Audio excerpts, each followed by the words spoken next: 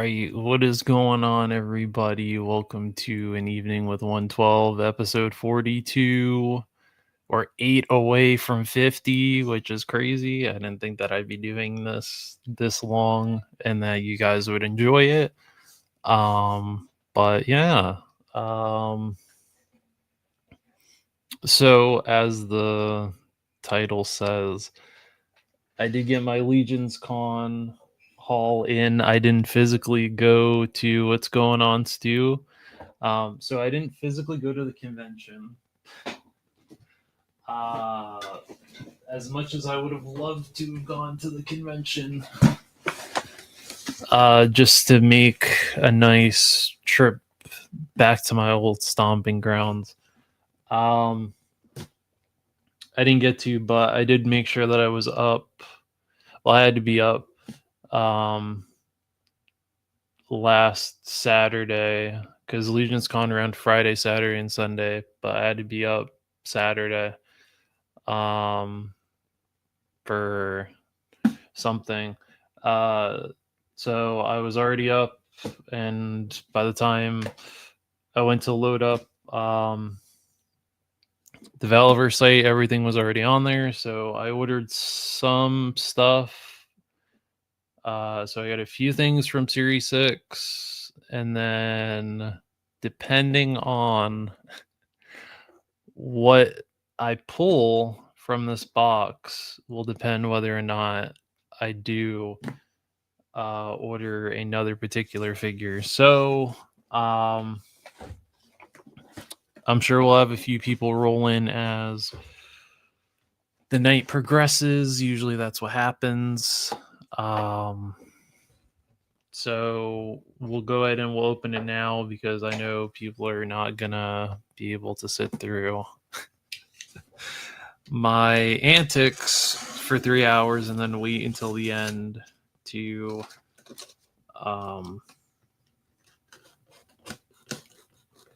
probably should have cut the other way. Really, you're supposed to cut the other way.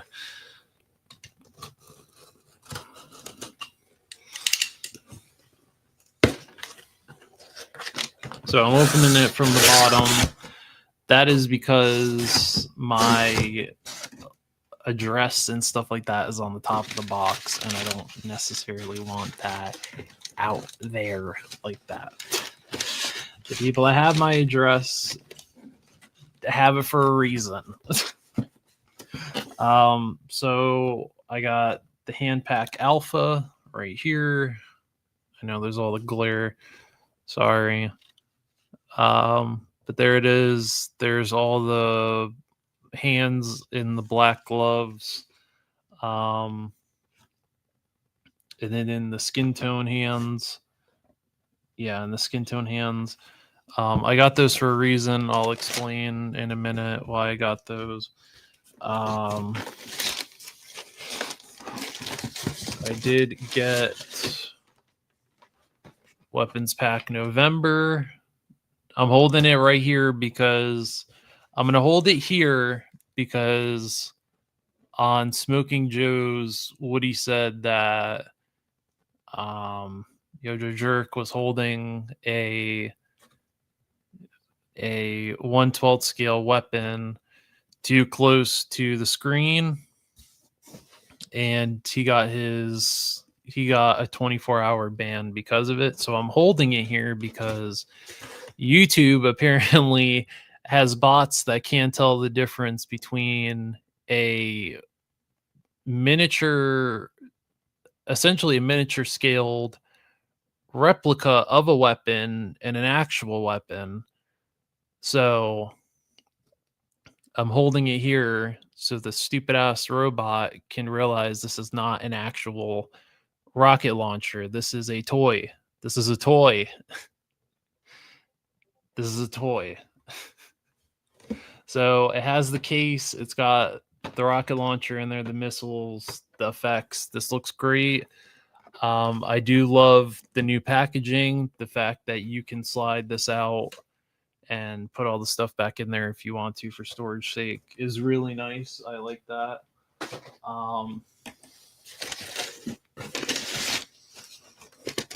I got two of Weapons Pack Lima, which is the one that has all of the AKs and the Mac 10s and all the new shotties. So I have those, and now the weapons packs have action points now. So in case you're collecting your action points, there's that.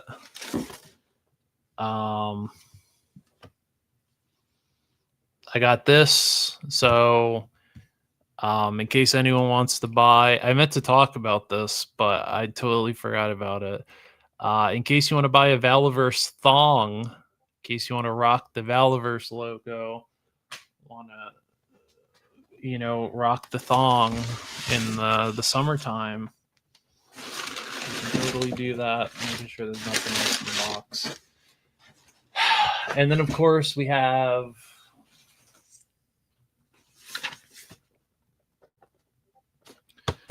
the Legion's Con exclusive, the Day of the Dead Sidewinder. This was obviously going to be a pickup for me because, for anyone that attended DFW this year and that was in our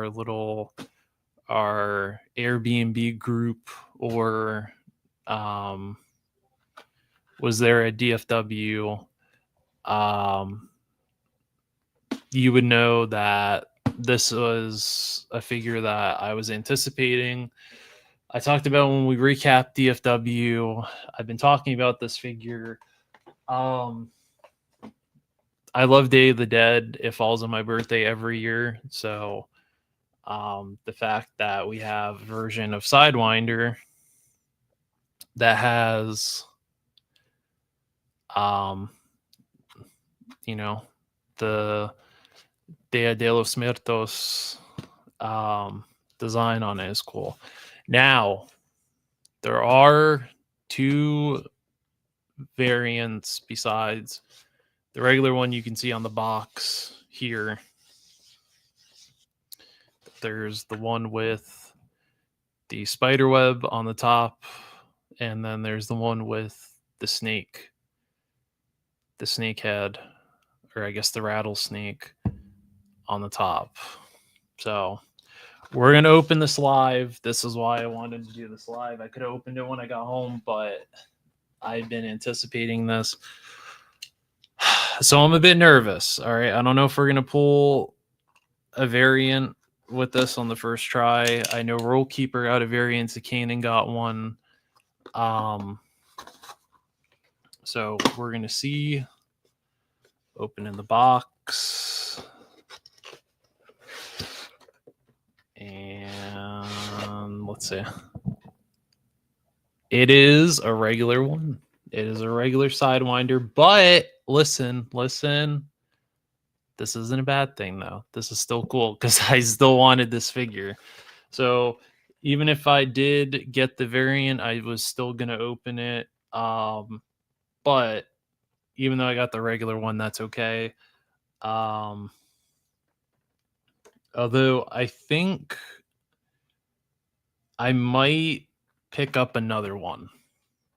I think I might order another one because I've seen reviews that people did of him when they got him at Titans Toy Expo, and when they got him at Legion's Con, where he has the tack helmet on with the Nogs, and he's like he has all his gear on, and it looks really cool.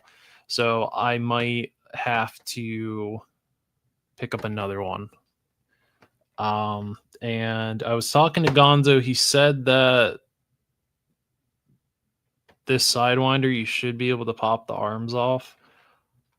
I'm not sure about that yet, but and I'm looking at the eyes because some people have said that they have QC issues with the eyes, and my eyes look straight.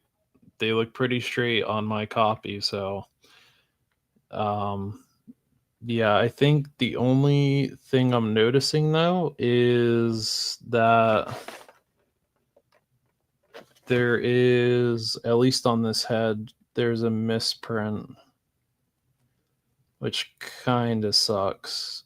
So the eyes are straight, but here I'm gonna cover up the. I'm gonna cover these up.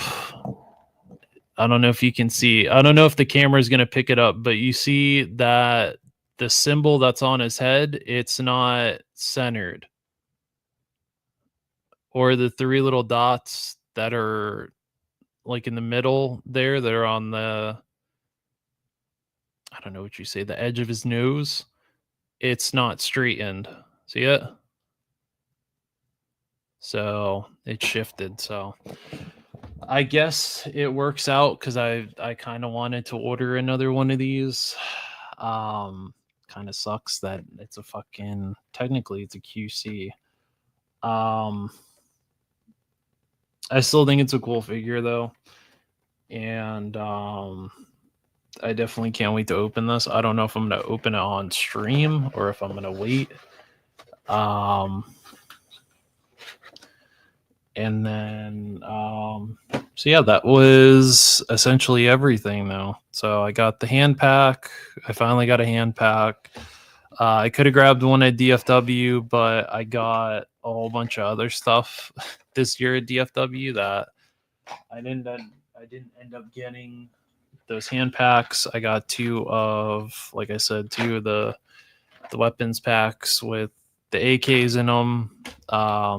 I think Woody got 5 of each weapons pack. I think Gonzo got about 5 too. So I might have to follow them and at least get a couple more of these particular weapons packs. The other one, I'm not quite feeling that one, to be quite honest. Even when I saw it at DFW, I wasn't feeling, I don't know, something about it. I wasn't really feeling it.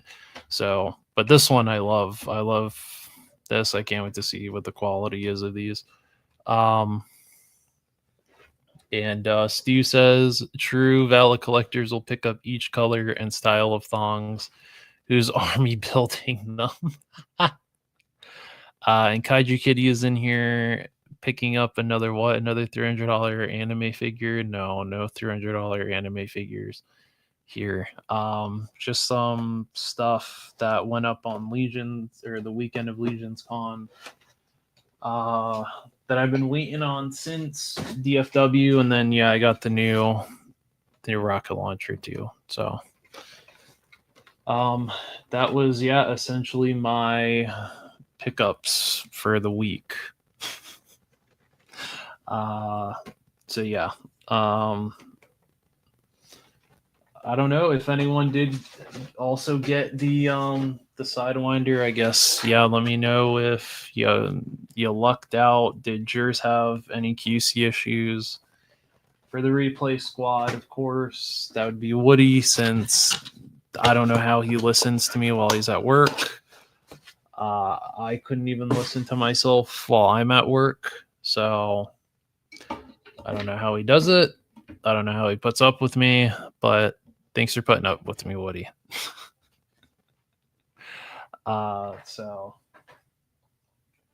yeah, there's those. I might open these later, but we do have a bit of figure news. Some stuff that actually dropped today.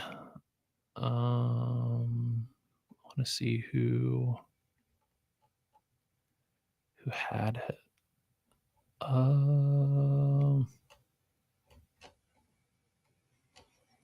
Damn, I'm gonna have to look and see who had it. It might have been. All right. Well, this went up today, and I have to get my pre-order in for this. But we're gonna start with Boss Fight Studios, because earlier today they put up this picture, or I guess yesterday, and I haven't seen it. But they put this picture up and said that the pre-order was for today at 3, which was around 2 my time. Um, and it's their version or their own Frankenstein. And then they just put up this picture today, and this is 2 of their new Epics Hacks figures.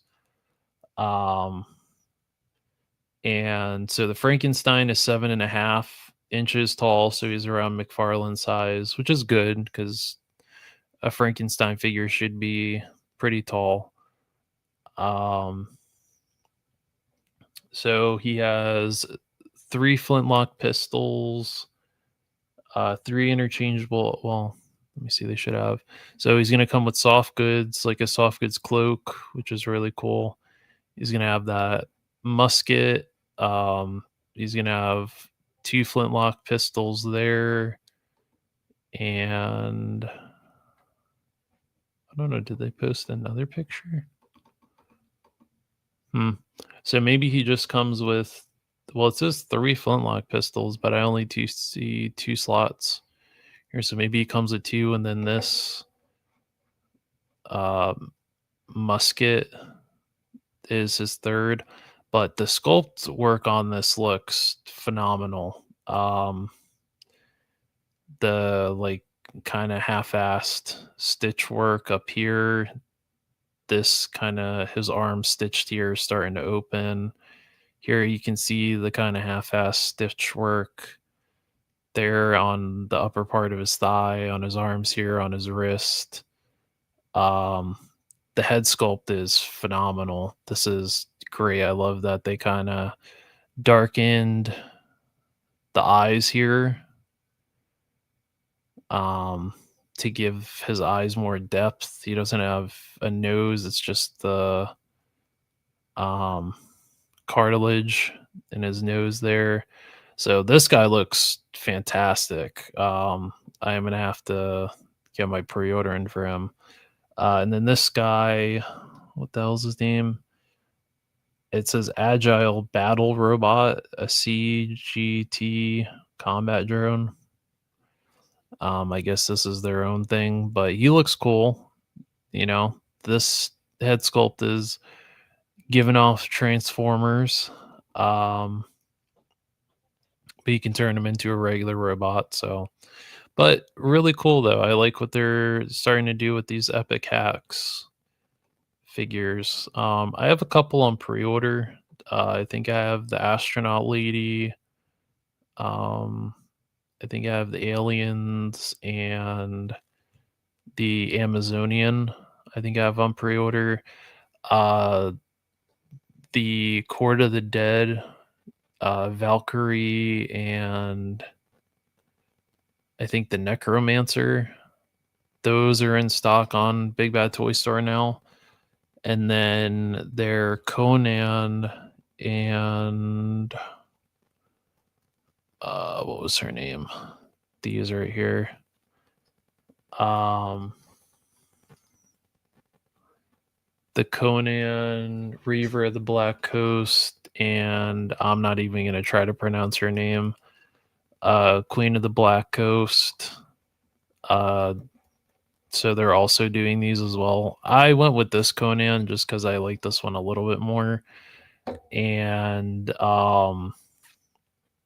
I would have went with the Savage Crucible one, but because he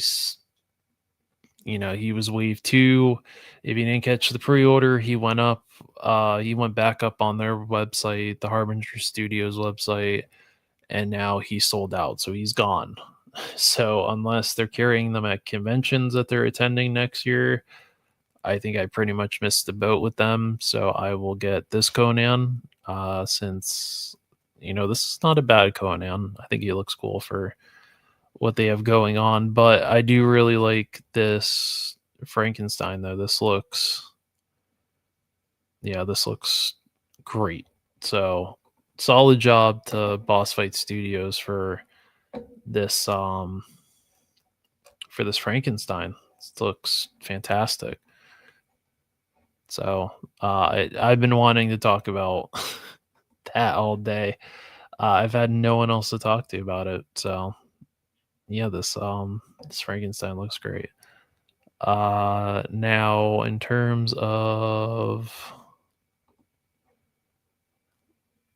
I don't know if there was anything else that popped up. Um, oh, you know what? Yeah, they did. Yeah, they did. So 52 Toys, they showed uh their Predator that they're doing, their 1/12 scale Predator. He looks pretty cool. I'm sure they're gonna add another. Hopefully, they add another cut in there in the torso. But the sculpt looks really good. This one even looks really cool too. It's a different take. They also showed their Street Fighter figures, so they have their Chun Li and their Ryu from Street Fighter 6 with all their effects. Um, Nanmu Studio showed this crocodile, or maybe it's an alligator. Um, oh yeah, it's a crocodile. So they showed three different kinds. So these look pretty cool. Um, I think that people have already spoken their words on these Kith figures, so I'm not even gonna discuss it. I think everything else was mainly anime. The Gong Studios Batman looks really good. So I'm not sure if they already have a price point or not for him, but he looks pretty good. It looks like a Mezco, but better. Not sure if it's going to be less than a Mezco, but we'll see. But it looks really good, though. The soft goods look good. So yeah, want it, need that croc. Kaji Kitty is a fan of the crocodiles. Um, these things, I see these things getting like a huge fucking discount before the end of next year. I see these like going the way of the dodo, because I mean, I guess props to Figuarts for taking the gamble with these, but I don't really think that there's a market out there really for these. Um, so don't be surprised if like you go on Big Bad Toy Store one day and these are like $40 a piece. uh or if these even get made. So yeah, I don't understand. Maybe it's because I'm not a wicked person. Maybe that's why I don't understand. Um, maybe I can't do those damn musical movies. I can't do it. Let's see. Um,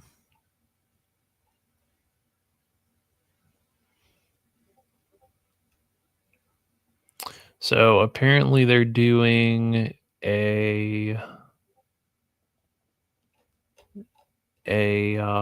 Legend of Zelda movie, apparently, which I think this is cool. Can't remember if I ever played any of the Zelda games, but my nephew is big into Zelda, so I think he'll be excited for this. And um it's cool because it gets kids into Zelda, and maybe it'll entice me to play the game. But I think who they casted for Link looks pretty accurate. And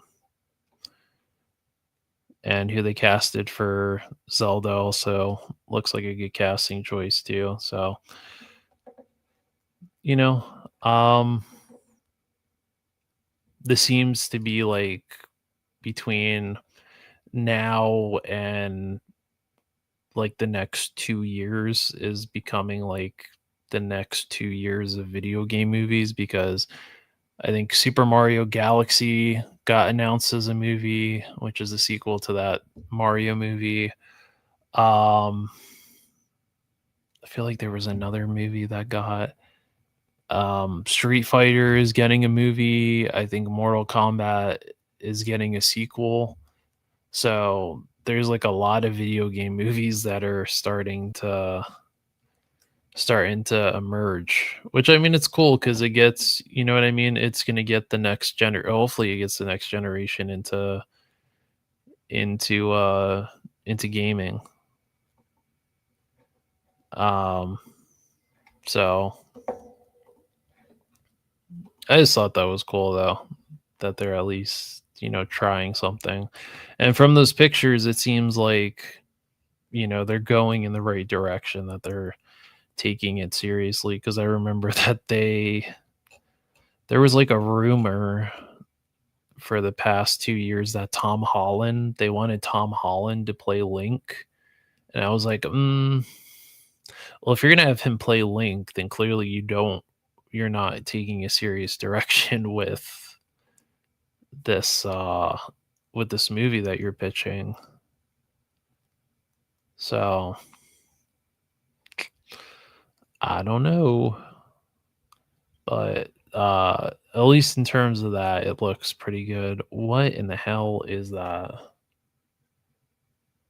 Holy shit, is that an actual articulated figure? No way, they're making Detective Conan figures. Not Conan the Barbarian. This is different. This is Detective Conan. This is like an old anime. This is probably like late 80s, early 90s anime.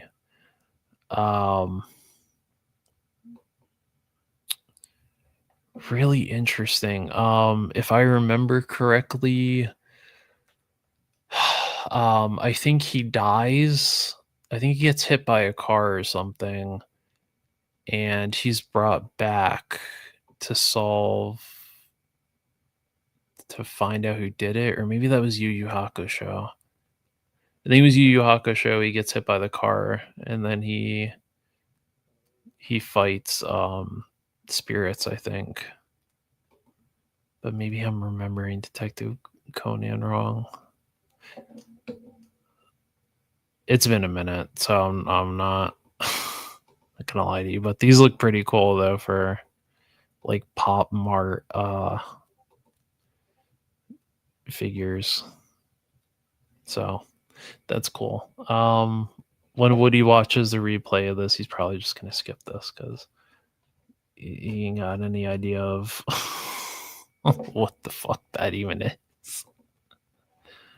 Yeah, but that 2021 Mortal Kombat movie sucked, so I don't give a fuck about the sequel. Well, for the people that did like it, they got something to look forward to, at least, right? Right?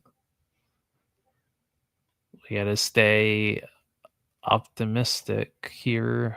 Oh, I thought that was a new figure. Sorry, I saw a Kingpin figure. Oh, you know what? Speaking of Yu Yu Hakusho, so I guess they are making Akurama from Yu Yu Hakusho. So I guess they are doing Yu Yu Hakusho figures, which is cool. It's kind of cool. I don't know if they're gonna do gangbuster like Dragon Ball or Naruto or anything. It's the same thing with these, the JoJo Bizarre Adventures figures that they're doing. It's not that there's not a market for JoJo stuff, because there is a fan base still for JoJo. It's just I don't know if these figures are gonna sell the way that they're thinking they're gonna sell, because For example, what was it? About two, maybe 3 years ago. Maybe it was even longer than that. Figure Arts did or started a line of Cowboy Bebop figures, and they did Spike and they did Vicious. They showed a Faye Valentine, and she never came out.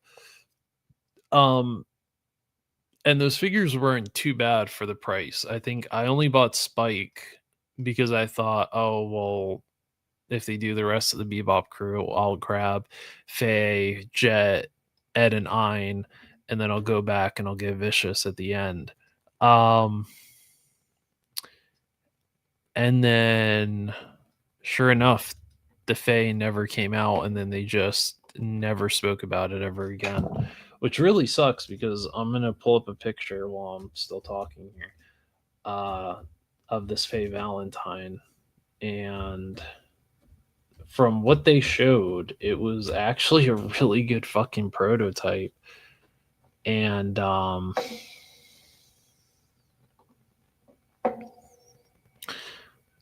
it's a real shame that they didn't continue this. So let me show you this real quick. I'll pull up the picture a little bit more so you can see it. So this was that Faye Valentine, because you can see Spike is right here. So they made Spike. Spike came out, and Vicious came out, and then Faye was supposed to be the third figure, and she just never got released, which really sucks because, like, fuck, that is a really accurate Faye Valentine. Like, and I think she was even, they even showed her with a I think they showed her with a faceplate where she has the glasses, and that is definitely not what I was looking up. I don't know what the fuck was going on with those search results. Because I clearly looked up SC Figuarts. And no, you don't get to know what those what the search results. You don't want to know. You don't want to know. And I don't know why I can't find.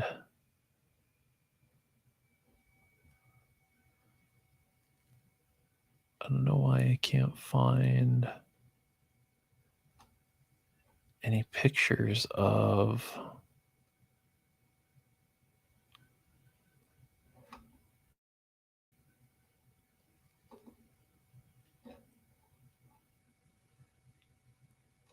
No, I can't even find any other pictures of it. I know they showed a picture of this figure with the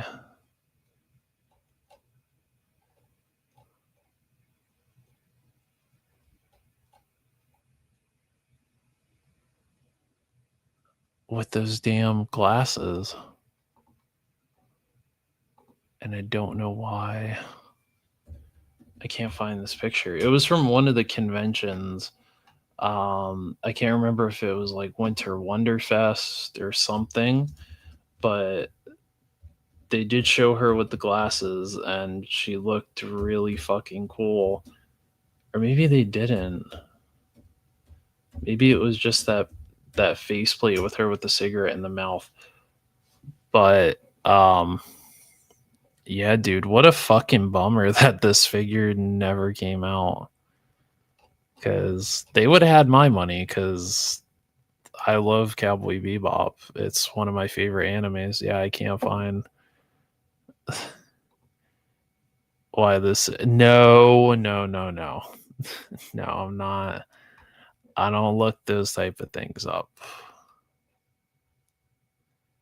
Look those type of things up around here. So yeah, maybe it was just that one. Yeah, maybe it was just that one picture. But I mean, this was from, oh shit, 2019. So yeah, she probably got canned. Let's be quite honest. That figure probably got canned, and they just essentially gave up on the fucking line, which really sucks. So, um, for JoJo fans, if it happens to this line, I feel for you. If it happens with the Yu Yu Hakusho stuff, I feel for you as well, because Bandai just has this really nasty habit that they should have kicked years ago, where they will only make a certain amount of figures depending on what the anime is, and then they will just drop it. Um like what was another one? I think with Kaiju, I don't know if with Kaiju number 8 if they did the entire team or not. Um but I haven't heard anything about that. Chainsaw Man, I don't think they made everybody yet. My Hero just started. They just started that line, so I don't even know if they're going to get to all the characters that everybody wants. Naruto, I don't even think they've really scratched the surface with that line, and they've had that license for a couple of years. One Piece, I think they're probably about maybe halfway through the characters for One Piece. Dragon Ball, I think they pretty much have made everybody from Dragon Ball. And I think that's it.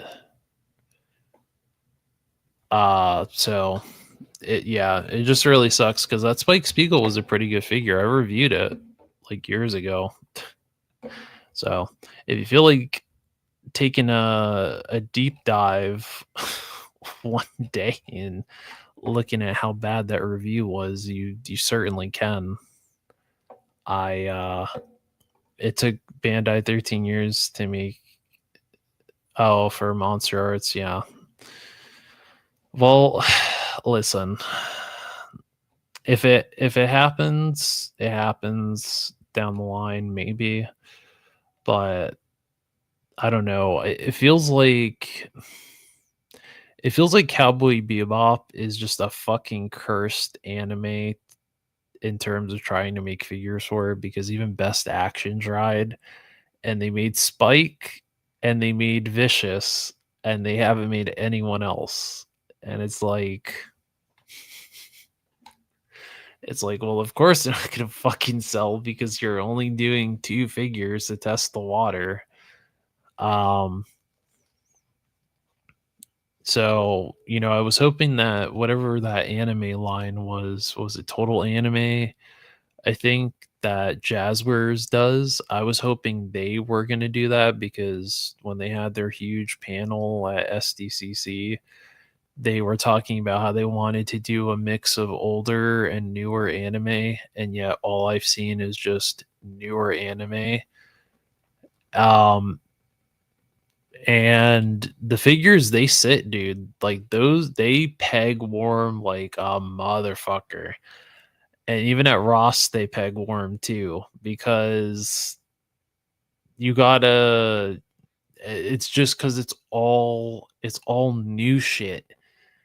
When I think the only time they went back and did like kind of an older something from an older anime, which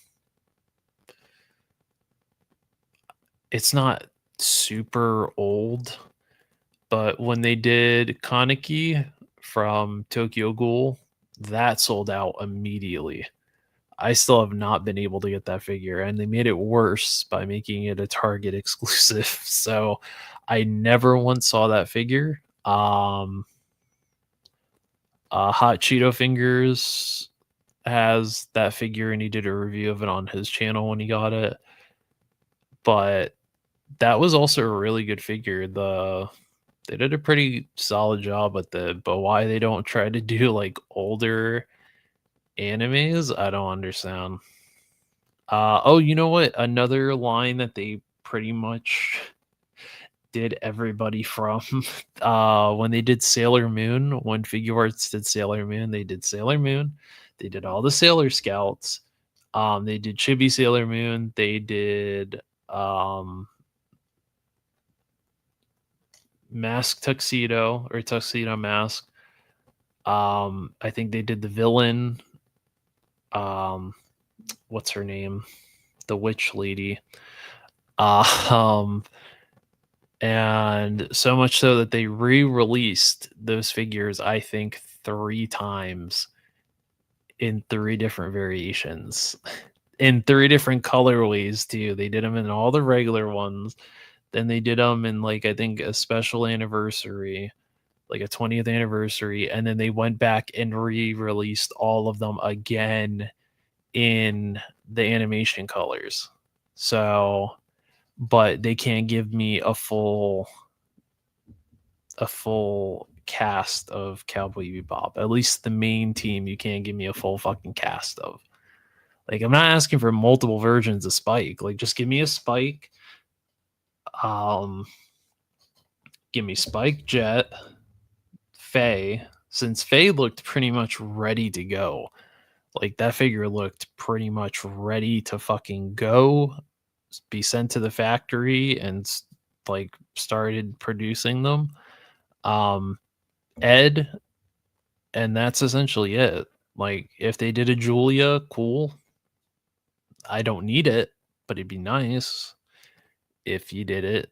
But like, Ed could come with Ein. Since Ein is a corgi, since she's a corgi, small dog.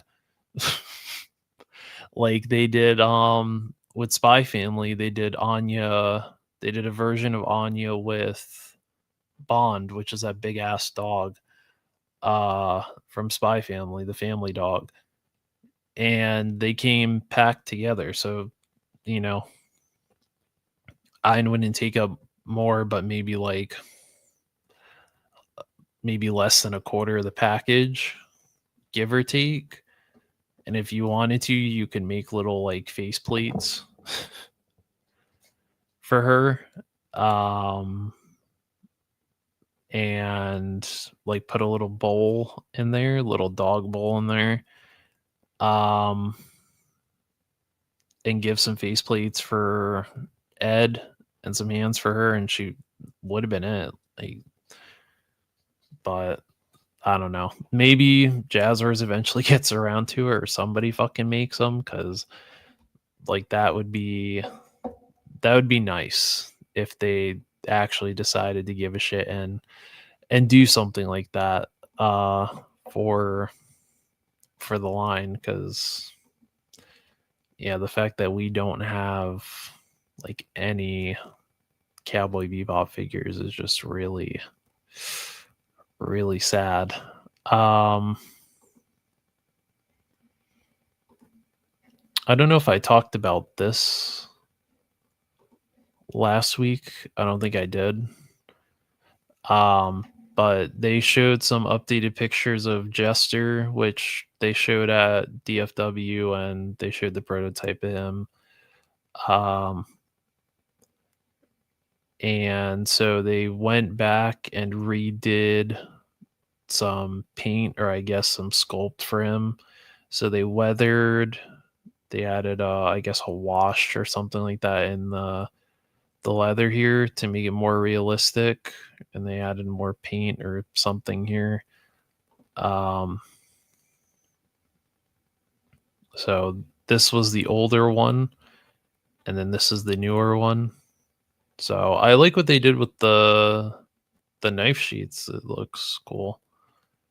The boots, like all this looks nicer.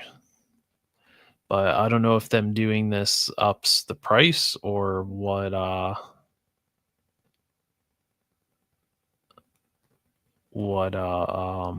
if they stay the same. But yeah, this looks significantly better than, not that what we saw at DFW looked like shit, but this looks a hell of a lot better.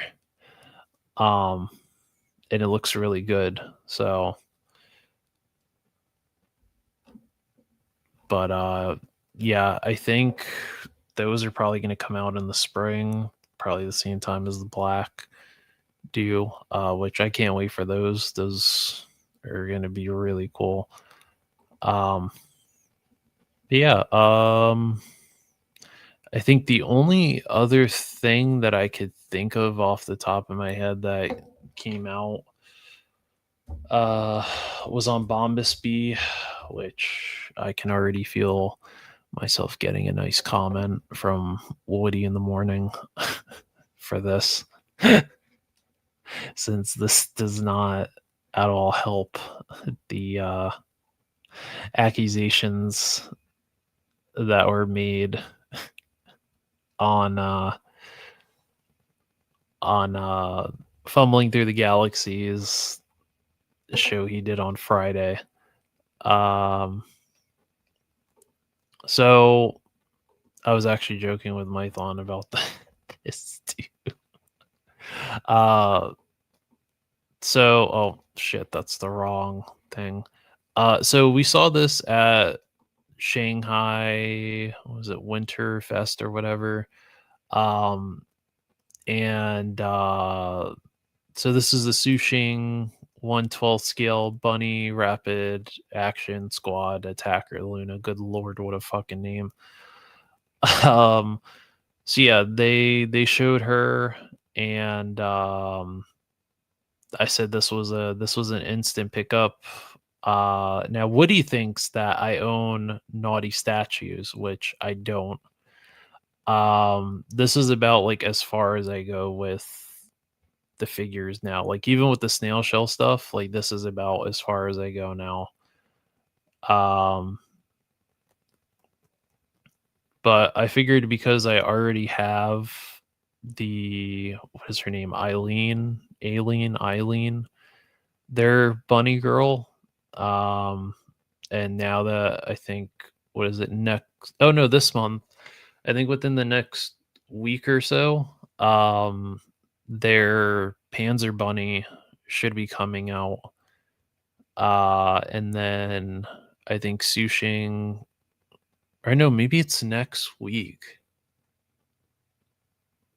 No, maybe it's 2 weeks from now. And then I think Sushing, which is this company here, they are releasing their second bunny girl, which is the one with the riot shield. I think, yeah, there's fucking Gonzo. Like y'all want to come after me. I also would like to know that there are people that own that figure. All right. I'm tired of the slander, man. Tired of all this. But yeah, this chick, this bunny girl, I pre-ordered. Um, this is like one of the last pre-orders that I'm doing with Hobbylink Japan. Because I'm a little bit tired of their more recent business practices that they've issued. So I'm gonna be stepping away from ordering from them in the future. Once I get all my stuff shipped from them, that's it. Um, so, but yeah, she looks awesome. I think she comes with, if it happens to show all of there should be a picture that shows all of her stuff that she comes with. Yeah, right here. Or is there a way to click on that? Do I have to like scroll through this? Their stupid ass thing here. Oh well. But anyway, she comes with the riot shield, the tomahawks, or I guess the combat axes. Oh, there you go. So she comes with the handgun and the magazines. I think slide out on those. She comes with the riot shield, a set of knives, and a set of the combat axes, which is cool. And then if you remember when we sat down and looked at the Shanghai Wonderfest stuff, they showed that they're doing pink versions of all of these.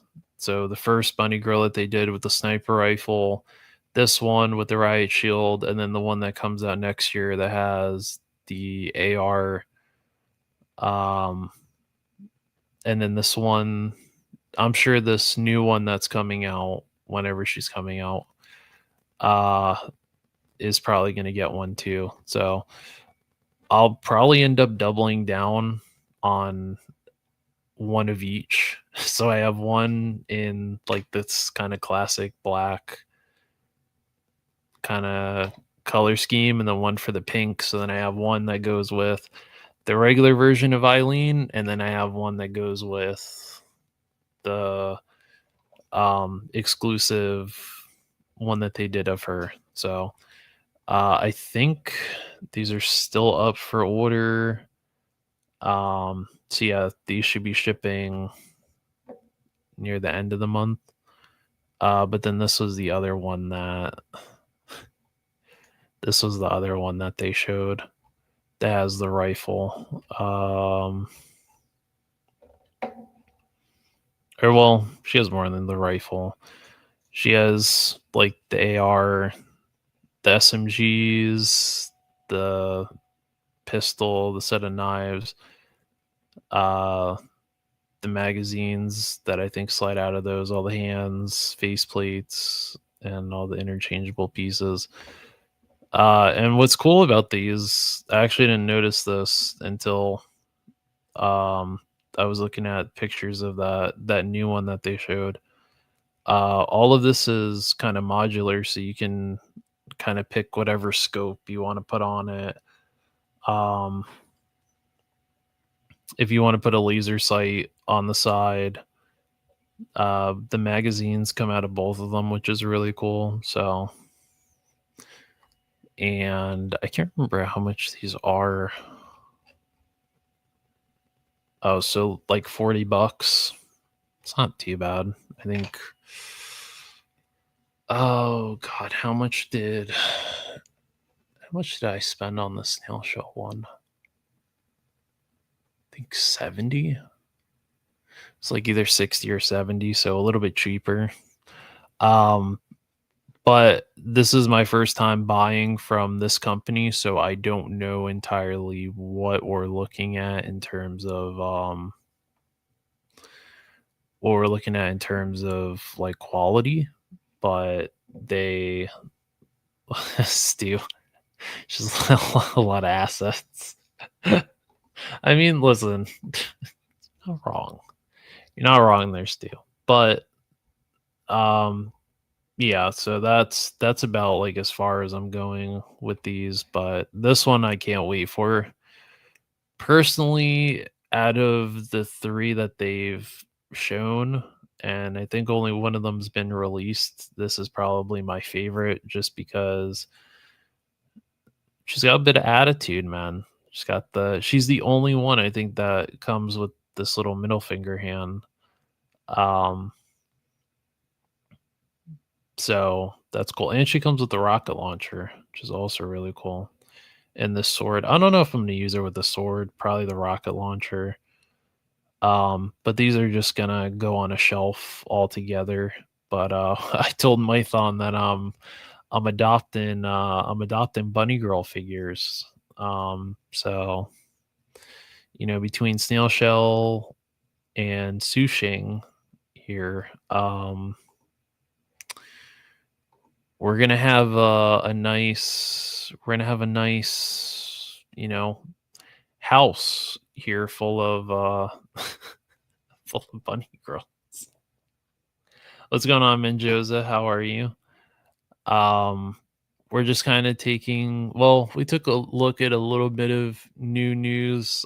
This was kind of the last thing that popped up within the past couple of days that I wanted to talk about.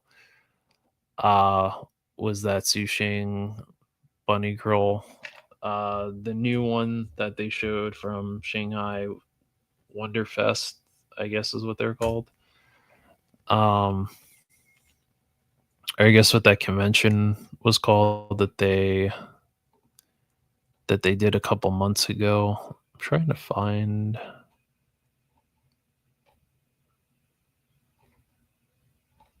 where that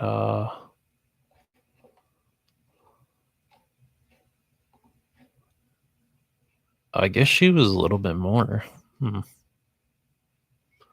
Wonder why she was a little bit more expensive. The first bunny girl that they did. Interesting. I saw that she was on AliExpress, so I'm gonna try to look around because that's what I had to do with the It's not this one, but it was another one. But this is the one I think she comes out this year, right? Oh yeah, towards the end of the year. But this is the one that I ordered. Godzo and I ordered this one. I think we ordered it around the same time, but I got mine off of Hobby Link Japan, and he got his off of I think Ami Ami. So let's see. So this is not the regular. I'm trying to.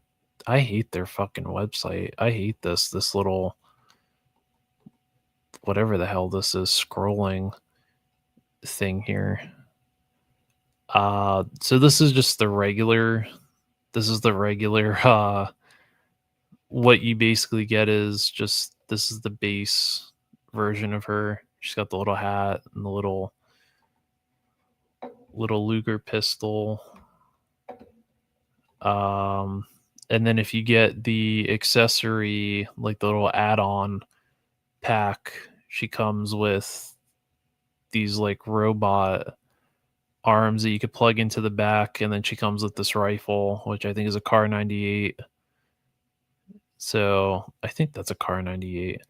And then she comes with, of course, the tank grenades there that one plugs into there, and she has a little cell, like a phone or a communication phone. I don't know why she has it on there, but there's that. And then if you wanted to also, you could also buy the jacket that goes with her. Which Gonzo kindly bought me one. So whenever that ships, I'll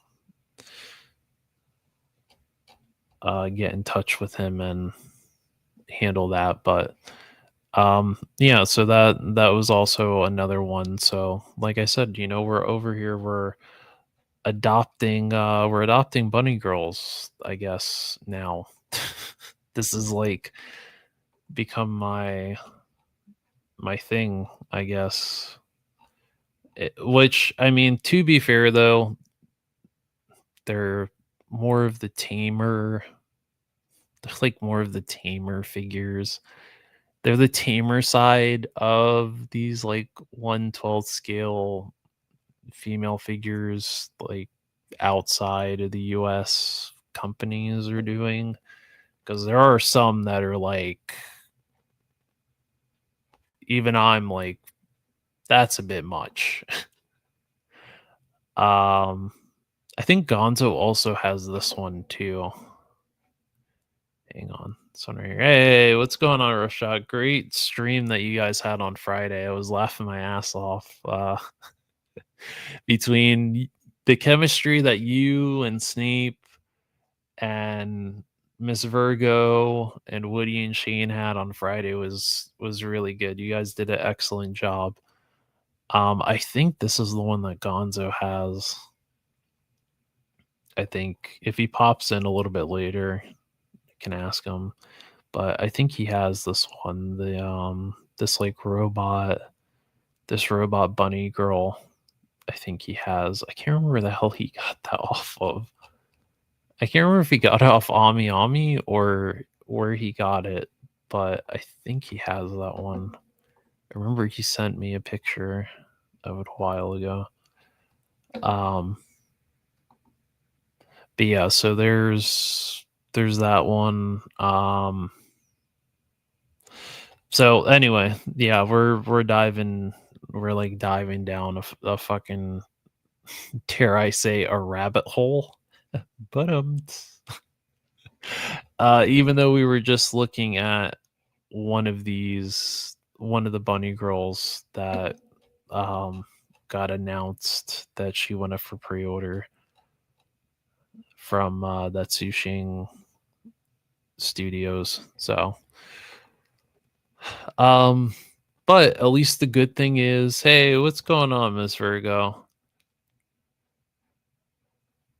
Uh, so yeah, I'm glad that um you guys had a great stream. I did message I did message Fumbling Through the Galaxy. Uh or at least I commented on the stream. So there one of these nights, one of these Friday nights, you may have to put up with my bullshit for a couple hours, which if that's the case, I'm gonna already apologize in advance for that if it does come down to that. So I do apologize in advance if you are going to be putting up with me for a couple hours. But I promise I will be on my best behavior. I won't be putting up with I won't be having you put up with my shenanigans that you're witnessing right now. Um, but yeah, that's pretty much, I think that's about it. In terms of Big Bad Toy Store, though, um, I think the only thing that went up was was that Frankenstein figure. The hell is that? Oh, this is that 3-0, right? Yeah, that was at 3-0 Miles Morales. I wanted that. Oh, maybe it already sold out. I can't remember if I pre-ordered it or not. That Spider-Man. Damn, now that I think about it. I think I did pre-order it. It was this Spider-Man, the advanced suit one, because I did miss out on the figure arts version of the suit, and I love the PlayStation Spider-Man suit. And this is a great Spider-Man game to play too.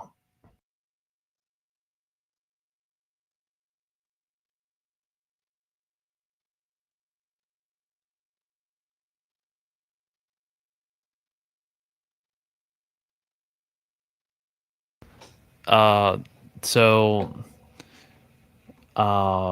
yeah, this is a great game to play, really fun. I haven't played the second one. I think Tony has played the second one. So I don't know how the second one plays out, but yeah, this is a beautiful suit. He has the backpack, or this piece that plugs into the back that has the kind of Iron Spider legs, which is really cool. And yeah, he looks pretty cool. So we'll see. First quarter of 2026. So we'll see.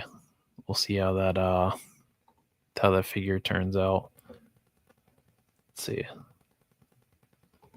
So Stu says he's saving now for a car, so he's cutting down 75% of his toy purchases. It sucks, but in the long run, I'll be able to drive to more toy shows.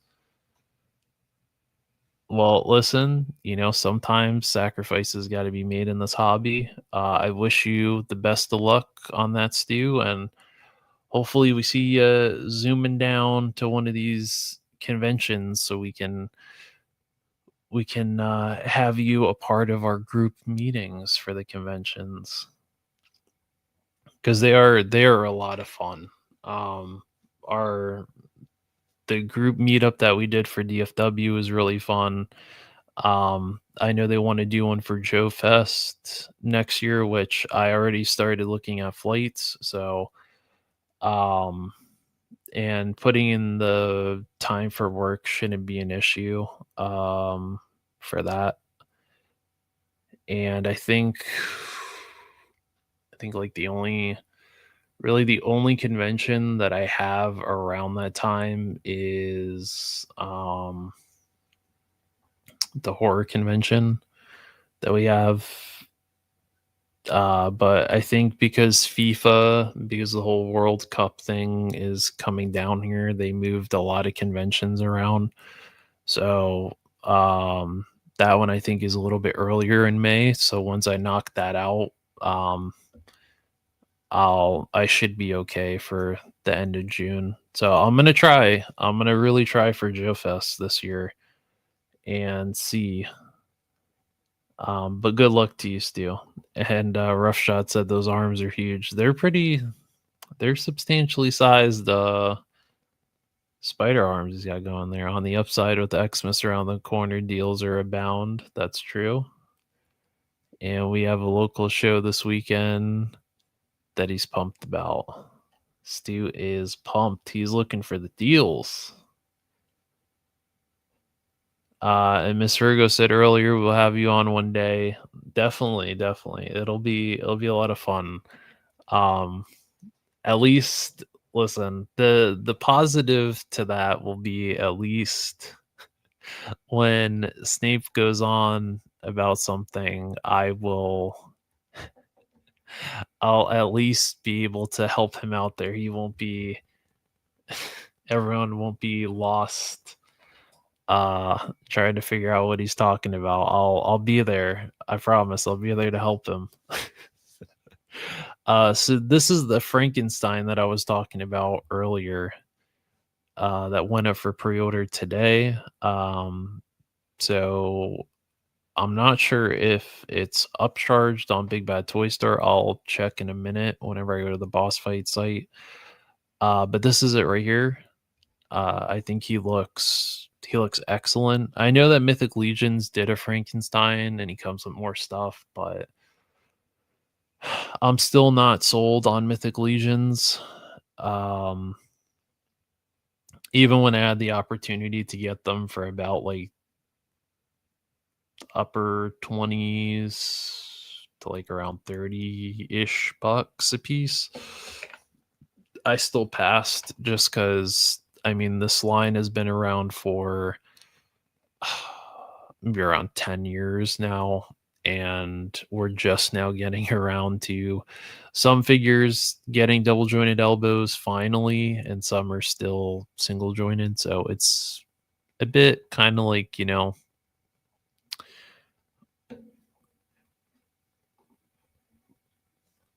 why haven't we already started doing double jointed elbows? If everyone else can do it, why are we one of the last people to do them? But we keep raising the prices of our figures.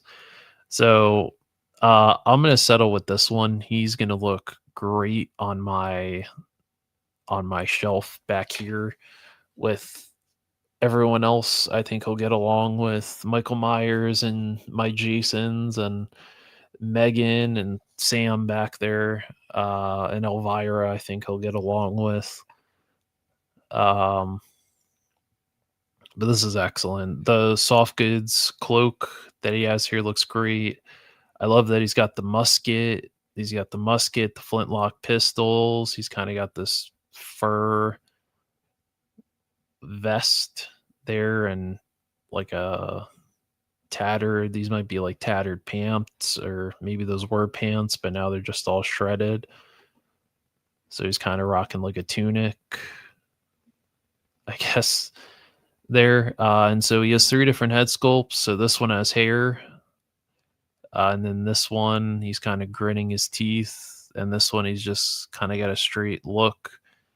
And he's got a set of fists and a set of these like grabbing hands. So if you wanted him to like, like he's attacking somebody and he's going to choke somebody out. Oh, yeah. So I guess, yeah, he does come with 3 flintlock pistols. So that's cool. He comes with that book. You can have him without these kind of without footwear, I guess, or with footwear. And then this is what everything looks like with him, but a lot of really nice sculpt work, man. The sculpt work, the paint looks fantastic. Again, like I said earlier, I love that they went in here and added like the fucked up stitching, like a quick stitch job for him. Like this one, you could tell is this wound is starting to open up there, and you can start to see the inside there. Here, it looks like he got shot. So there's like a flesh wound there from like a musket round. Here, the leg is like quickly stitched, so it's not even properly stitched up. The chest has the stitching, the neck, the foreheads, the wrists. You can see right there on the bicep, there's some stitch work. And then here you can see that he's choking somebody out there. And then even the detail here with the like rotting of the fingernails. So yeah, and then you can see more of the stitch work here on his chest. This looks fantastic. I think, what does this say? Third quarter of 2026. So if they don't delay this and it actually does come out third quarter 2026, this might be on my list for figure of the year, because I'm already looking at this and this is like a potential for a figure of the year for me. Um, because yeah, this just looks amazing. And this is actually a really nice. Oh, Stu is heading out for the night. And thank you very much, Stu. We will see you next week, hopefully. We'll see you in the chats. And again, good luck to the car journey. Hopefully, it doesn't take you too long of a time to get that situated. Um, and Roughshot said he's badass. Yeah, he looks really, really cool. And I think they timed this perfectly with the Netflix Frankenstein, which, no spoilers. All right, no spoilers. I haven't seen it yet. I'm gonna sit down tomorrow and watch it because it's like 2.5 hours. It's 2.5 hour sit down. Um, but I've heard it's very good. It's very well done. Um, I expect nothing but the best from Del Toro. So yeah, this is just perfect timing. It really is. It really is perfect timing. So if anyone is interested in this Frankenstein, he is up for pre-order there. Third quarter 2026. Let me go ahead and check their site here. Um, you know what? Now that since we're going to talk about long movies, so I can't remember who the hell I was watching. I think I was watching Shane. I think I was watching one of the Smoking Joes, and I got an ad that apparently they're doing, um what the hell is it called? What are they calling it? Um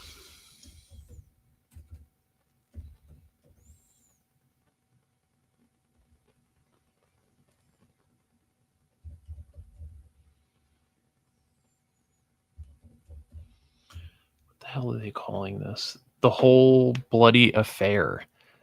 Kill Bill, The Whole Bloody Affair. So on December 5th, they are doing both 70 millimeter and 35 millimeter screenings. So they're taking both Kill Bill Volume 1 and Volume 2, and they're smashing it together and doing a whole, I think it's like it's around a 4-hour screening of Kill Bill Volume 1 and 2 put together. So they stitched it together. I think they're adding some extra scenes. Um, and they're adding like a 7.5 minute animated sequence for what's her name, um Lucy Liu's character.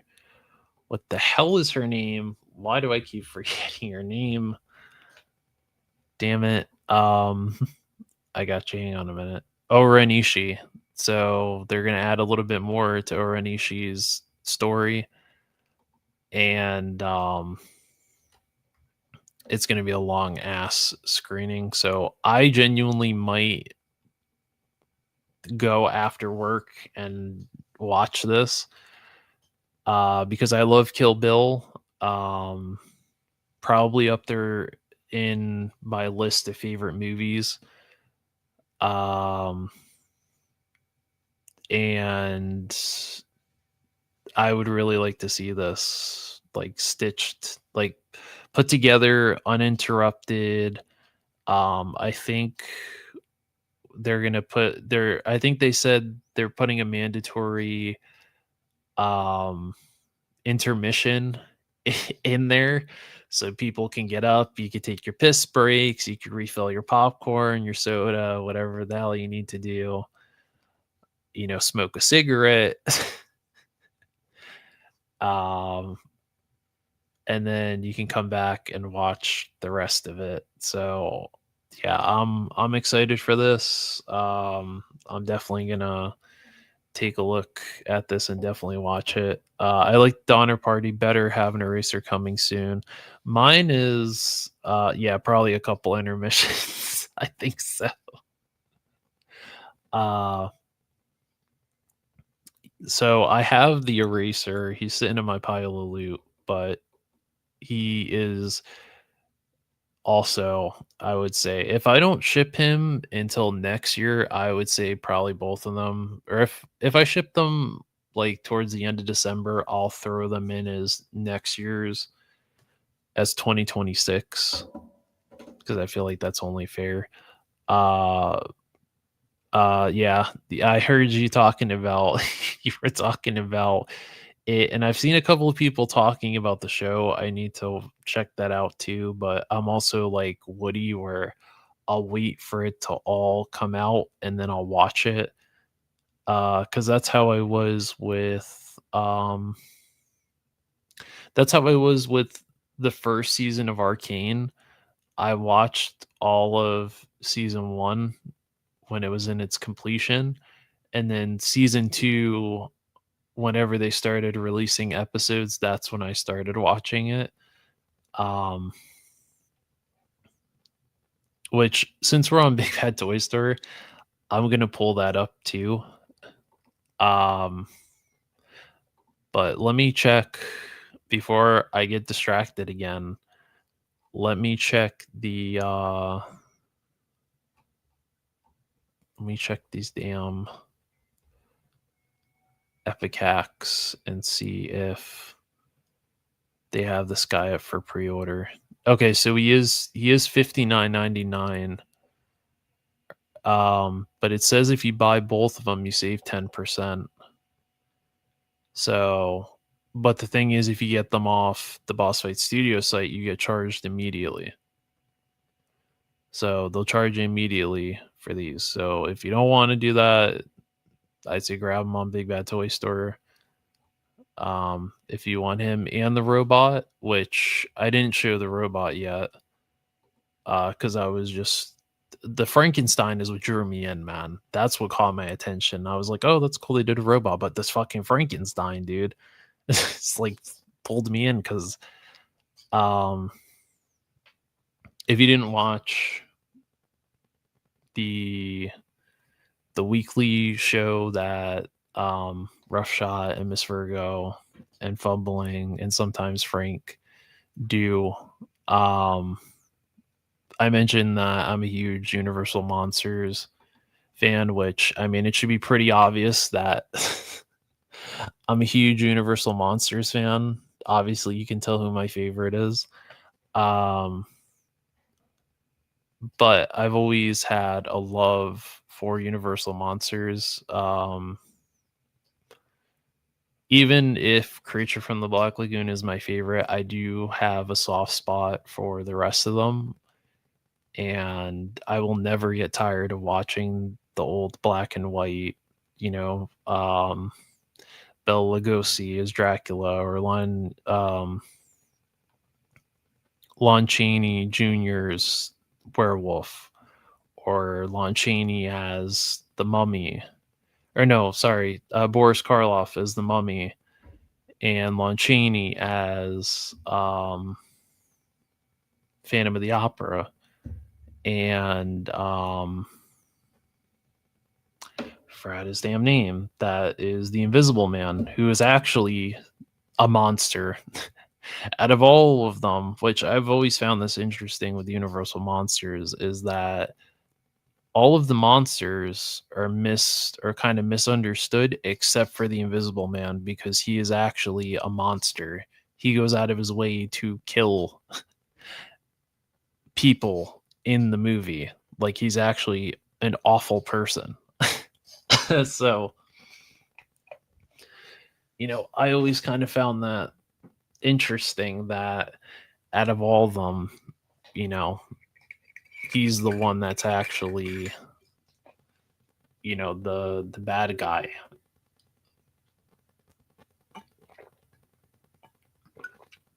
So, whenever I do get the eraser in hand, he is going to be a bad guy. So I am going to keep that canon. He is going to be a bad guy character. Um, but yeah, like the one that I do, like I think I'll always tear up at is The Bride of Frankenstein. I will always shed a tear in that movie. Um, just because it's like he wanted a wife, like Frankenstein wanted a partner in life. And like at the end of the movie, she just completely just it's a huge 180 and is just like wants nothing to do with him. Just fucking hates him immediately. And then they both die, which is really sad.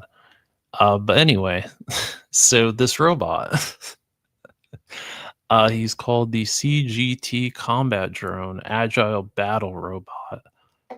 Um, and he looks pretty cool. This is what he looks like without all the pieces. So, excuse me, you could have him as just a basic robot. And then this is all the stuff he comes with. So these are all the armor pieces. He's got like a jetpack booster. He's got this kind of transformer looking head. He's got these cybernetic swords, the cybernetic gun. And he looks pretty damn cool for a figure. So those look pretty cool. So he's also the same price as Frankenstein. These are so it says 1/12 scale, but this guy is 7 inches, and then Frankenstein is 7.5. So they're a little bit more towards McFarlane scale. Which is why I guess they're a little bit more pricier. But yeah, these look pretty cool for what they are. The Gillman is the best, but I also loved the Thing from Another World. Yeah, that's also a good one. Gillman is the best. What's crazy is what was it? I think the one year my aunt went to Fan Expo down here, she actually passed Julia Adams' table, and she had no idea who Julia Adams was. And then years later, she told me this, and I just shook my head in disappointment. It was like you had the opportunity to meet Julia Adams, like one of the last few people from this movie that was still alive at the time, and you could have gotten something signed, and then you just had no idea who she was. And then Rico Browning was, I want to say he was the last person from this movie that was still alive, and he was the Gill Man that did all the underwater scenes. So all the underwater scenes in the movie, that's Rico Browning that gets to do all the swimming, and when she's in the water and she jumps in the water. Julie Adams jumps in the water and she's in the swimsuit and she's kicking her feet. She's doing the flip, like you can see right here on my wall, right here, when she's doing like the flip, and she's flipping, and he goes and his hand goes up and tries to grab her leg, and he grabs her leg and she freaks out and she swims up and she's like, "There's something in the water." Um, he was the one that did all those stunts, and he passed away, I think, a couple of years ago. So he was the last Gill man.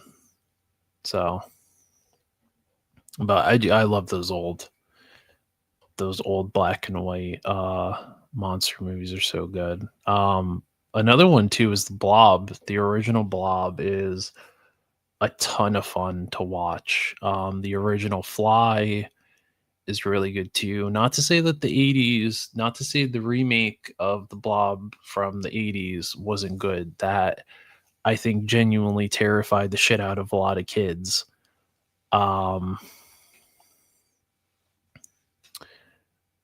And you know, a lot of kids were genuinely terrified to do the dishes after watching that remake of the Blob because they thought this fucking thing was going to come out of the sink and grab them and suck them through the, the sinkhole, and never to be seen again. So that one was also really good. But yeah, I don't even know how the hell I got onto this talking about that, but anyway, yeah. So those figures are up on pre-order from Big Bad Toy Store, and if you're interested in that, you can check those out.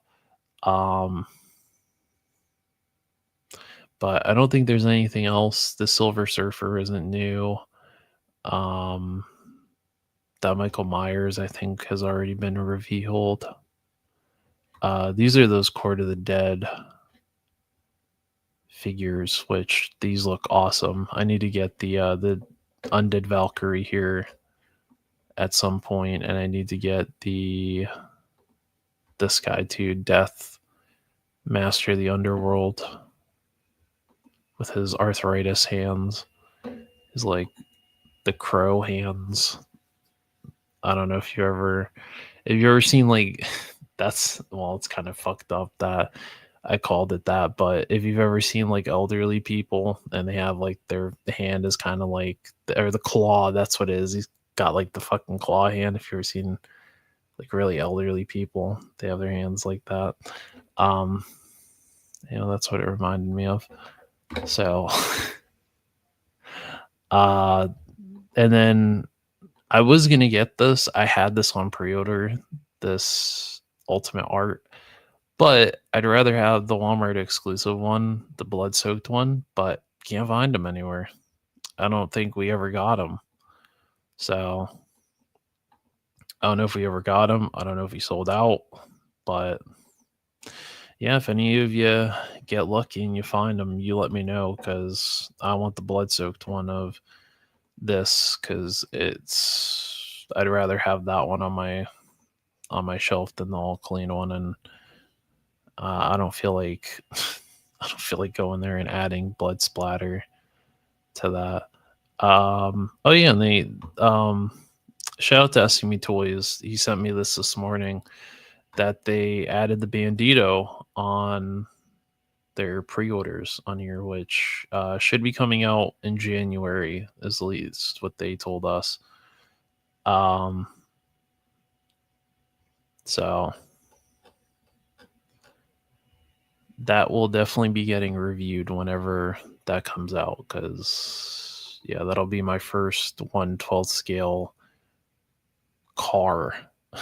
I have the Vanguard, I have the Ramen van, the 18 van, but ever since I got those, they've just been chilling on my shelf there. Which I did shoot a review for the Vanguard. I don't think I ever got around to editing it. But let me pull up this, because I asked Snape if he could pull this up on his stream, and he accidentally pulled up the statue, and I meant for him to pull this up since he was talking about Hot Toys. So everyone has their like Hot Toys grail, or like, if I could only own one Hot Toys, it would be this. This is mine. This is mine. I'm telling you, Rough Shot, he's a hot commodity, dude. Like, ever since the first Terrifier came out, he has shot up to he has shot up to the staple of like he's up there on a lot of people's Mount Rushmore. He is up there with like Freddy Krueger, Jason, Michael Myers, Candyman. Like he is up there, dude. He has shot up there. And I've seen all three of them. I've seen Terrifier, I've seen Terrifier 2, and I've seen Terrifier 3. Me personally, I like Terrifier 2 just a little bit more. Um just because there was more of a story there. Like the first Terrifier, they don't really establish like any kind of like real lore or anything about Art, like what he exactly is. Terrifier 2, they give you a little bit of lore. They kind of give you it in 3. Um but it's like a real small like a real small little like pinch of lore. But they said for this last they said Terrifier 4 is it. Like this fourth one, this is it. Like they're ending it here. So like they're gonna really dive into it, but um yeah, I really like Terrifier too. Like I didn't understand why Sienna was like this huge, like why she just shot up into this huge, like everybody was like she is like the new final girl. She's like the Laurie Strode of this franchise. She's like the Cindy Prescott of this franchise. She's the Nancy Thompson of this franchise, and I'm just um like is she though? Like is she did she earn that spot? Because that's a pretty high spot, man, to put her up there with some of the best. And I watched it and I was like, she's a pretty good fucking actress. Like Laura Rivera, she won me over, dude. Like she won me over in that movie. Like, you know, she was taking the she took quite an ass whooping in that film, dude. Like she, you know, he was hitting her with the fucking nine tails, which I had to explain. I can't remember who I had to explain that to. Somebody asked what the hell it was that the like the um like the whip that has all the scalpels and shit on it. It's called the Nine Tails. That has like the scissors and all that shit on it. Um, so you know, he wants to end it at 4, but he also wants to do a Friday the 13th, which listen, they ain't doing too much of a Friday the 13th these days, if we're gonna be quite honest. They want to do the Peacock show and they want to do they're casting um what's her name? Oh, for fuck's sake. I forgot her fucking name. She played Velma in the live action Scooby Doo. So they're uh what the hell is her fucking name? It's gonna piss me off that I don't remember what her what her name is. Um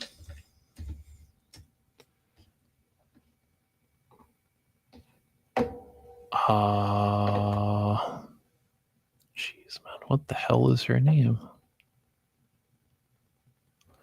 Well, anyway, they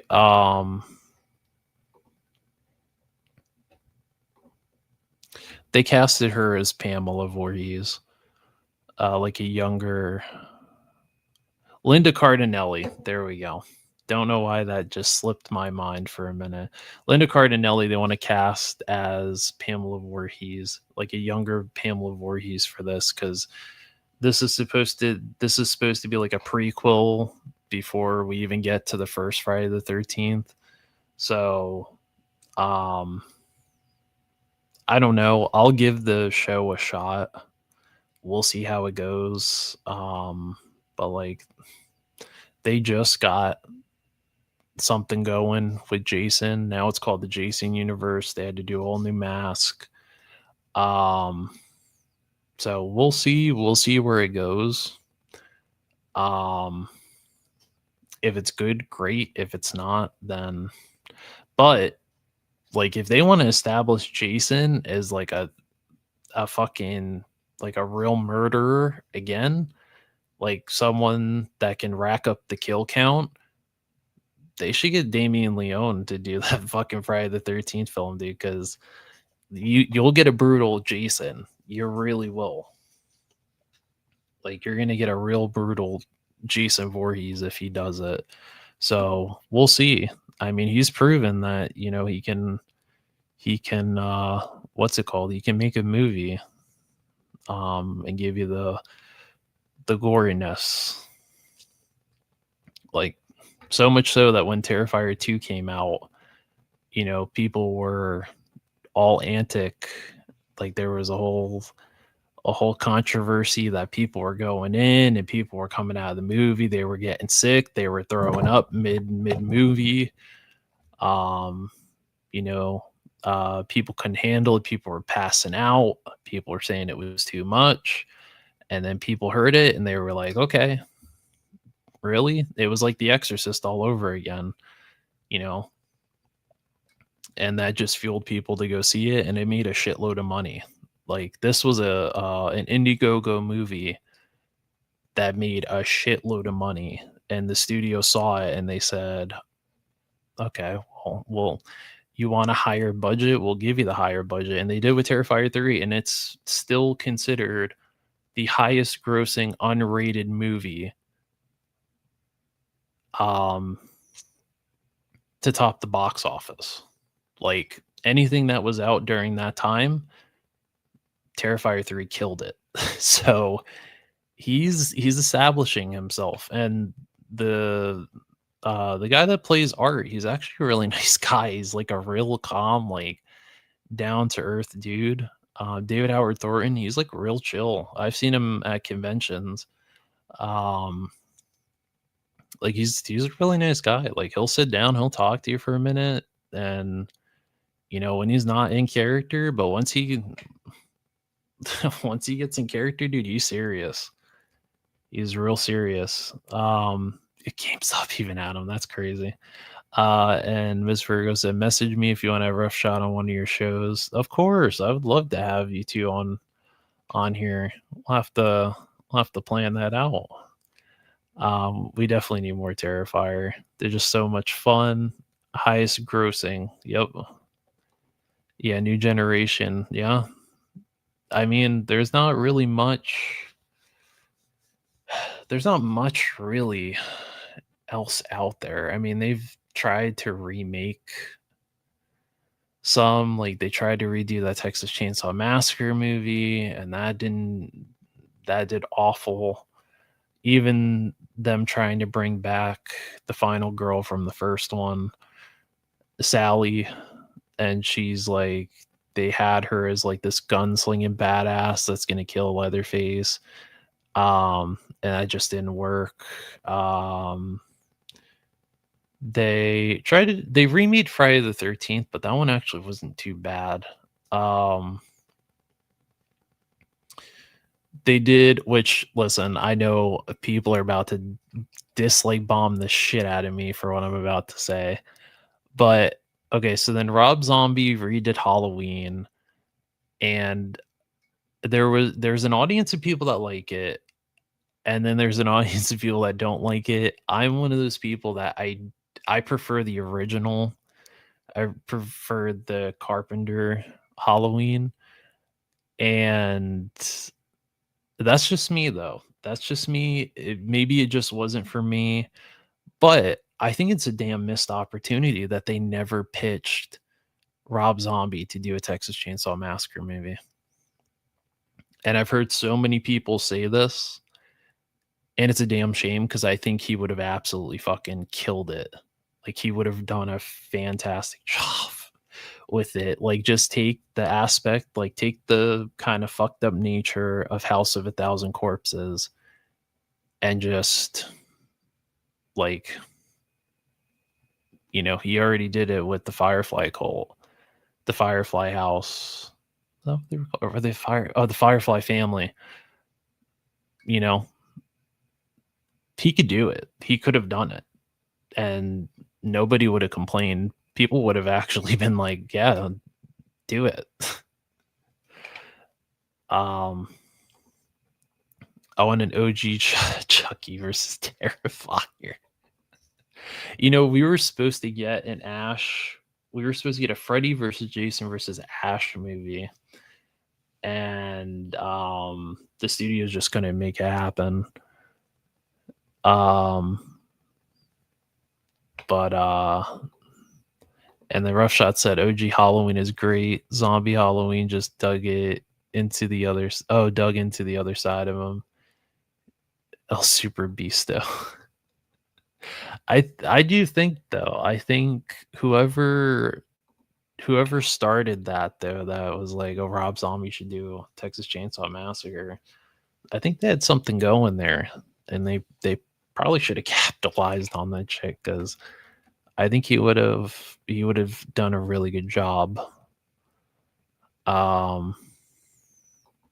with that.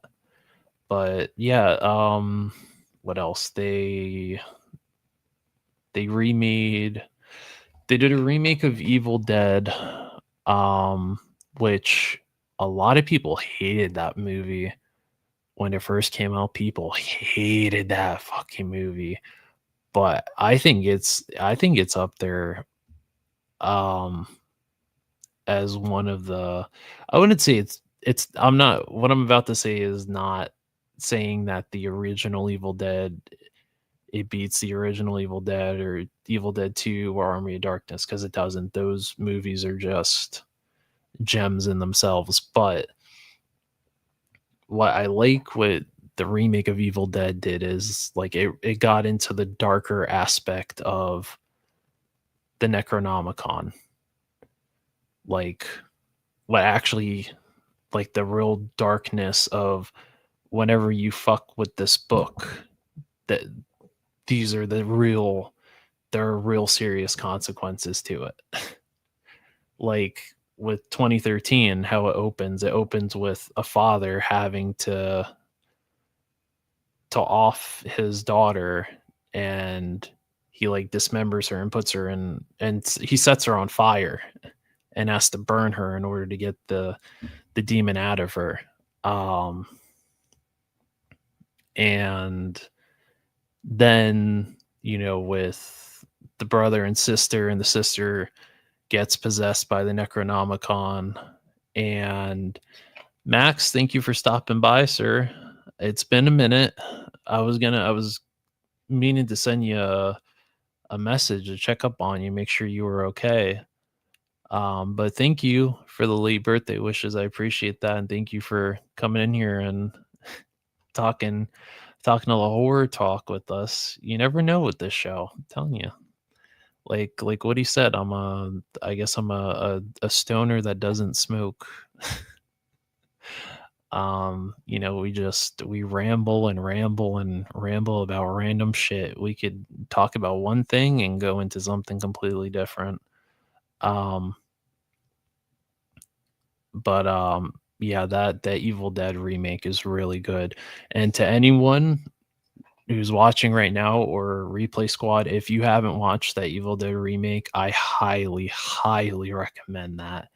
So good. The ending is so fucking good too. It's great. It's really good. Evil Dead Rise, I saw that opening weekend.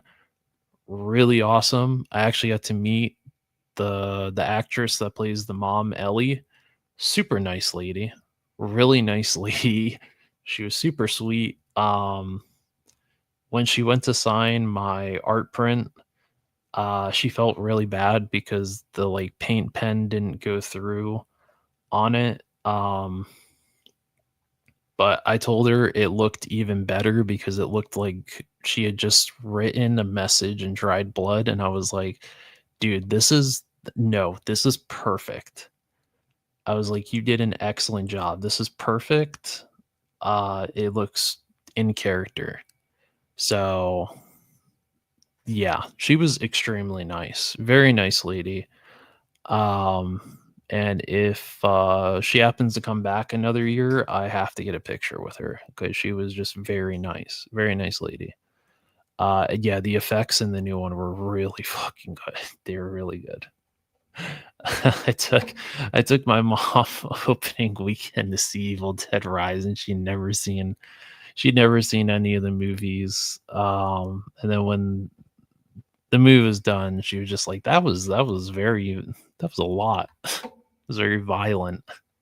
It's a lot of blood." I was like, "Yeah, it's Evil Dead." Um, but back to this figure. So this is like if I were to only get one hot toy, it would be this one. Um, this is Jinx from the second season, and you can tell that this is the second season Jinx because she has all of her hands. Let me see. So all of her left hands, she has this like mechanical middle finger. She doesn't have this in the first season, but she gets it in the second season. I won't tell you why because I don't want to spoil it. Because if you've really liked K-pop Demon Hunters, and you liked that kind of animation style, Arcane has a similar style to that, but this show takes like a real dark fucking turn. Like it's dark, it's gritty, um, and the characters are just so well written.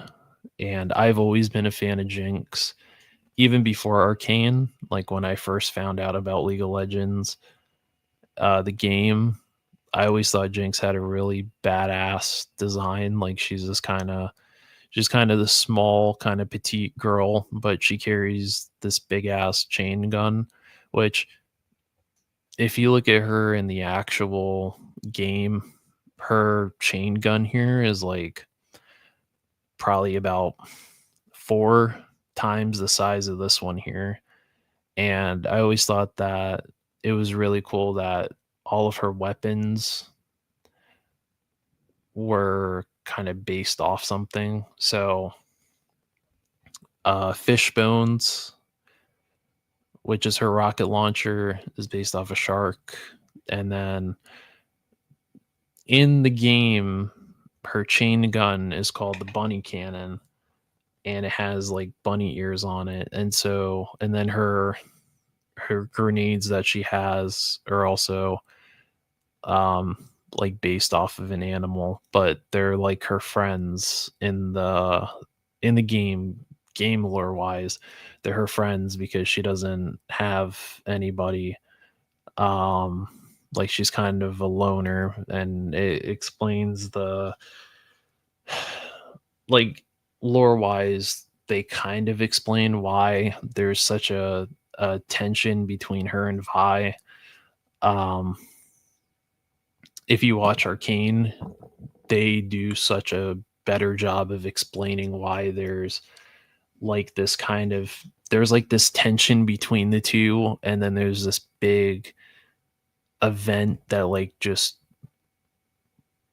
um explodes and um like just completely um just blows up and like really fractures the kind of sister relationship or the sibling relationship the two have. And then you see Jinx turn into this. Um and yeah, this would probably be my hot toy that I would get. This would probably be my only one. I'm not entirely sure where I would put her, but um yeah, this would be it. this would this would be a one and done, and I'd probably just have her posed either like this holding fish bones, or I would have her posed like this. where she's got fish bones here, and then she's got her chain gun right there. But this Hot Toys is beautiful. And thank you. Thanks, Snape. Thanks for having me look at Hot Toys. Thanks. You jerk. And then I thought there was another. I think there was another Hot Toys that I think just came out. Of Ana de Armas from the ballerina, but I think that was a Hot Toys exclusive. Like you had to get it from Sideshow. And yeah, Russia, I'm telling you, it's so worth it. Like once you watch the first episode, you're gonna like really want to dive. You're not gonna want to stop watching it. And then the finale for season 1 is just so good. It's just so good. And season 2 is so good too. It's just really good. And because this did so well, they're actually going to start doing spin-offs and start covering the other League of Legends characters. So I can't wait for them to start covering that. But yeah, this Jinx is just absolutely gorgeous. She's a beautiful Hot Toys. So thanks, Snape, you jerk, for for showing Hot Toys on your on your show there and making me want to buy one. So what are we at? An hour and 54. So since I'm staying hydrated here with my Creepshow water bottle. This was a birthday gift from my aunt.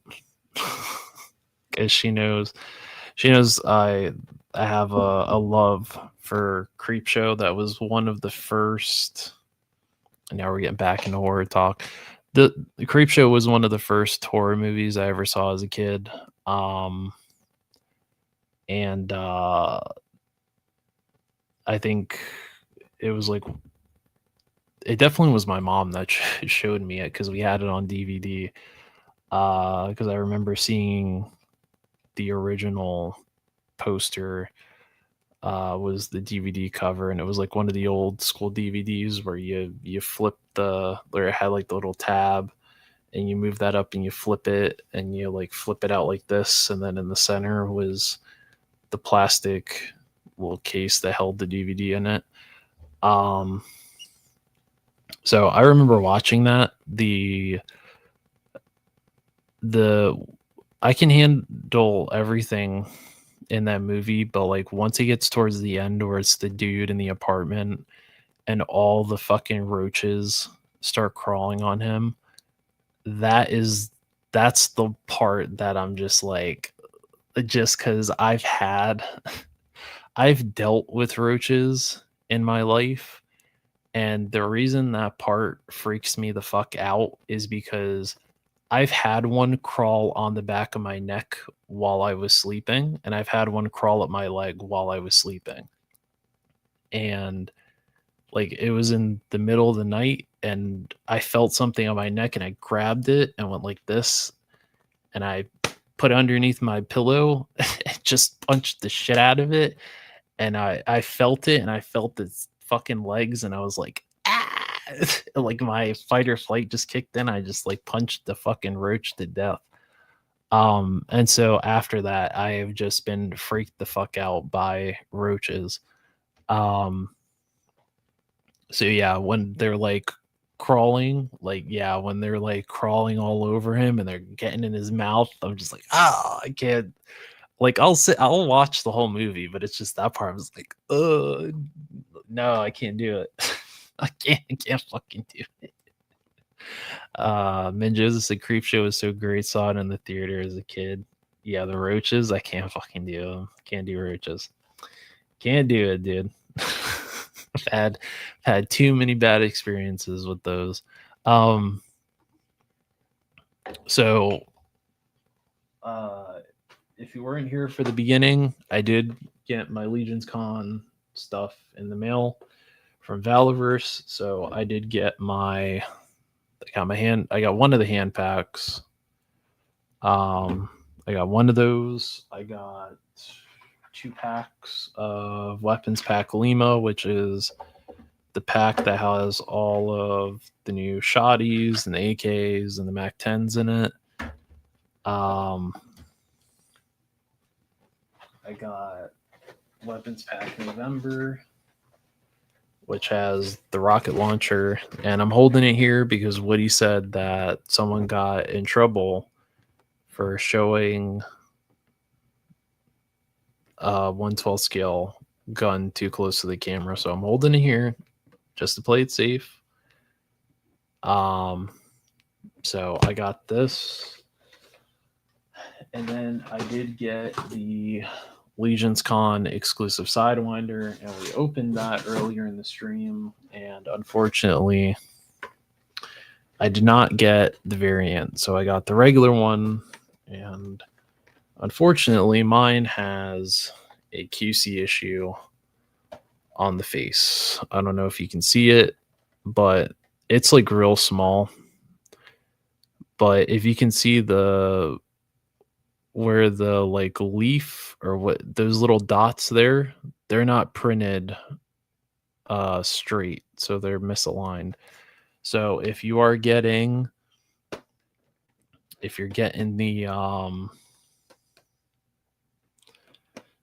this guy, just be wary that there may be that, because I've seen some people have had the eyes have been misprinted or something like that, but mine has that.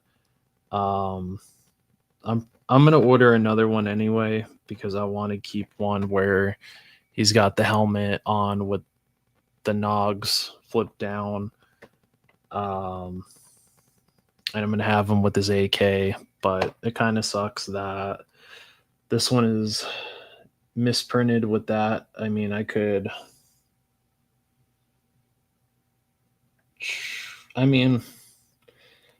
maybe I could go in there and fix it myself, but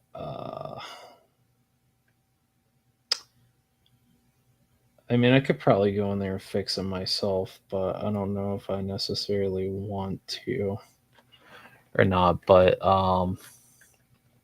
I did not. But I did see Rollkeeper.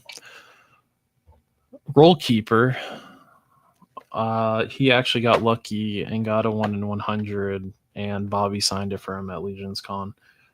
So I didn't, but I'm gonna try again because, like I said, I want one with him like all geared up with the helmet and all that stuff on. So I'm gonna try again, and we'll see if I can get a 1 in 100. So we'll see, but I am definitely gonna open some stuff on stream here. So, oh, you know what? I got bored. I got bored last week, and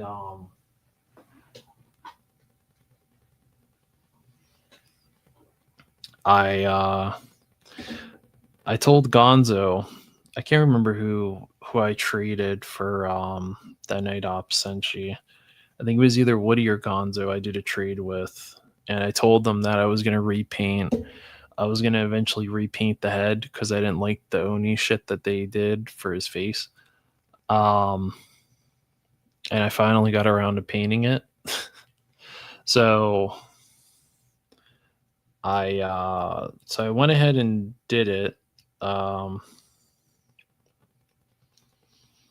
So I did a different technique with doing the face paint for him than I did the Marine Sniper, because I had 3 of them. I don't know what the hell happened to the other one, so I'm gonna have to go to Ollie's and buy another one.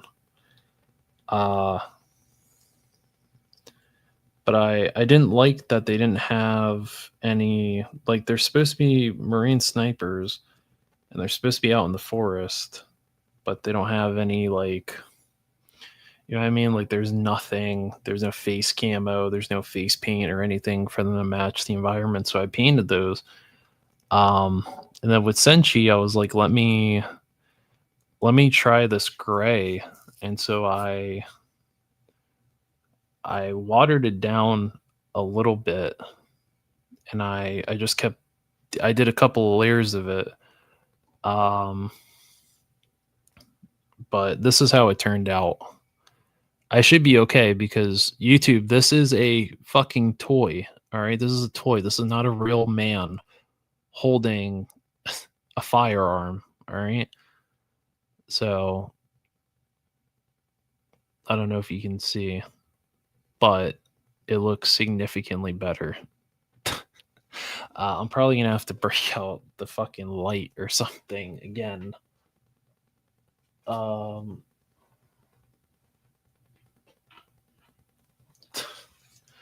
For this, because the lighting in here sucks. Oh god, that is fucking bright. Holy shit. Yeah, I'm gonna have to, we're gonna, oh, whoa. We don't need to be turning that up. We actually need to turn that down. I'm not trying to blind the shit out of people.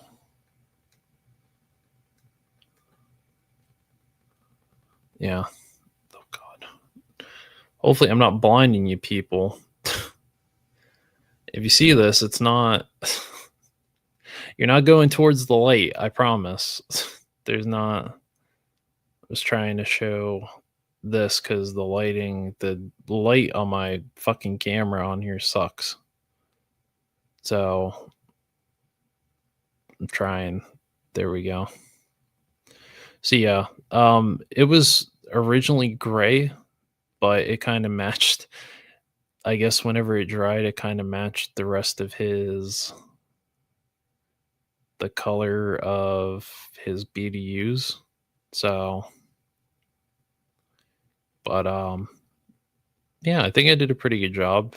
I had to repaint his eyebrows, so, but it definitely looks better and it looks more night ops than whatever the fuck they tried to do.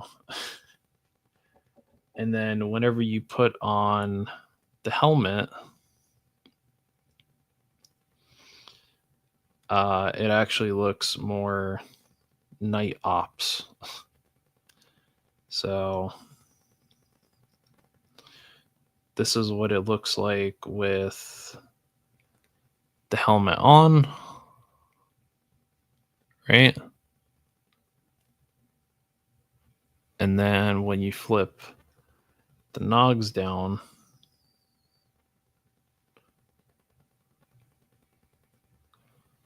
this is what he looks like.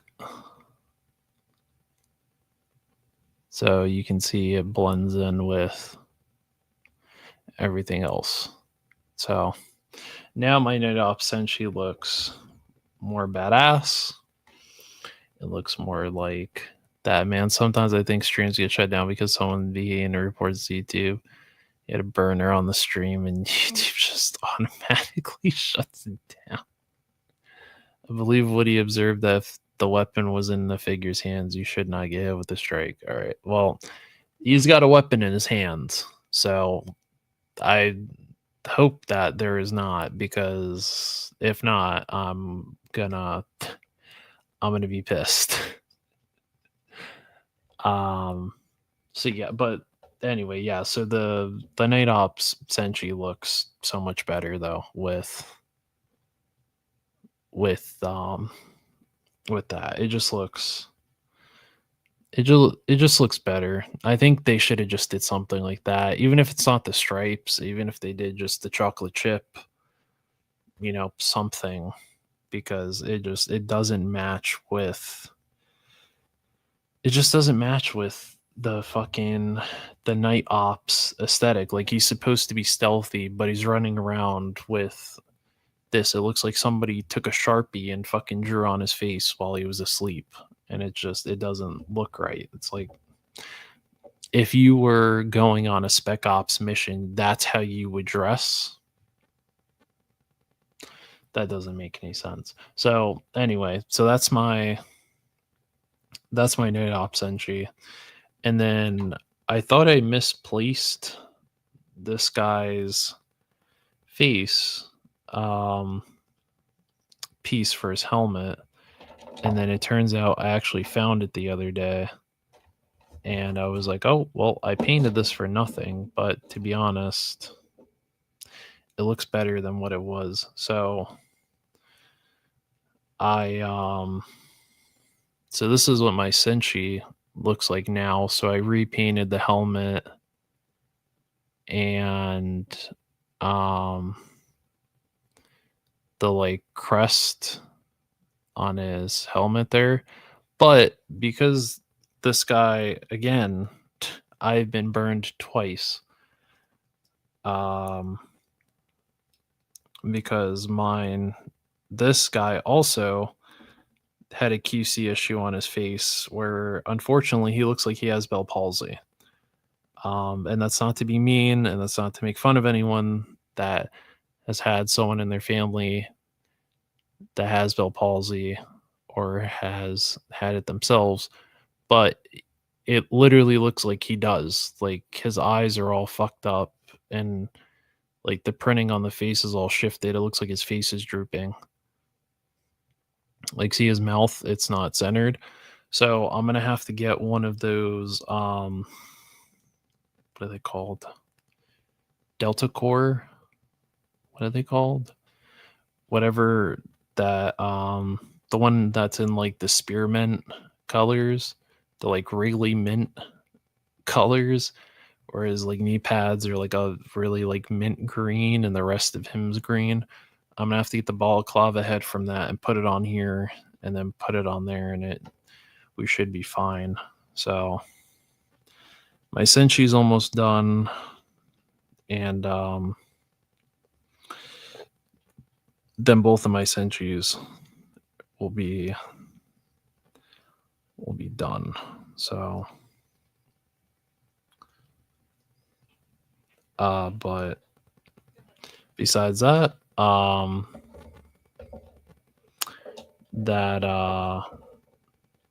be that. But the night op Senshi is what made me happy with the way that turned out. So anyway, yeah, we're gonna open up Handpack Alpha. I'm probably gonna do. I think what I'm gonna do is. I haven't done one of these in a while. Actually, when was the last time that I did one of these?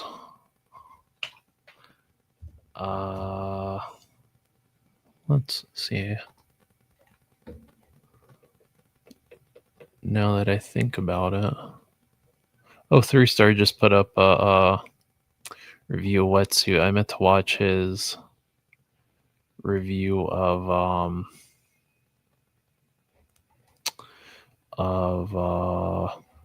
Mainframe, because that was the one I was anticipating from that wave.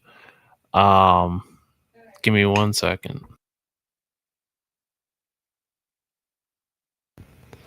Let me see. So the last time I did one of these, holy shit, was 3 years ago.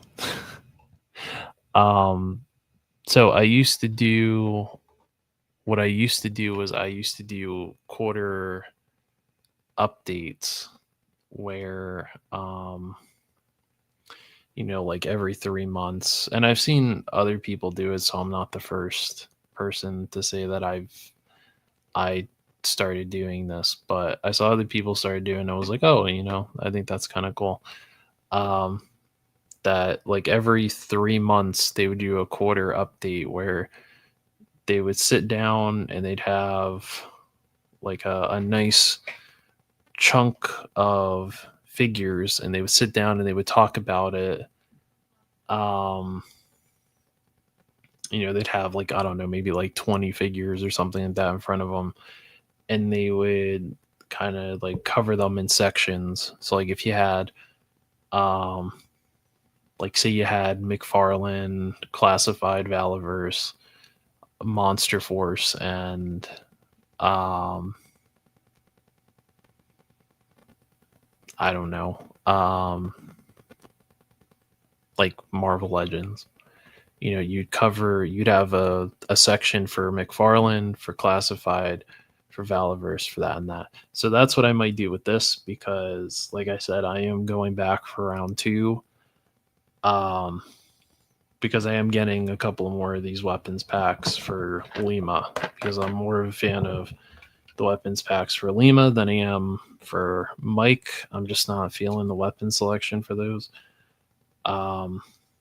I think there's only one gun. It's that red and black one I could use for the Crimson Shadow infantry, but besides that, that's it. But I need to get the Infantry Commando 2.0 because I also want that figure. Because I want to kit bash that figure into something. And then, like I said, I have to get another. Now I definitely have to get another Day of the Dead Sidewinder. And then I have to get that Delta infantry, I guess is what his name is. So I can get the balaclava head to put on Sidewinder, Senshi. So then he looks like less of a dumbass with that helmet, with his really awful face. So then he looks a little bit cooler. But yeah, so I'm gonna open up the hands here because I needed a particular set of hands for a particular set of figures. I just think that's so funny though. The parental advisory, explicit content. Jeez, reminds me of like all the albums that I listened to as a kid that had those on there. That I definitely shouldn't have been listening. No, shouldn't have been listening to those. Like oh god, I think Hybrid Theory. I think Hybrid Theory had it. Meteora, I think, also had it. I think Did Minutes to Midnight have explicit? Oh yeah, it did, because it bleeded out probably. Korn, Slipknot. Yeah, there are a lot on there that definitely. Oh shit! What the hell is this? Oh damn! There's even more hands. Look at that. There's all these hands, and then there's a little baggie of more hands. What the hell? It's hands galore.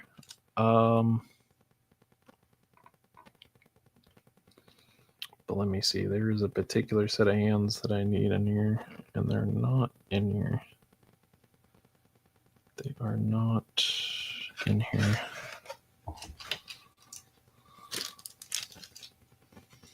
Wait, were there no trigger fingers for...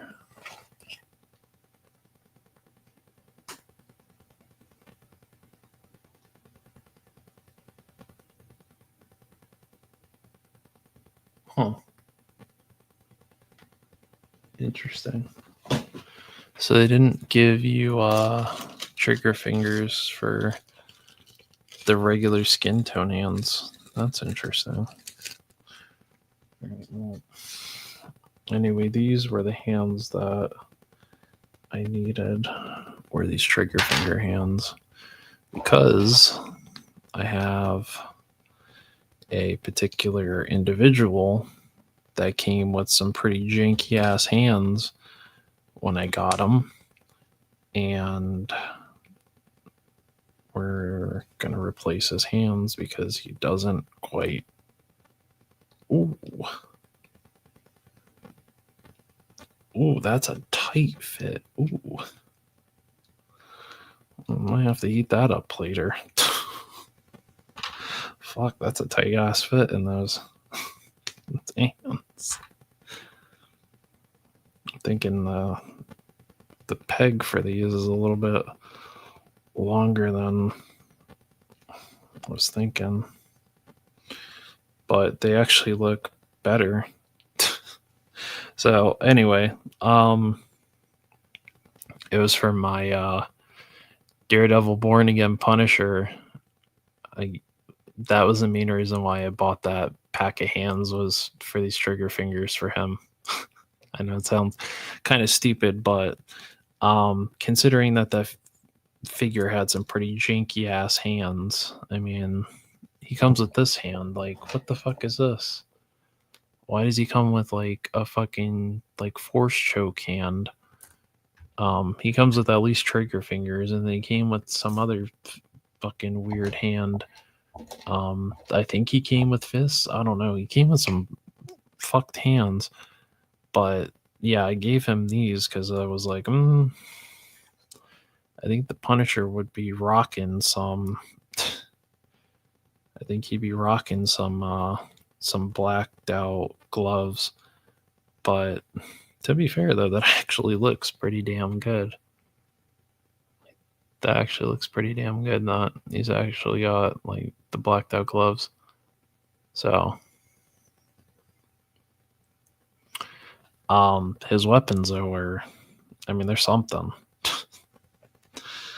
Are they great? His pistol is not bad. It's not. It's rubbery as shit, though. His knife is just. His combat axe is okay, I guess, but yeah, the fact he didn't come with a rifle or anything, and maybe that's because I haven't seen Daredevil Born Again, but it's kind of weird that his first figure came with a rifle, but this one didn't come with a rifle. It's weird. But yeah, there's all these extra hands in there.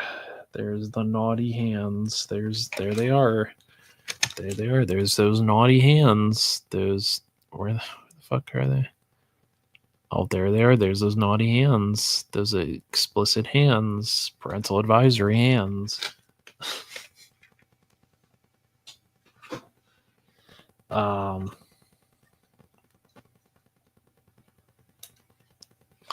So, you know, naughty.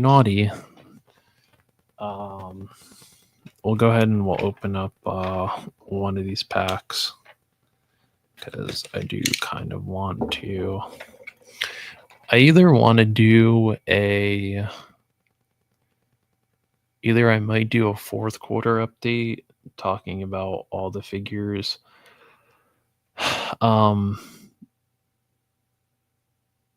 that I got for October, November, and December, or what I might do, and you let me know, the people in the chat, because you guys are the ones that are supporting the channel. Or would you rather me just do a video itself just covering Valiverse, like a Series 6 overview where, you know, I cover the weapons packs, the troop builders, the infantry commando, and the Day of the Dead Sidewinder? Would you rather me do that? Or would you rather me just do the recorder update so then I could talk about the Senshi that I did an update, that I did a bit of a kit bashing with the Senshis, with the Colonel Siege, and stuff like that. You let me know, whoever's still kicking in the chat. But yeah, so we have, oh my, these did not survive the they did not survive the trip, I can tell you that much. But so we have our blast effects there.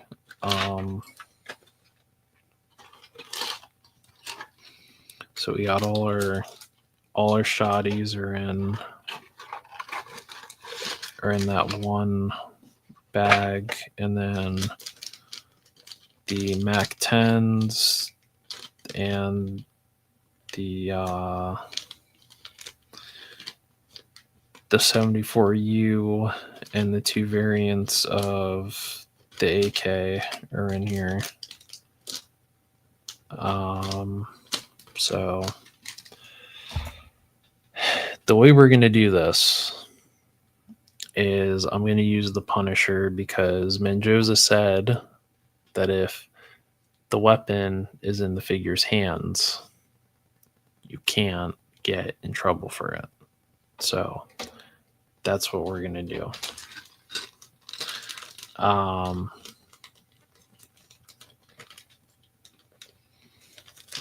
And you know what? Actually, what time was it? Oh, I don't know why I thought it was like after 12. I don't know why I did. I was like, oh fuck, I think Battlefield dropped the I think the new update for Battlefield 6 dropped. I need to make sure that my fucking PlayStation is on so it can update so I can play it in the morning. Which, you know, if you don't know, this year has been quite an interesting year in terms of gaming. If you don't care about gaming, then you might as well sign off because I'm about to go on a tangent. So it's been an interesting year for gaming because, you know, as it's been for quite some time, Call of Duty has been dropping a title every year for the past several years. And EA just came out of nowhere and just laid down an ass whooping on COD this year with Battlefield. And I gotta say, they've done themselves a damn good job. Usually with EA, as gamers, we usually are on the negative side. Usually EA is on the negative side because they always try to pull some bullshit every year with their microtransactions and this and that and blah, blah, blah. But they actually did a really good job with Battlefield 6 this year. I've had such a blast playing it. And, you know, there's a lot of matches that you win and that you lose, but that's just part of gaming. But the fact that I just last week earned my Corpsman dog tag for saving 25 people without dying is a damn accomplishment. And I put in the grind to get the infamous M240, which I'm quite proud of that as well. Because I do play the medic class, which a lot of people don't really like to play, just because there's a lot to it. You gotta go into some pretty serious areas on the map and try to save your teammates. So I'm dodging artillery rounds from tanks. I'm dodging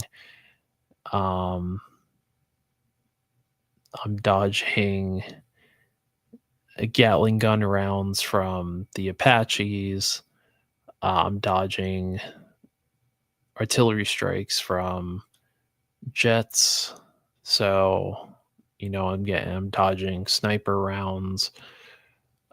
It's a lot. But you know, I got to show them how it's done. I have to earn my right as a support player. Anyway, so Mendoza put something interesting in the chat, and he said, I made my first order from Valverse when that Day of the Dead Sidewinder went up. So I'd love to see any videos on Valverse. Okay. I will I'll get to it because I do need to I did start working on the review for the Romanki Gun Grill because I did have a nice I had a nice gentleman um comment on the last review that I did, and he left some really kind words, and that lit a fire under my ass to get back into making videos, because now I'm up to 310 subscribers, which I can't believe two more people subscribed. um so it's still a race to 500. I know I could do it. It's just it's going to take a lot of time and a lot of dedication and um consistency.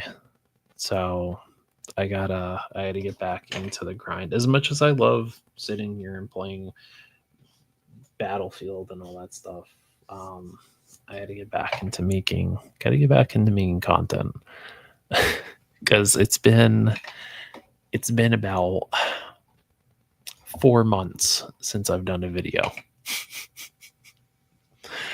um but I I have a perfectionist mentality when it comes to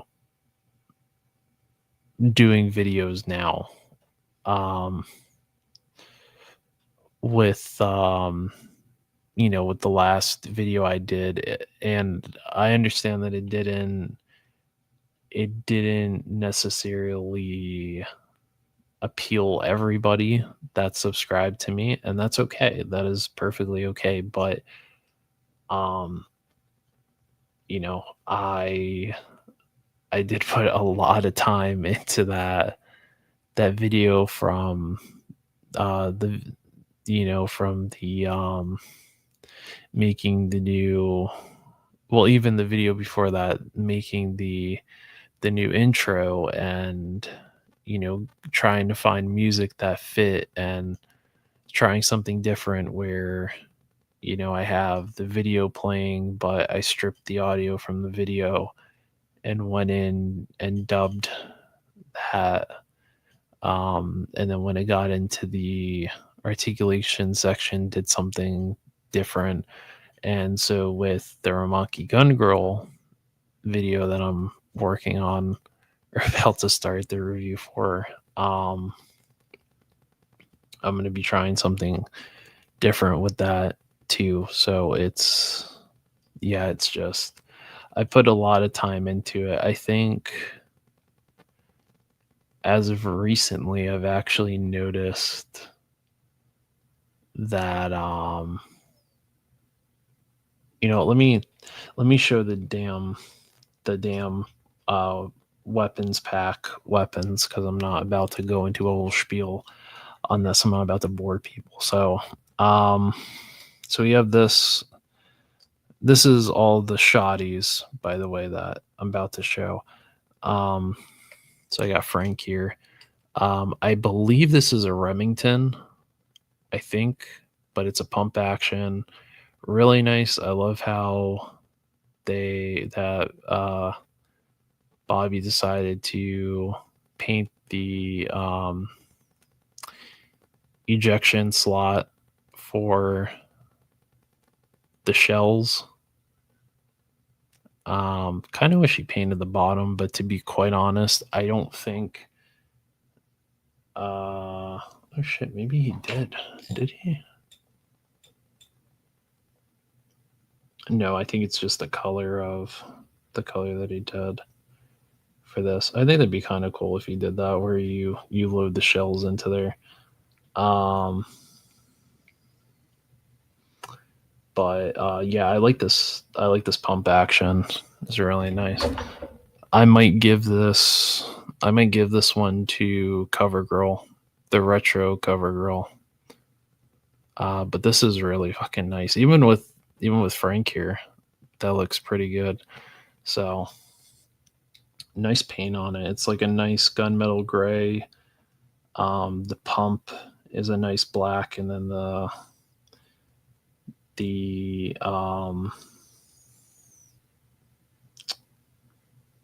the handle is like a nice matte black too, so I like that. This next one I believe is a Remington. I think this is a Remington. Because I think I gave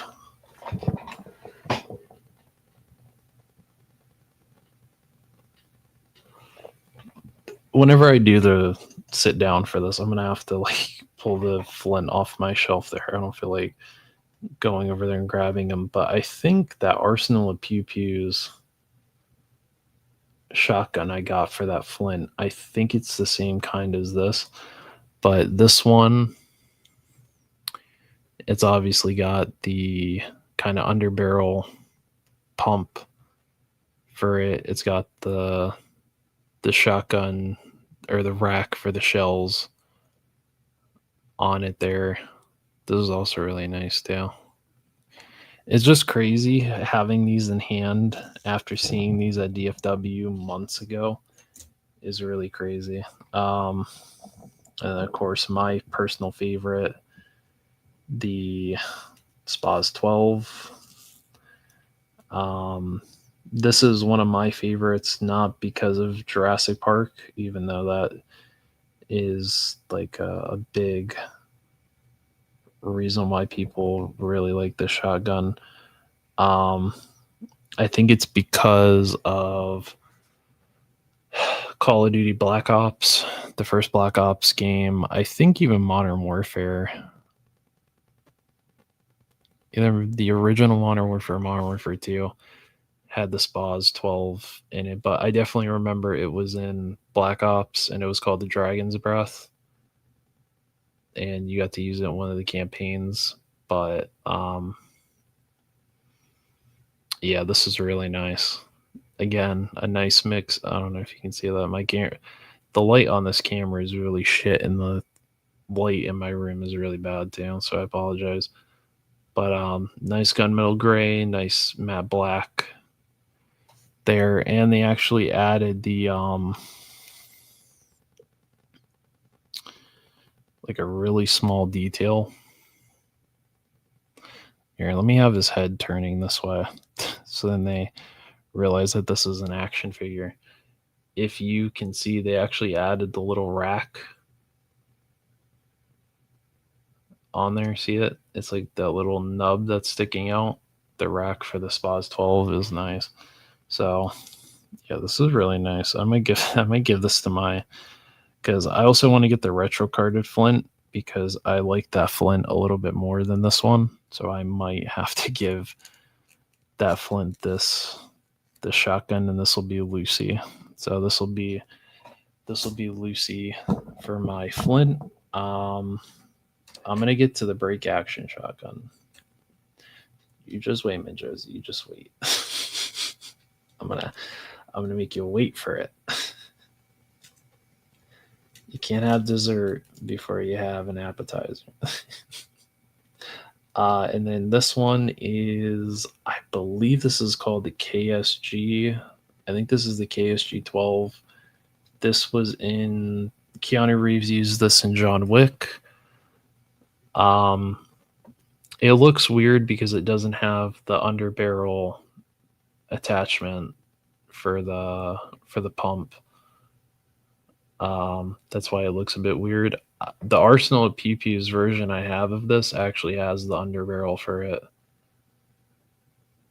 I believe. I think so. Oh no, the Marauders version I have of this has the underbarrel for it, but this is pretty nice. Pretty nice. So yeah, if you have the Mafex, John Wick, or if you have that third party John Wick that's on AliExpress, I think it's like $70, but it's based off of John Wick 2. Really solid Keanu Reeves likeness. I'll see if I could pull it up on here. before I end stream, because we might be going a little bit longer than we usually do here, boys and girls. Because I'm feeling a little bit more energetic than usual. How can you have any pudding if you don't eat your meat? Exactly. All right, and then for my Joes, we have the break action shotgun, which you can already see it's starting to break open. So this is what it looks like.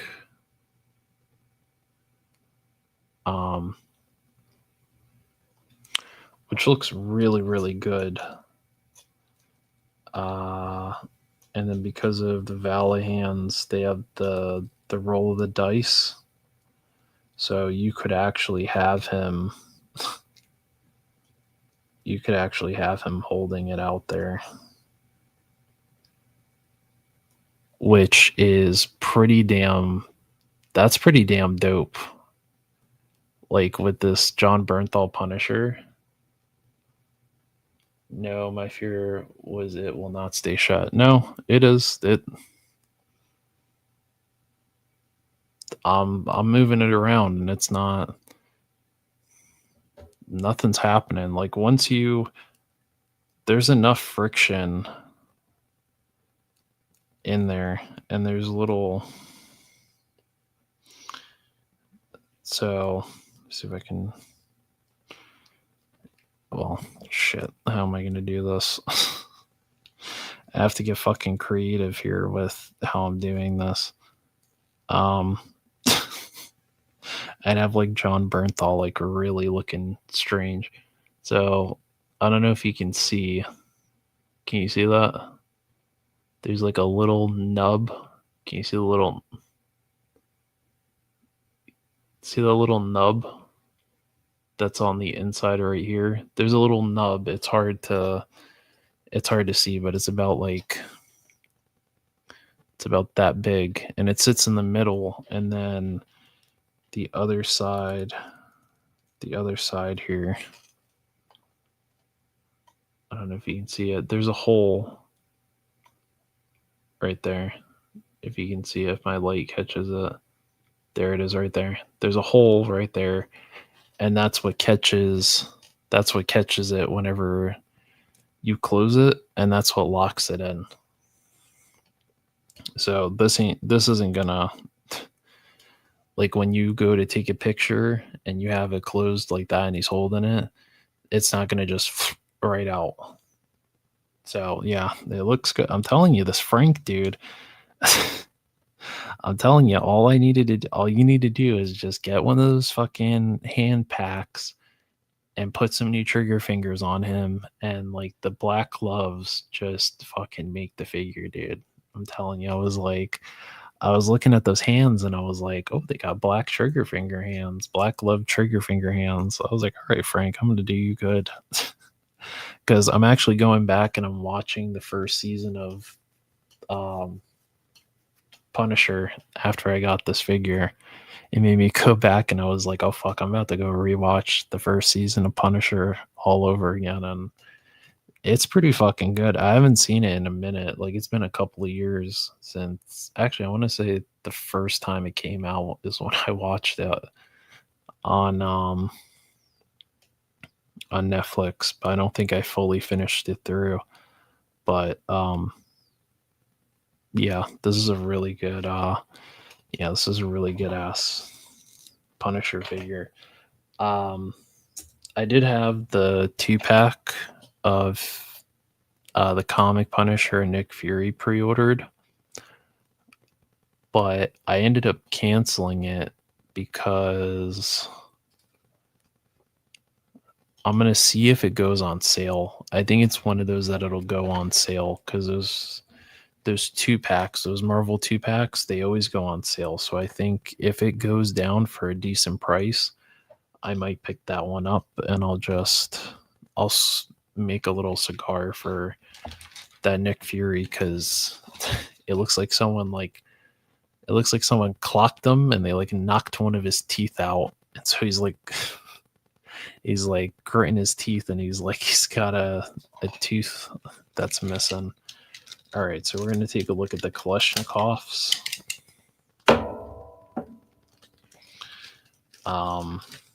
which, if you don't know your history with the Kalashnikov, actually, no, was it the AK?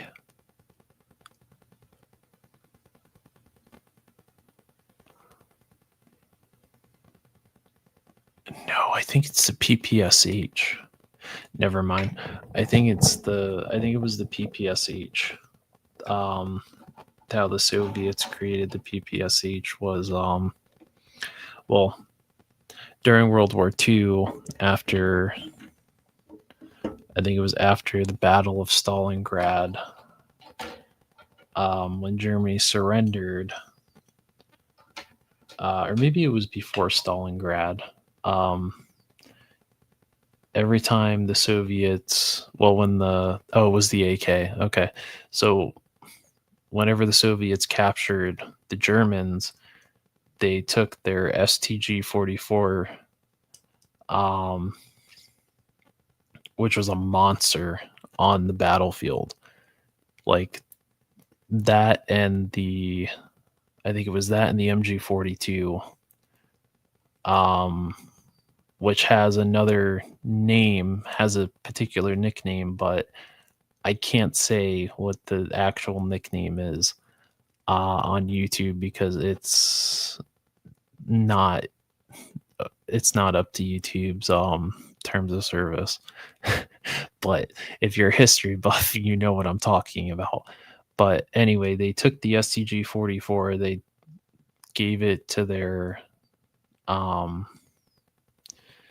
engineers, I guess, and they said, take this apart and make whatever this is, but make it for us. And so that's how the Kalashnikov was created, and it's been around ever since. It's an extremely reliable weapon. You could pretty much drop the shit in mud, and that thing could go through like a mudslide and it'll still function. It's honestly incredible. But yeah, it's a hell of a fucking rifle. It's been in so many video games, so many movies. It's usually like the weapons of the bad guys. Cobra's always had it. Kalashnikov made a myth with the AK. And I've actually seen somebody, I think there's still that video on YouTube, and if you get bored one night, you could look it up, but it's a bunch of Russian soldiers, and they took an AK and just kept firing it and firing it and firing it. Just like cleaned a mag, threw it, put in another one, and just rapid fired this thing. And the chamber got so hot that it started to catch fire, and they just took it and just fucking threw it right in the snow. They just threw it right in the snow, and they just picked it right back up. Like it was nothing. I was just like, of course. It's only right that the Soviets would take such a piece of weaponry and try to take it to its fucking breaking point, and then just be like, oh, we're gonna just toss it in the snow and it'll be okay, in a good way. Yeah, in a good way. All right, so this is one of them. This is the one that has the underbarrel attachment on it. Looks really good. I love these new magazines that they have. I love that these AKs have the new jungle style mag, which I know Bobby won't do it, but it really makes me wish that he would just do Vietnam soldiers. Like after after these Valorverse World War II figures come out, like I can't see why he wouldn't do Vietnam style figures, especially the fact that you have like the jungle mags here. Like these are jungle mags essentially, where you take, for this is for anyone in the replay squad that's not like big on like military history or is not like, you know, a buff like that. You so they'd take two mags and you'd flip them, or you could tape them but make one sit a little bit taller than the other and tape them together, so then you wouldn't have to sit there and fumble to find another mag. With this AK though, what they did, or at least what Bobby did, is he flipped them. So he flipped them. So it plugs in here, and then here's where it would plug in on the other side. So you'd take it, flip it, and you would just plug it in like that. So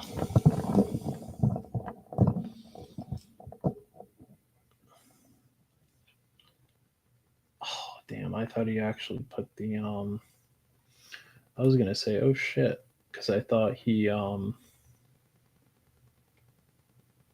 actually sculpted.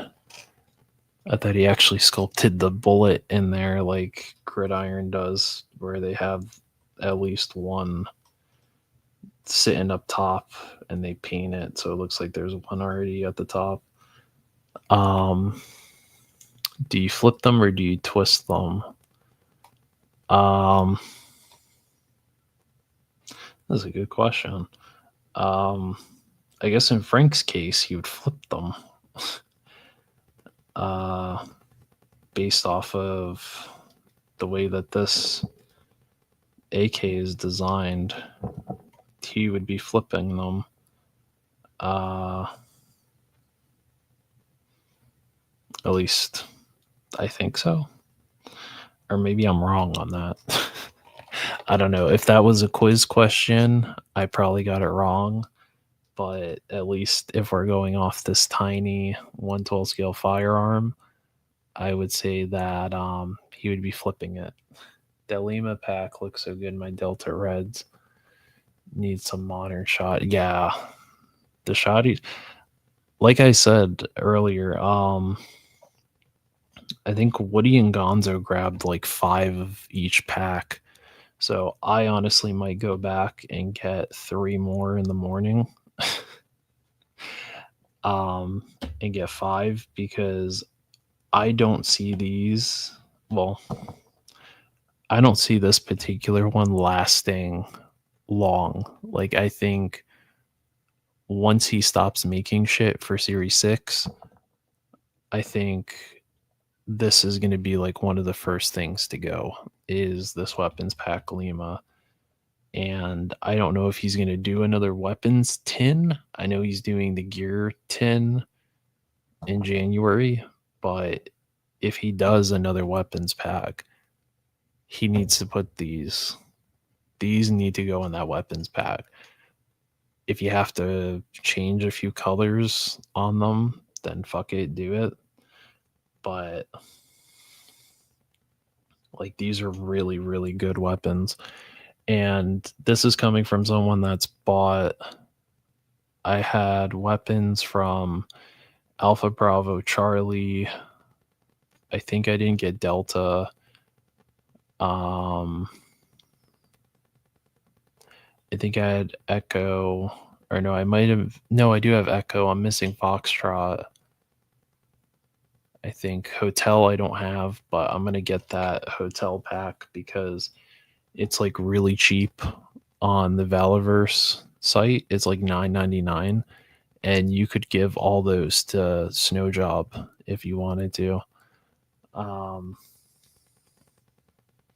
but like those earlier like first couple of like I have one of the earlier shotguns right here. I'll put in Frank's hand.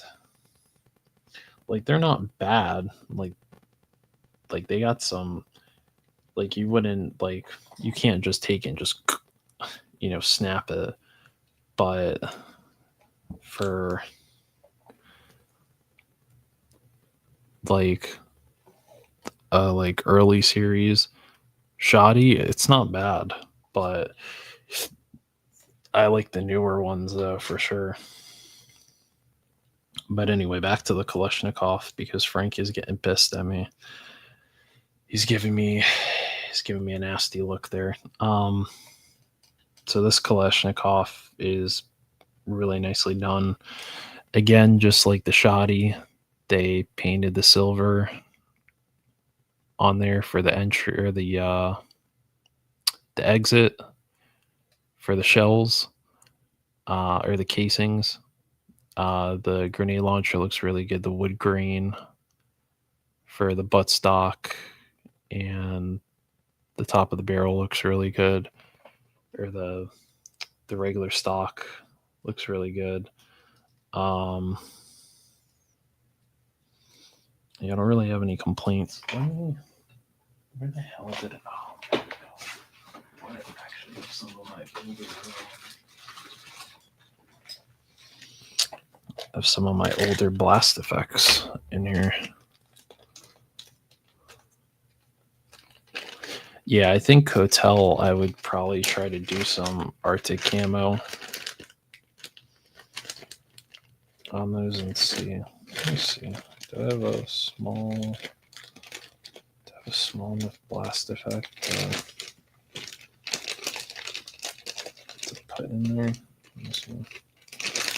Yeah, something like this.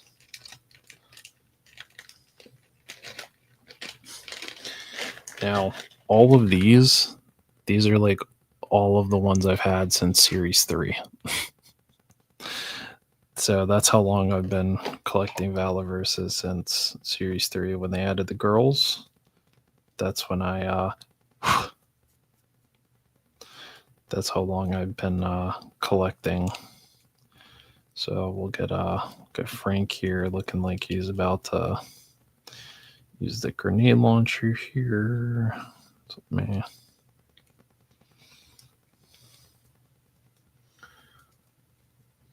Let's put his pop the mag out real quick.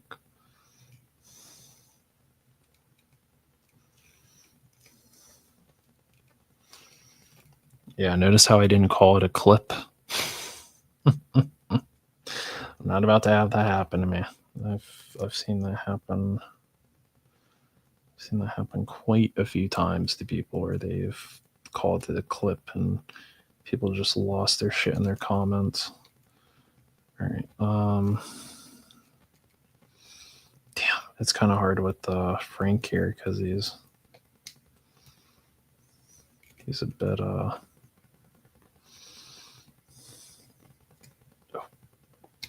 Ooh, those knees. Ooh, those knees. All right.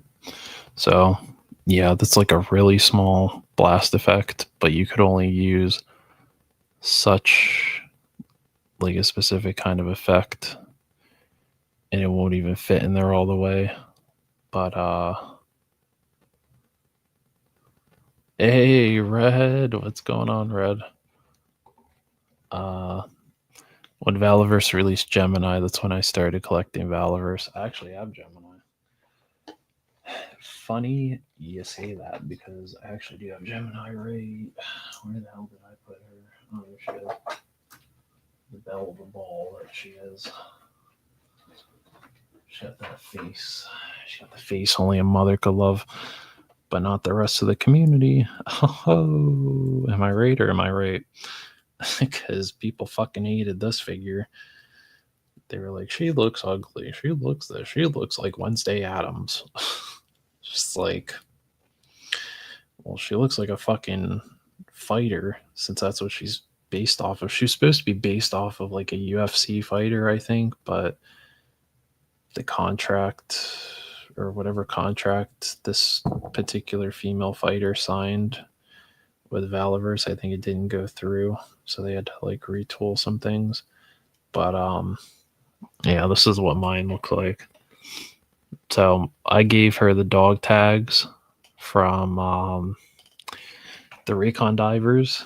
I gave her, and I gave my Kit Bashed Dreadnought mechanic. I gave her the dog tags as well because they're, at least in my little lore, they're like ex-military, which I think is what some of the original Dreadnoughts I think were ex-military that ended up joining the Dreadnoughts, but that's what they are. I don't have one for the mechanic. I don't have a code name for the mechanic yet.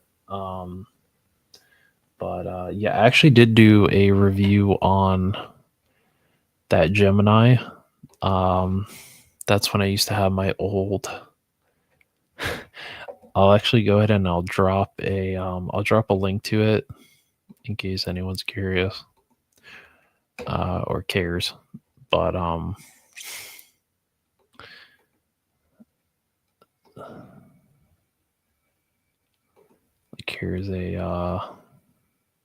there's a link to that Gemini review.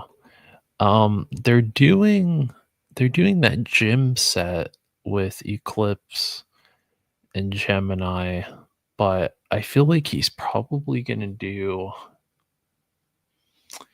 another head pack, and he'll probably do it for all of the females. I think so. Pandora will probably get a head pack in there. Gemini will probably get one. Kill Switch will probably get one. Eclipse. That Lieutenant Hun that's supposed to come out next year for the Garrison Cavalry is probably going to get one. The female Steel Brigades are probably going to get a battle damaged head, just like the regular Steel Brigades did. So I'd say it's just a matter of time before they do something like that. But anyway, so yeah, so that's what if you have any of the older blast effects from Valiverse, that's what it looks like. So with the grenade being fired, so nice pack, man. Really, really nice pack. I gotta see if I can get this fucking thing out without it breaking. Okay, cool.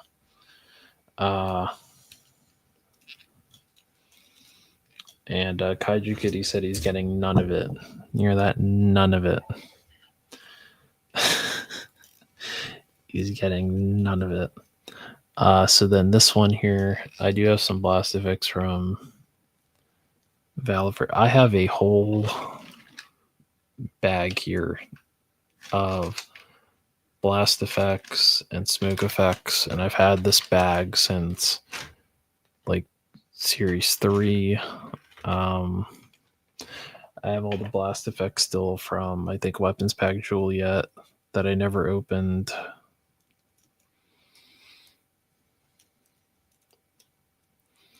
Which, can you believe that Weapons Pack Juliet is almost $100 on the secondary market? $100 fucking dollars. Why? Why is this particular pack almost $90 when I paid, I believe, $12 for the two that I got? I don't understand it. That Weapons Pack sold out immediately, and I'm not entirely sure why the fuck it sold out so quick, but I did get 2 of them. Yeah, I'm not collecting any more Valaverse or run out of space. That you can mix your accessories. Blows my mind.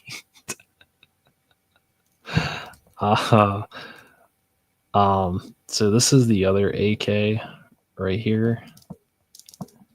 A Warpath Eclipse is going for $80. That's crazy because I actually have a Warpath Eclipse. I bought this at the first DFW that I went to, which was DFW 2024, baby. I do have the Warpath Eclipse. I bought her and I bought Bone Collector the same day. And that was the same day I met Allende Showcase in person for the first time. And so, yeah, Warpath Eclipse. This is an arsenal of PPUs M4 with the M203. But yeah, this figure is fucking badass. She is still the only Valaverse character to come with this pistol, too, which is also really cool.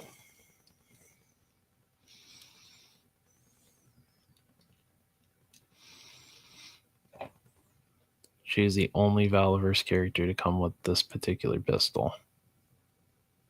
So that still makes her really, really cool. Maybe I need to do a review on this. now that I think about it. Maybe I should. Maybe I should do a review on her. Yeah, and then she has the really badass tattoo sleeve. Doesn't Desert Condor come with that pistol? It's a very good question. I am about to look that up right now because I was actually about to buy that figure. Because I am about to commission Mikey to paint me up a Captain Price head, and that's about to go on. It's going to go right on that Desert Condor body, and it'll make a perfect Captain Price. I don't even have to do anything else. Just pop that head sculpt on there, and it's pretty much good to go. He already has the Union Jack on he does not. He actually doesn't come with the pistol. Now that I'm looking at it right here.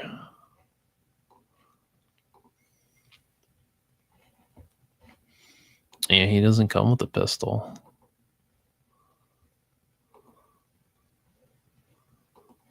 He just comes with that rifle, but because he already has the Union Jack patch here and he has the Shemagh, literally all I have to do is pop a Captain Price head on there, make him a cigar that'll fit in between those fingers, and well, he has a set of trigger fingers, right? Yeah. So put a cigar in between like his left finger there and give him some sort of M4 platform, and that's literally my Captain Price. And are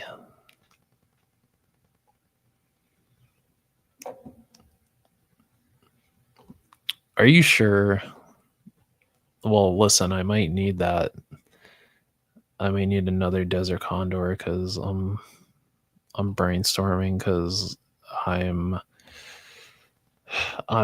thinking I might be able to finally start making Task Force 141 for my collection, because I do want a representation of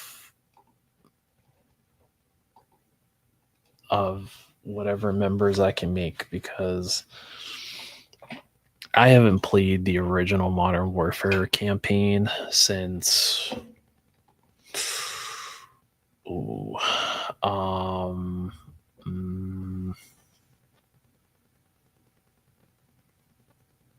2011? No. Yeah, 2011 I think was the last time I played it, because I played it at I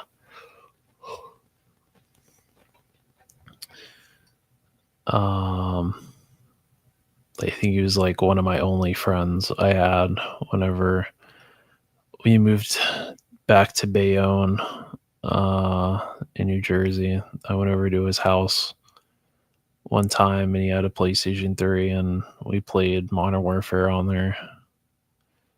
And then when I was in high school, I was babysitting for one of my mom's friends, and one of her friends, her boyfriend at the time, or the guy that she was with, had a PlayStation 3 and he had Modern Warfare 2 on it. So whenever I would put the kids to bed, I would play the campaign. And so that was 2015, I think.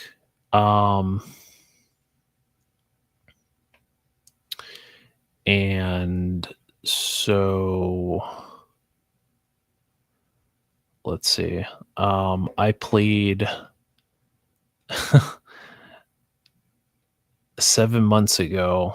I did a almost 6-hour stream playing through the Modern Warfare Remastered campaign, and like all the member berries came back, and then I played Modern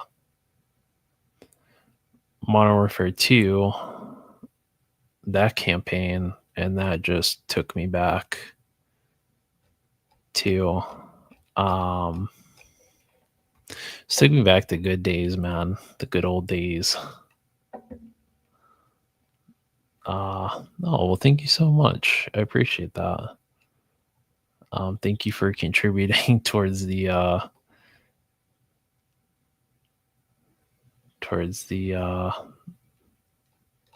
Captain Price custom. I will make sure to acknowledge your generosity in that when I eventually do that Valiverse video for Menjoza that he wanted me to do.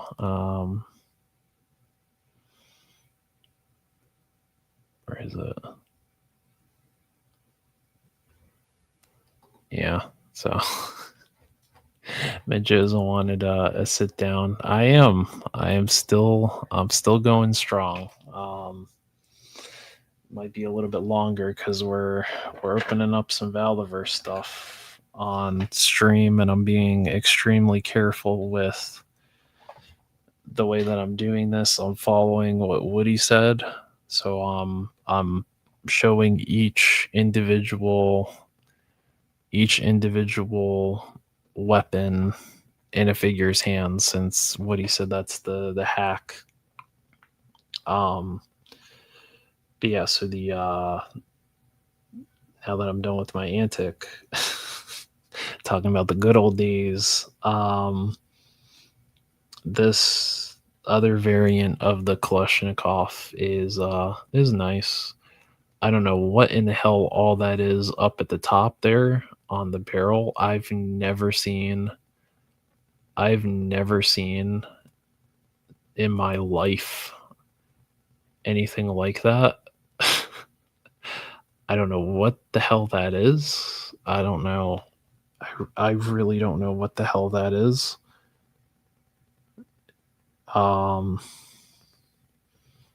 Because all this down here is the barrel, but I don't know what the fuck this attachment is up here. It's got a micro dot on it, but I don't know what the hell this fucking big metal thing is on it. Maybe Menjoza can tell me what the hell that is. It could very well. It honestly, your guess is as good as mine because I don't know what the fuck that is. I've never seen anything like that before in my life. So I don't know what the hell that is. It looks cool, but it's very unique. But I don't know what the hell that is. And I've only seen one other person review this weapons pack, and they didn't even get into what that was. They just pretty much nitpicked the whole weapons pack. Said that there should be more with it. Like there should be more detail on it. And that Bobby should do just a regular pack of AKs, which I wouldn't be against that if he just did regular packs of AKs, and that he should do a 74. But I think he literally gave us a 74 in here. Well, not necessarily a 74. This is more like a 74U because the buttstock is completely gone from this. So I mean, that's essentially what this is right here. Yeah, even Frank's like, what the fuck is that guy talking about? But yeah, this is essentially a 74U. Like there's no doubt about it. That's a 74U. But I think all of them pretty much share this new jungle mag or the flip mags. So that's new.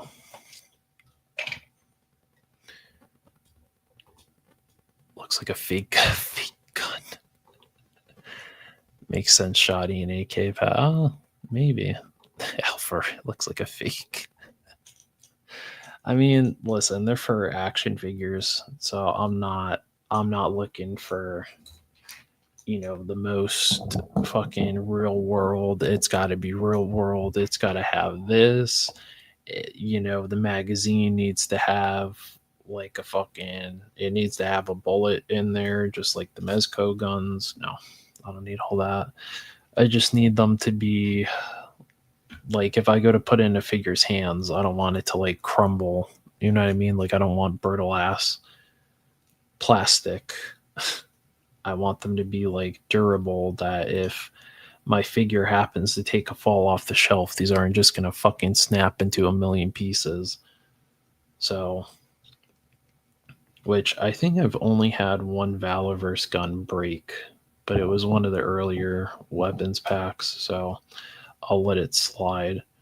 And then, of course, we have the creme de la creme, what Shane and Woody and Gonzo and I and BX all saw at DFW when we saw these shown at the Vala booth. In the display case is the Mac 10s. These are absolutely beautiful. These look great. You can't take the mags out, but you can take the suppressors off. So if you want to take the suppressors off, you can. And that's what those look like. And these are fucking awesome. Like these are genuinely really, really cool. So they're really cool. They have the ports for the blast effects, or if you have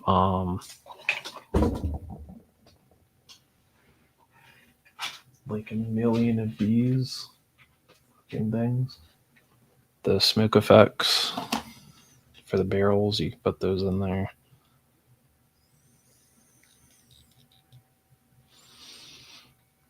So you can make it look like it just got done firing. So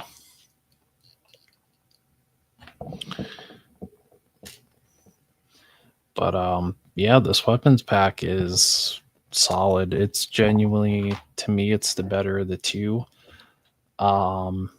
And I'd say if you could only get one of them, I'd say get Weapons Pack Lima, because that's where I feel you're going to get your money's worth. Pretty much this whole pack is all new, like all new weapons. Weapons Pack Mike, it's a mix. I think there's only like one new weapon that's in there, and then everything else is just repaints of previous weapons. So Weapons Pack Lima is the fucking winner. And Alpha Red said, I like my weapons 100% realistic and not gummy or fragile. And Menjoza is asking the question, whose weapons do you find are the best? That's a good question. You know what? That's a good question for the chat while I take these out of Frank's hands here. Because we're breaking out the big guns now. We took a look at the weapons pack. It passes the test. You also get an action point, so keep those for whenever the next exclusive drops, and I guess whenever the next mail away drops, and what seems like 45 years. And then weapons pack November, 2 action points. 2 action points. This is in the new box. The new resealable stuff. Box, card, blister thing. So you pop those out. Slide the card out, and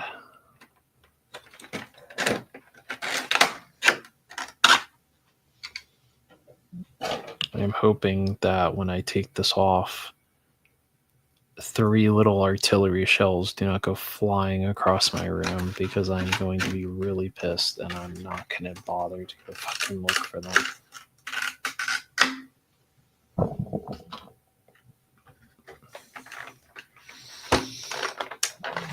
Shout out to the 3 night owls that are still up here, still listening to me ramble for almost 3.5 hours. Thank you.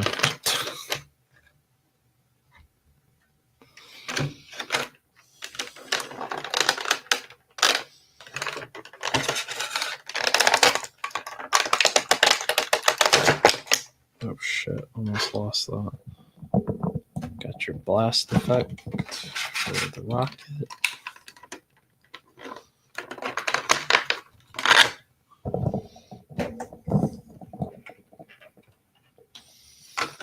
Put that back on here.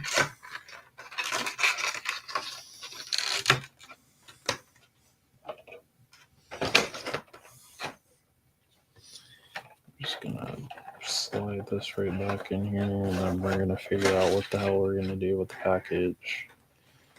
I'll figure that out in the morning.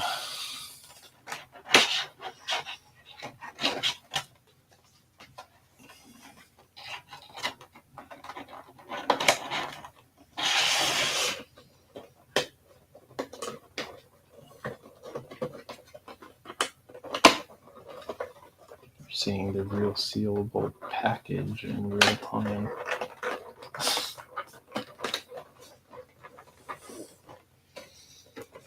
Look at that, right as rain. All right.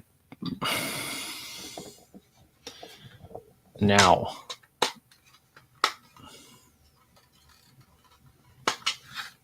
what the hell? Just trying to figure out how the hell I couldn't get this fucking thing to close. All right, there we go. All right, so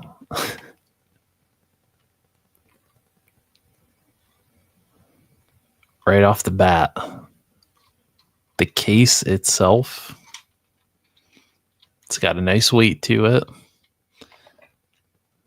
Nice paint. Love the top there. Nice paint for the latches. It's got the little sides that flip out so you could have figures carry it. Nice plastic. And then get it open.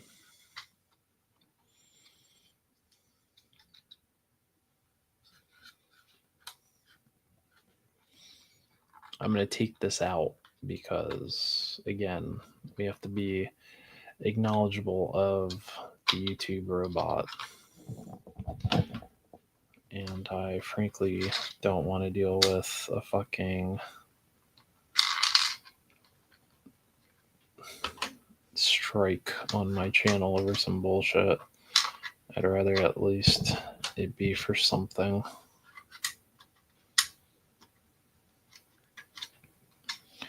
All right, now that we got that out, interior of the case, really nice. Looks like the actual padding, like the foam padding. So you got the launcher where the shells go, this little latch that comes out of the bottom there to hold it up. Really nice. Just clips in there like it's not gonna, it's pretty sturdy. Where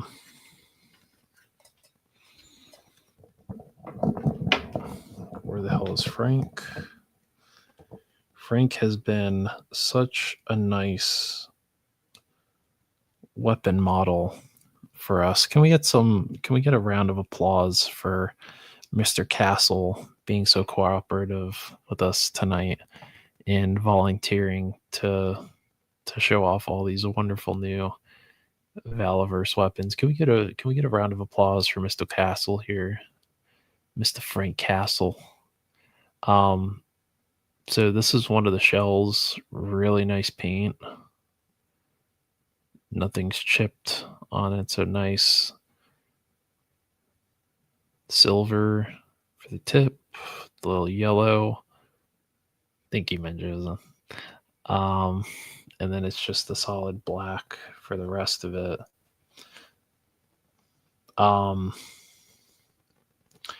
At least it's in colors that if these happen to fall on the floor, you can at least find them. So, yeah, these are good.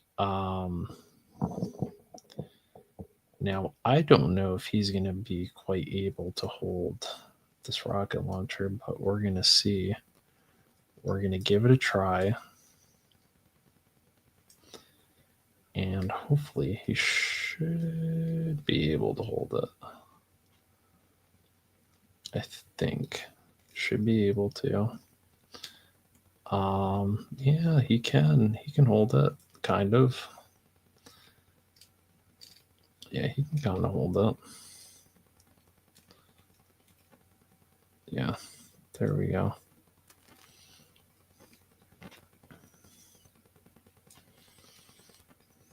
I think I gotta go in here. Do a bit of finagling here. Sticking him to hold it. You're supposed to look through that, right?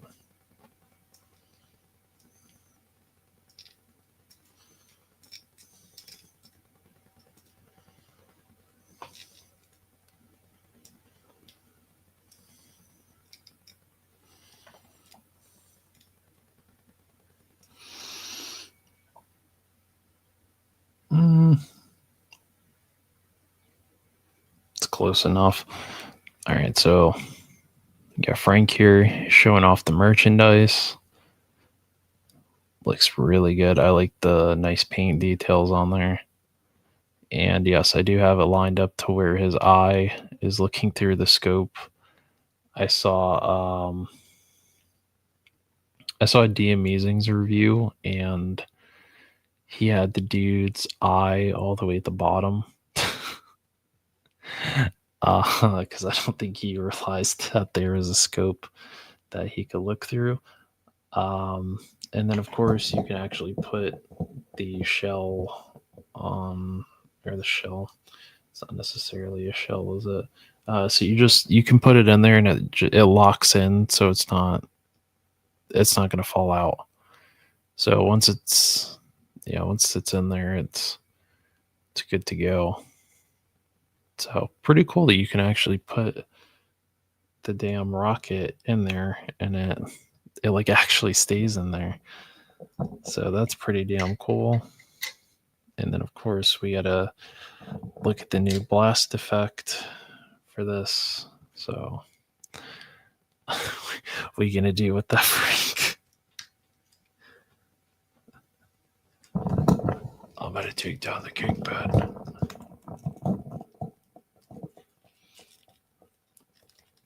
Alright, so you plug in the front piece and the back piece, and then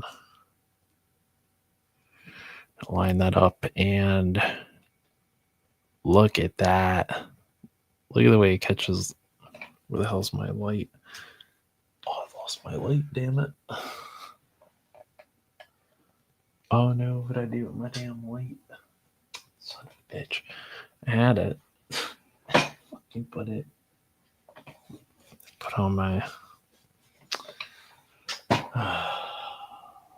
Oh, I put it back over here. Alright, let me grab this again. Oh god. Oh. It's gonna try to do this without fucking blinding you people. I'm very sorry. Trying to get it to where it could light it. I'm like trying here. Well, I guess like that. No. Trying to show the trend. Oh, I probably could have did it like that, huh? To show you the translucency. There you go. So it's translucent. So all you figure photographers out there, you're gonna have a blast with this. Sorry to blind you. I'm very sorry. Sorry. I'm sorry. We were trying to show you, but yeah, this is gonna look great with lighting. I thought the rocket was warped in the package, but I don't think it is. So, but this adds weight. The blast effects are heavy, so you are gonna have to like really sit there and kind of mess around with whoever you have shooting this.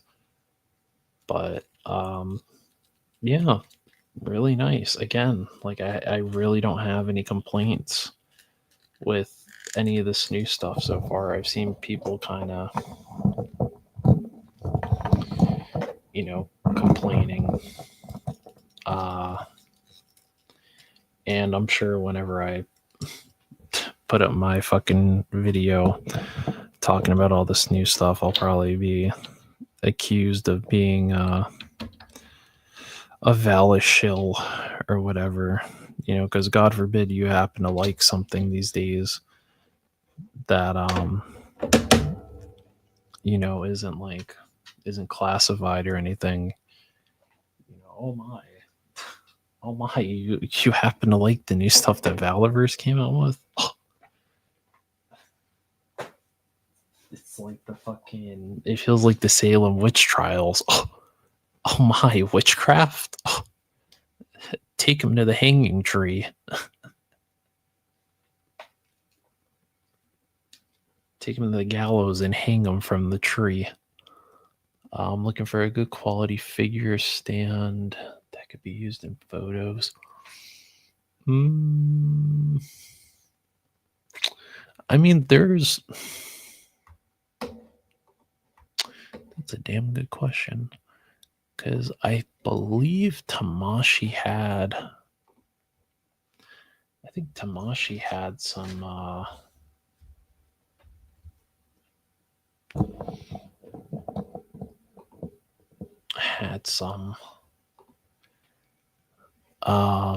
These aren't too bad. Not too bad, but you're gonna have to kind of play with the lighting though. You can try these. These are only $10. It's $10.99, and you get 2 stands in here. So that's about, if you round that up, that's about what, $5.50 a stand, and you get extra clear pieces here, so you can pick which. And that's what it looks like. So they have different pieces here. You could try these. I've seen some people use Tamashii ones. There's figure stands on Amazon that you could use. I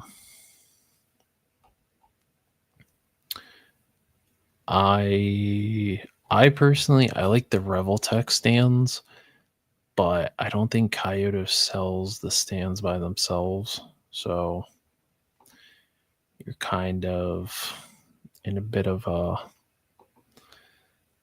pickle there if what's it called? Is that why Tamashii adds an extra $80 to any monster that comes with? they're $10 for 2. And Alpha Red said he just ordered those. I had some, like the one you were showing break on me. Red said they were pretty good, and yeah, those look good. Sometimes you gotta let go and use the force. What are you gonna do with that, Frank? Yeah, I had to wait. I think Gonzo and I got our stuff today. I think he got his today. Woody got his a couple days ago, but I mean, he lives in the same, not that far from Vala, so it shouldn't have taken that long.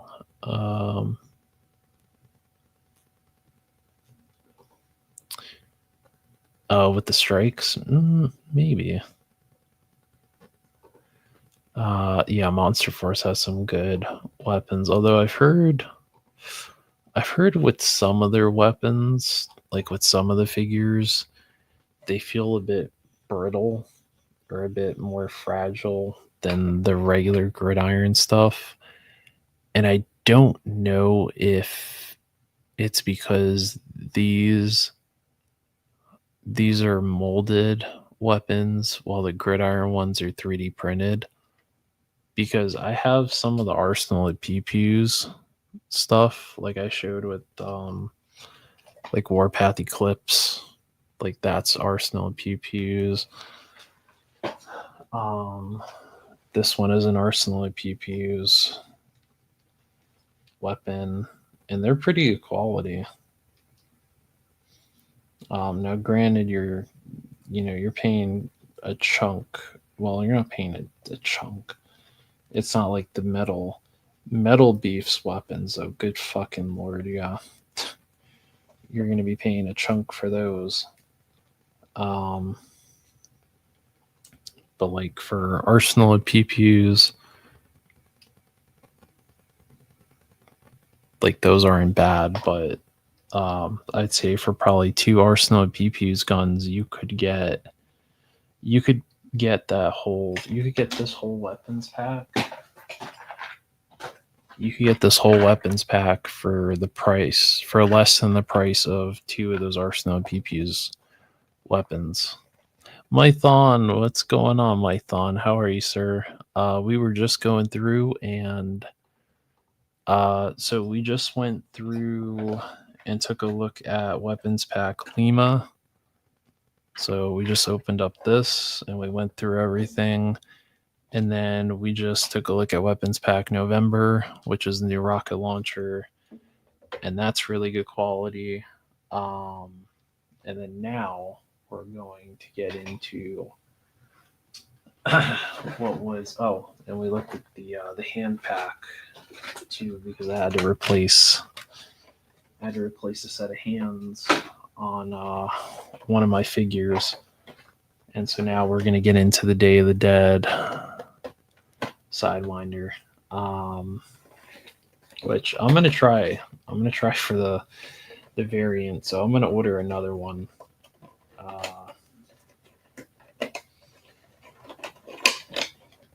In the morning. I mean, it is in the morning, but so again, we have the new resealable package, so that's good. We have the usual stand that we've seen since I think either Series 4 or Series 5.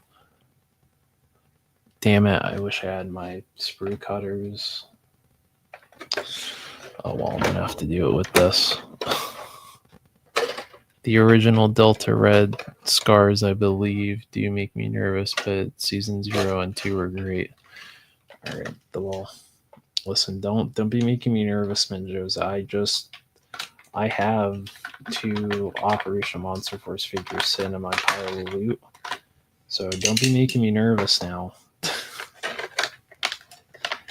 And I'm still debating what the third is going to be. All right, so we're taking Sidewinder out here. And he's packed in here, man. He's got quite a slew of accessories in here. All right, so right off the bat, he's got ooh. Why does this Sidewinder feel different than the original one? Hang on a minute. Because we need to get a feel test here.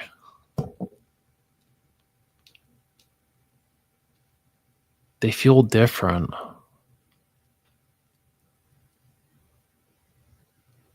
That's so weird. They feel different. Like this feels like different. I don't know what it is. I don't know if it's the plastic or what it is, but this feels different than this.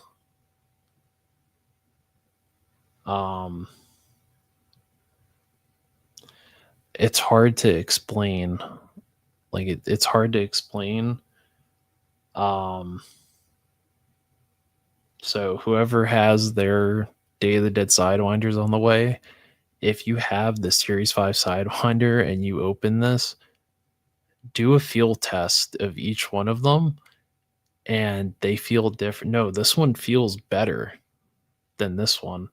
And I don't know if it's because Gonzo said that this has the new. That's why. That's why this feels different. I knew some shit felt different because of this body. Okay. All right. Now I understand why. Okay. So the reason why I said this feels different, like the plastic and shit feels different, is because this is using the new Series 6 body. Like, as you just saw, you can pop the arms off and pop them back in. That's why. Because he's on the new modular body. That's why this feels different. Oh shit. Okay, well if that's the case, then I'm giving Sidewinder some points, man, because like this feels really good in the hand. This figure feels really good in the hand. All right, so off the bat, love the Sugar Skull face paint. Like I said earlier in the stream, Day of the Dead always lands on. Oh, that's a bit interesting. We'll get into that. Day of the Dead always lands on my birthday, so I always have an attachment to this holiday, and I think the meaning behind this holiday is very important as well. So I think it's very cool that they did this. Now, however, like I said, mine has a QC issue on the face that the faceplate isn't straightened. So, bit of a bummer. But I'm actually not too mad about that because I think I could fix it myself. Is that this just matte, right? Or is it gloss? Gloss paint? I think I have a.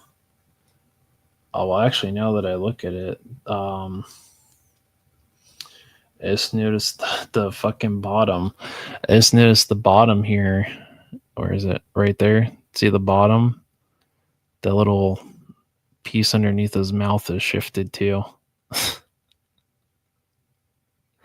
So I kind of got like a fucked up copy of the figure. I think I can fix it. I think I can fix it myself. But I don't know. We'll see. Uh let's see. I ordered almost the exact same thing as you. Good man. Good man. Don't be nervous. Operation Monster Force is a fantastic line. Oh shit. Anime effects. Oh. Yeah, the Sidewinder is getting a Fury arm as soon as I can afford. The Day of the Dead. Yeah, the Monster versus a Revenant. Oh, like the Crow. That'd be cool. Well, hopefully yours has like better face paint because yeah, now I am gonna have to order another one. Um, yeah, I'm gonna have to order another one in the morning. But yeah, besides that, this new vest. I love this new vest. I love this new vest. And I'll tell you why I love this new vest. Because if you went to DFW last year and you remember the Valaverse panel, towards the end of that panel, somebody asked if we were getting combat medics in the future. And that person was me. And none of you that went to DFW knew who I was at the time. But that was me. I asked if we were getting combat medics in the future. And Bobby said, down the line, we'll get combat medics.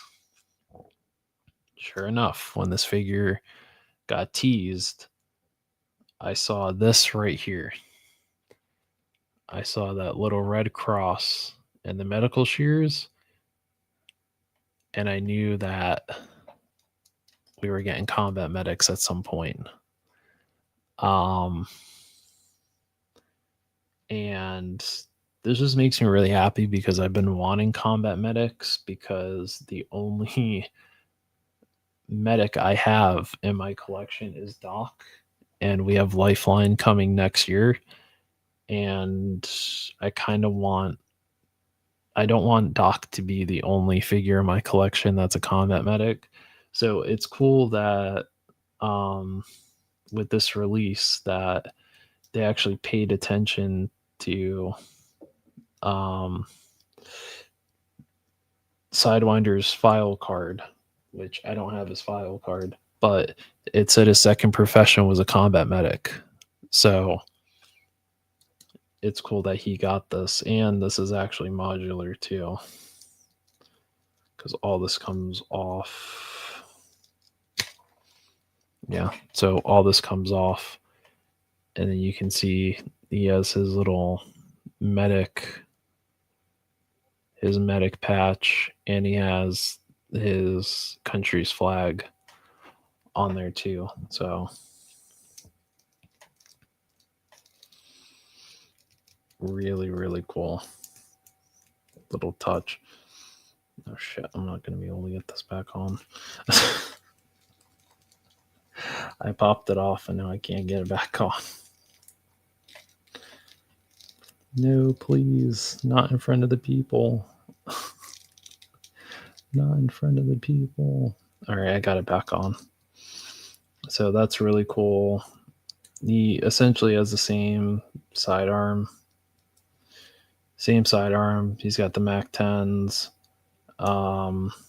His grenades are pretty much the same. Just these ones are painted silver on this one. And then their frags are just black.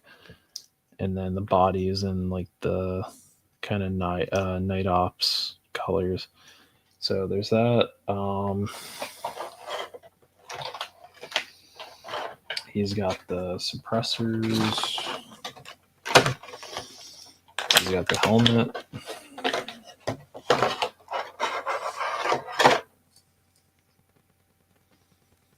Which can go on his head.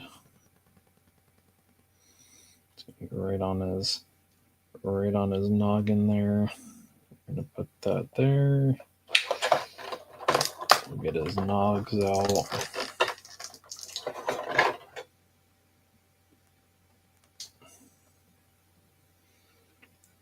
Plug those in. And those sit. I'm sitting a little low. I might have to fuck with these like I did with the Night Ops Senshi, because I had to play around with those to get them to sit right. Yeah. So that's what he looks like with the nogs on, and then you can flip them up. That's what he looks like. So those look cool. Again, he's got the same AK from the weapons pack, but the tape is a different color, and the grenade launcher is a different color, and I think that's it. The hands are the same. His knife and his sheath are the same as the Series 5. And he's got the extra hands, so but yeah, he looks awesome. He looks really, really cool. And he's 3 action points. This card art is awesome. And then his file card, the art for the file card is just really cool too. So, but yeah, you can see right there. So his secondary skills, combat medic specialist. So pretty damn cool. So yeah, he looks really cool. And then if you want a comparison next to Night Ops Senshi, which if you were here earlier, I did show that I did a bit of work to mine. So I did repaint the head sculpt to fit more appropriate with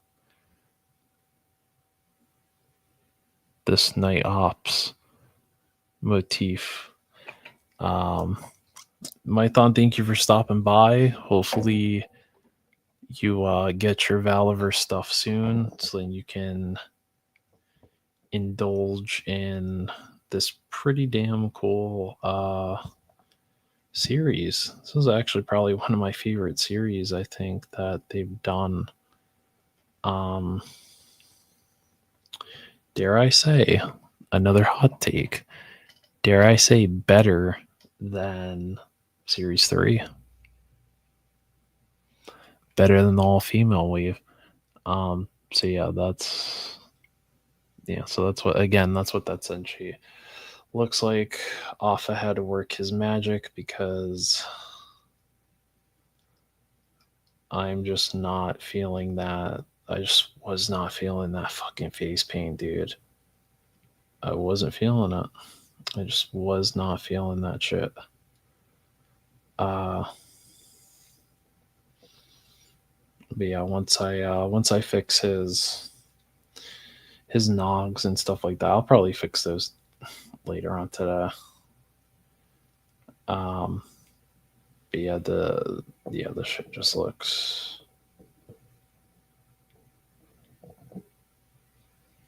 Yeah, just looks good. All right, I gotta play catch up with the chat here. Menjoza said Lamerto looks like a crazy mate figure. Alpha said I ordered 2 Day of the Dead Sidewinders to go with my Trisse action figure from Loose Collector, and I think I will save some ducats and wait for another mystery box from Valaverse to drop. And then Red asked, different good or bad? No, definitely different good. Like I said, the quality of these new bodies is it's better. Like they feel sturdier. I don't know what it is. Like, let me see if is he even still the same height as? No, he's still the same height as the original Sidewinder. So, but yeah, I don't know what it is. It's just like I said, the plastic just feels better on these. And I even think like him next to Warpath Eclipse also looks really fucking good. If you were lucky enough to get Warpath Eclipse when she was out, she also looks like really good next to him. Like she blends into the Night Ops thing really good too. So yeah, I mean, if I'm gonna hold my judgment out of 10 on this figure, like my ranking out of 10 for this figure, until I get another one, because I feel like it's he's just rubbing it in. I feel like it, yeah, I feel like I gotta order another one, and then if everything comes out perfect, then I feel like that's what I could base my judgment off of. But like I said, I could go in there and I could clean it up. Not saying that it's acceptable that I paid $30 and had a QC issue. It's not. And I don't know if me reaching out and explaining that I had a QC issue with my figure would do anything.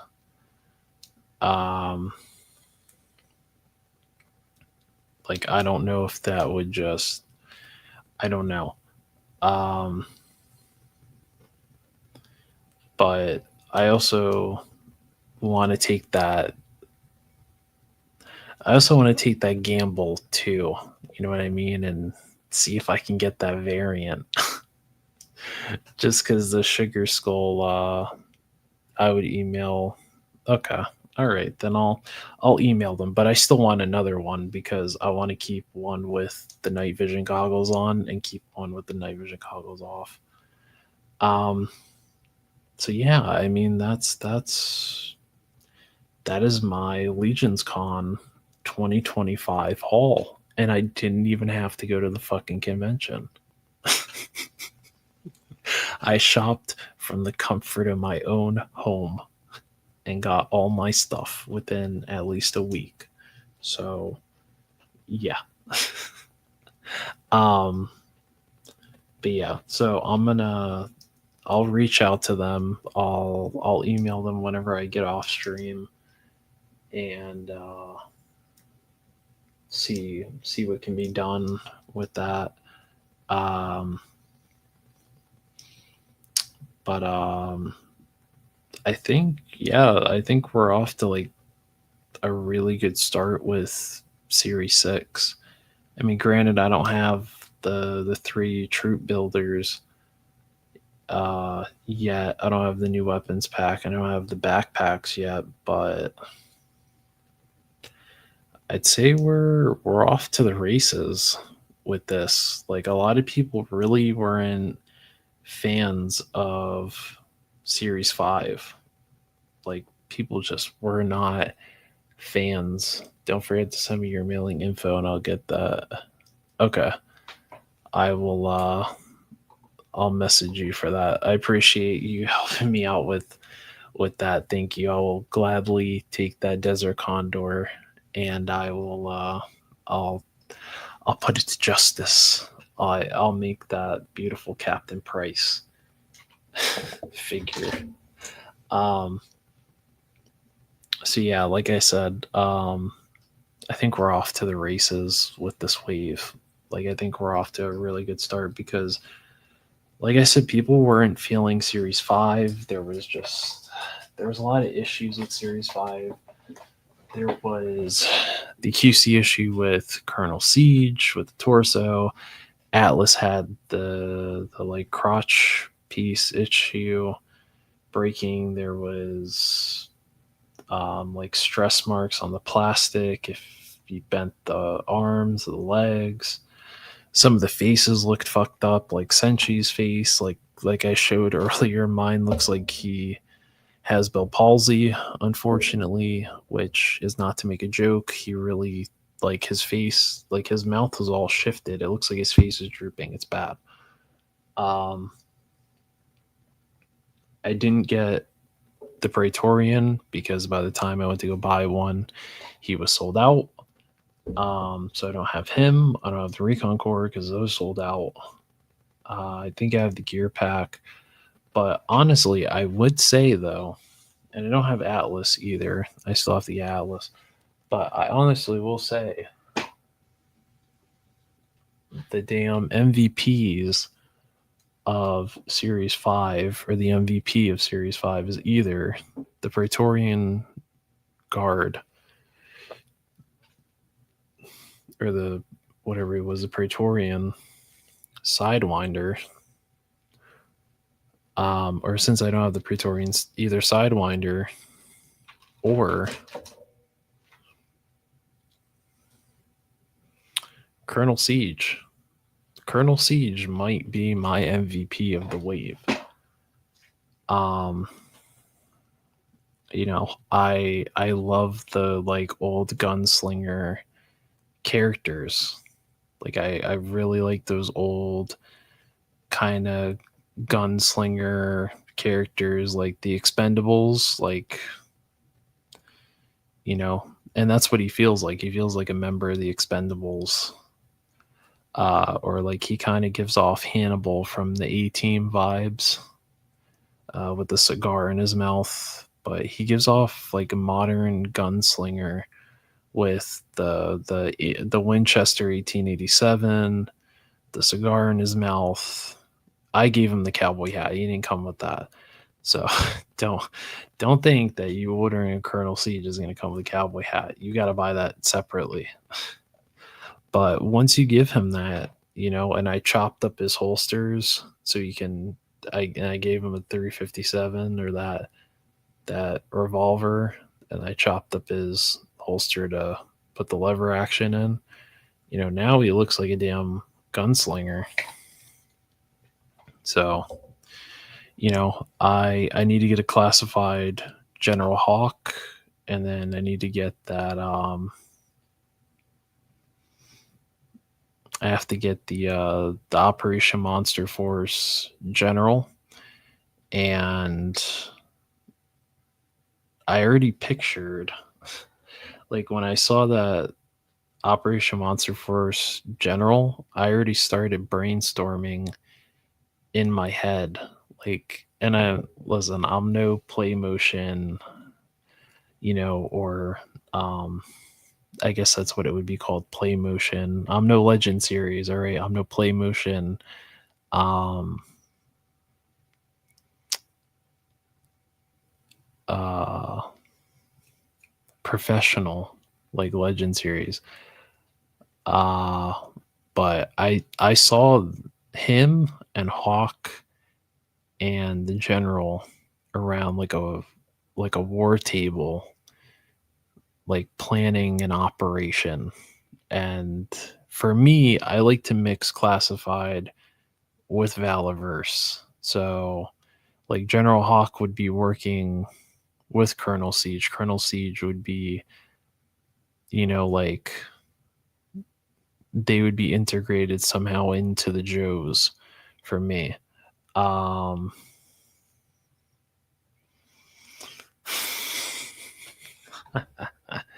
Gets 8,000 emails from customers wondering where the cowboy hat for Colonel Siege is.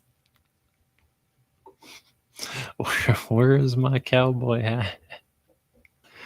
Uh so yeah, that's, I don't know. I mean, genuinely, now that we're getting such cool figures now, like this guy like Sidewinder, and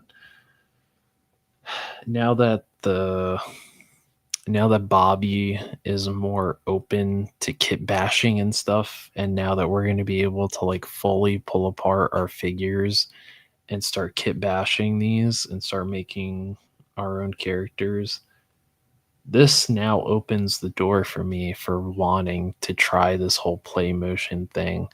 Not that I would do it like Legend Series, because that takes a certain kind of charm, certain kind of class, to sit there and figure out how to do it with the gloves and try to hide your hands and stuff. Listen, you can't hide these big fucking hands, all right? These monster hands, these cricket bats, no matter what size pair of gloves I get, you're gonna still see them. So if I have to do them like how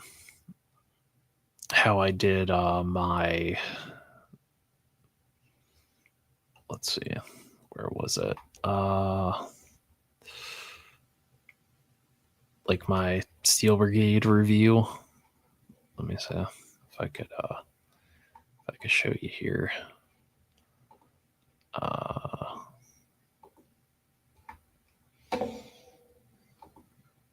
We're gonna go to my cricket bat hands. I got big ass hands. Essentially, that's what I'm saying. I have giant hands. Or I have like Andre the Giant. Got one. Dan's. No, we're not hearing myself twice. So anyway, sorry you had to hear me twice. Let's see, like something like this, but better. Hang on. All right, so something like this. Well, something like this.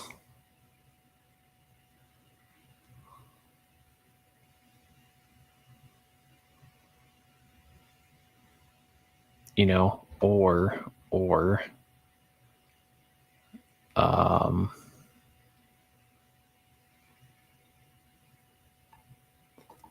let's see, or like how I did this one.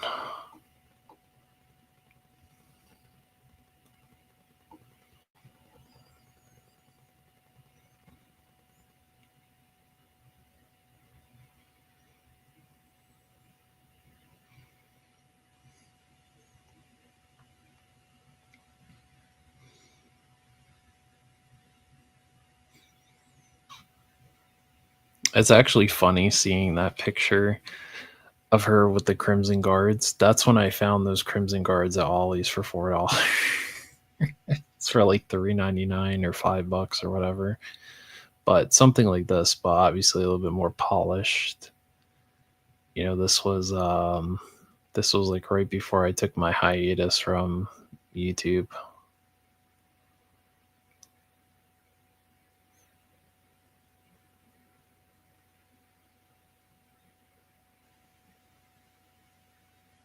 And now I can build backgrounds, so we don't need to worry about that. But something like this.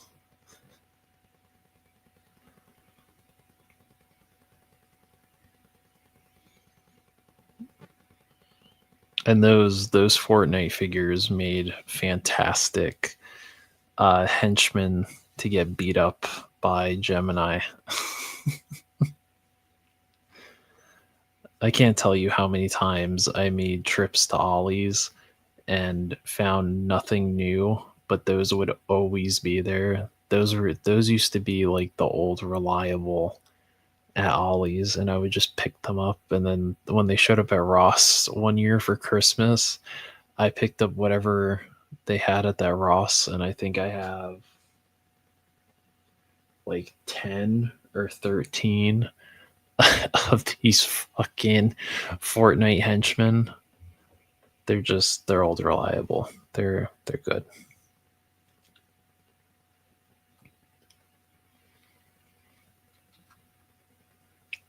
I can tell you what though, Woody is not gonna have a great time having to replay squad this.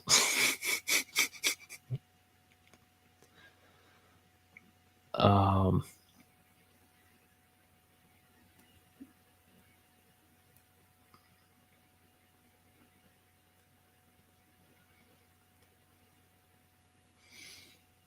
so I mean, you know, the seeds were kind of planted there for that.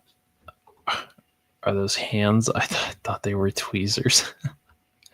I swear they're playing a shell game with the figures because I see what is that Ollie's on Toy Hunts and I am jealous. A shell game. Well, listen, this was how long ago was this? Oh, this was last year. Okay, so yeah, this was last year. Oh no, this was 2 years ago. I think when I found those. Oh man, you want to see a pissed off AFA? Oh man, dude, I was pissed in this video. This okay. That enough is enough video. That was when people were just genuinely being greedy as fuck when all the Crimson Guards were showing up at Ollie's, and instead of being considerate collectors and taking one or taking a certain amount and leaving one, like people were just scooping up whatever the fuck was there and just not leaving any for the next person.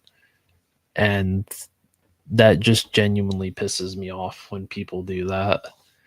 But I get it. It's your money. You can do whatever the fuck you want with it. But it's just the principle of leave some for your fellow collector. Like, you know, do you really need 36 Crimson Guards at once?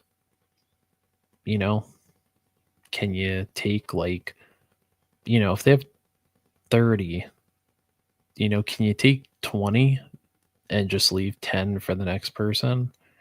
Or take 15 and then leave some for the next person? You know what I mean? Like it just genuinely pissed me off and I couldn't find them.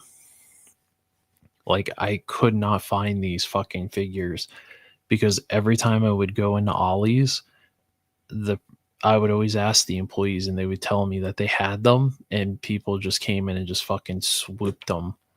Like as soon as they were put out, just fucking swiped and just swiped all of them in one go. So yeah, it just genuinely pissed me off. So I just kept buying the Fortnite figures because they were always there and people always passed them up. And I love this figure. This sky and like the Tiger Force colors is really dope. I love these Velociraptors too. I got those at Ollie's. I saw those were showing up at Ross recently too. These Velociraptors. And then sure enough, I did find these, but I made sure to grab them. I hit up whoever I could at the time and told them, "Hey, I'm at Ollie's. If you need Crimson Guards, let me know now. Or if you need Sergeant Slaughter, let me know now. because I'm only staying here a certain amount of time and then I'm leaving. And this was birthday luck too. Like 2 years ago, this was birthday luck because I found all these on my birthday. So I grabbed 2 Crimson Guards for one collector, and I grabbed a Sergeant Slaughter and 2 Sergeant Slaughters for 2 different collectors. Then I think, oh no, I think I picked up 4. I think I picked up 4 Crimson Guards, and I hit up SME Toys, and I asked him if he needed Crimson Guards, and he said, yeah, if I could try to go back and grab them, and I think they were already picked through. So I told him, I'll just give you 2 of mine that I picked up, and then we'll be good. You don't have to pay me back or anything. Like, you've sent me so many RAOK random acts of kindness in the mail. This is just a lot of RAOK, paying it forward. So that's how that was. So, but yeah, so I didn't even get a Sarge for myself. I didn't want a Sarge. I wanted Zorana. I was mainly on the hunt for Zorana, and I found her. I found her. I was so fucking happy. Because as soon as I walked in, there was a fucking dude that was walking out with like a shipper box filled with Crimson Guards, and I was like, there is no way these fuckers just came in and just cleaned out house again. And so I asked an Ollie's employee, I was like, excuse me, sir, do you have any more of those G.I. Joe figures? And he was like, follow me. And so he walked me over to this pallet and just started opening up boxes. And there were fucking Retro Hiss 2s, Zoranas, Dusties, Crimson Guards, Sergeant Slaughters. And he was just like, this is all we have, and you can go through and grab whatever. And I was like, okay, cool, because yeah, these are actually for other collectors. I'm not like those guys over there trying to scalp these figures, because people were going in, they were scalping the fuck out of these classified figures because they were pretty hot items. But yeah, these Velociraptors, the Fortnite Raptors, are really cool. They're really, really cool. There they are. There's those henchmen, baby. That always yeah, and then all this what you see here on this table, this is all from Ollie's. So actually no. Okay, except for Metal Mouth back here, the guy in the camo, and then this Midas that's over here. Everything else was from Ollie's. Like, everyone was too busy hunting for classifieds, and they just all completely passed up all this Fortnite shit. Like the astronaut, that's the Jazzwares one. This may be like the longest fucking video I think I've ever done, 1 hour and 12 minutes. So, but yeah, if you wanted to, I've actually thought about going back and redoing this video because I didn't quite like the way that I did this video. Oh yeah, they also did the chickens from Fortnite as well. So if you bought the Velociraptors, one of them came with the chicken, and they also came with where is it? the piece of meat. Yeah, there it is. It came with the ham bone. Well, I don't know how many people. Well, for the people that play Fortnite, because I know Red does, and whoever else replay squad, depending on whatever chapter you started or whatever point you started at. When I started playing Fortnite, you could kill the chickens and they would drop these, and you could eat them for health. So that made me laugh when I saw that, because I was like, oh, I remember these actually being in the game. And then probably one of my favorite figures from the line, TNTina. Such a good,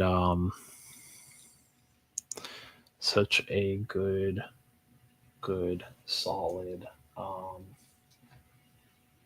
Fortnite figure. Really fun. Where the hell is she? There she is. This figure, man, one of my favorites from the Fortnite line is this one here.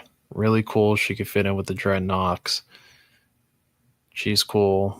I also really like the other version they did of her.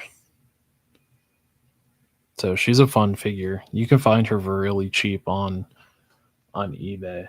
Like I think I saw somebody who had an auction for her in the box still with the glider for like $6 was a starting bid.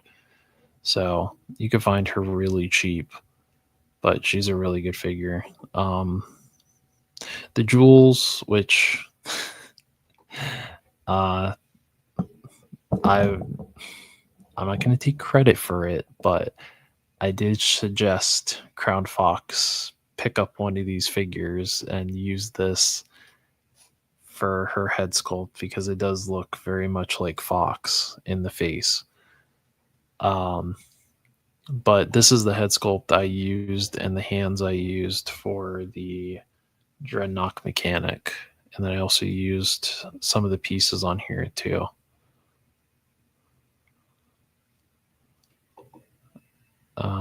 But yeah, this is what she looks like. She's also a really good figure.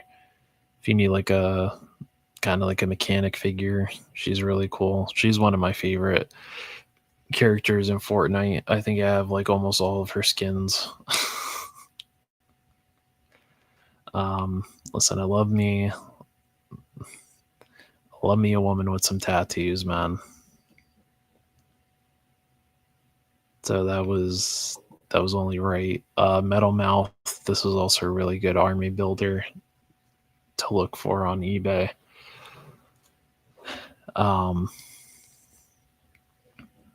He's a good one.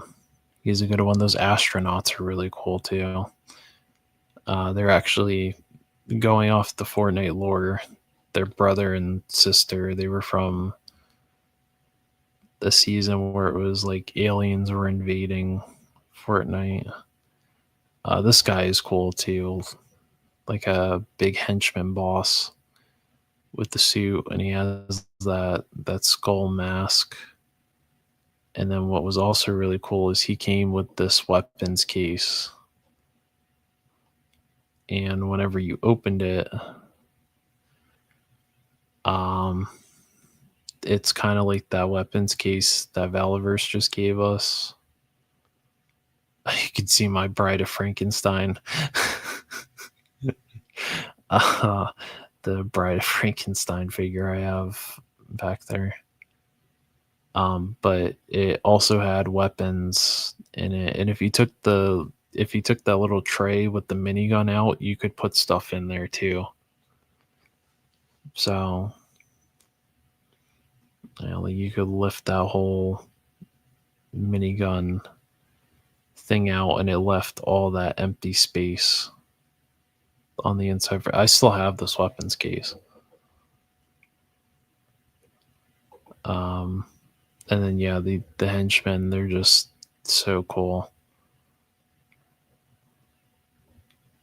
Man Cake, Also one of my favorite figures from this line. Just such a unique character. Like I said, I love my gunslingers, dude. I love my gunslinging characters, even if they are considered a breakfast food.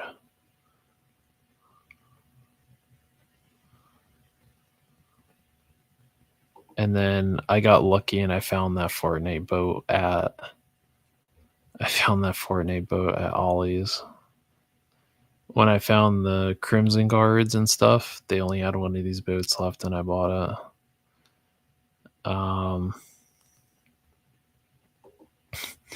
You want to all right. Oh shit, sorry, I wasn't even showing this the Fortnite boat here. So really crazy story about this. So I was at work and I was walking back into the building and I looked down at the ground. This is how I know the universe blessed me that day. I looked down at the ground and there was $100 bill just sitting right there on the fucking ground. And I looked around to see if like maybe somebody had just walked outside of the store and just accidentally dropped it, but nobody was around.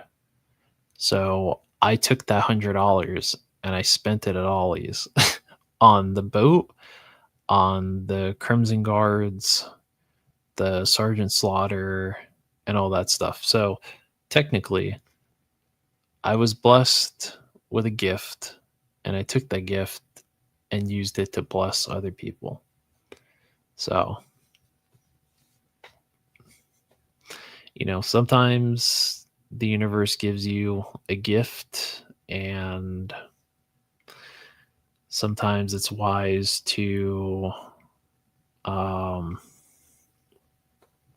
what's it called? Sometimes it's wise to pay that gift forward in some way, to where it comes full circle. If that makes sense.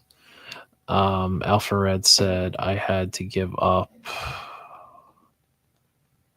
I had to give up on Ollie's. Never anything good. Zorana Stalker and Tiger Force Outback started me collecting again. Zorana is a very good figure. I really like that Zorana. Stalker is also a really good figure. I have him up there. And that Tiger Force Outback. Both of those I found at Ross. Those are both up on my shelf.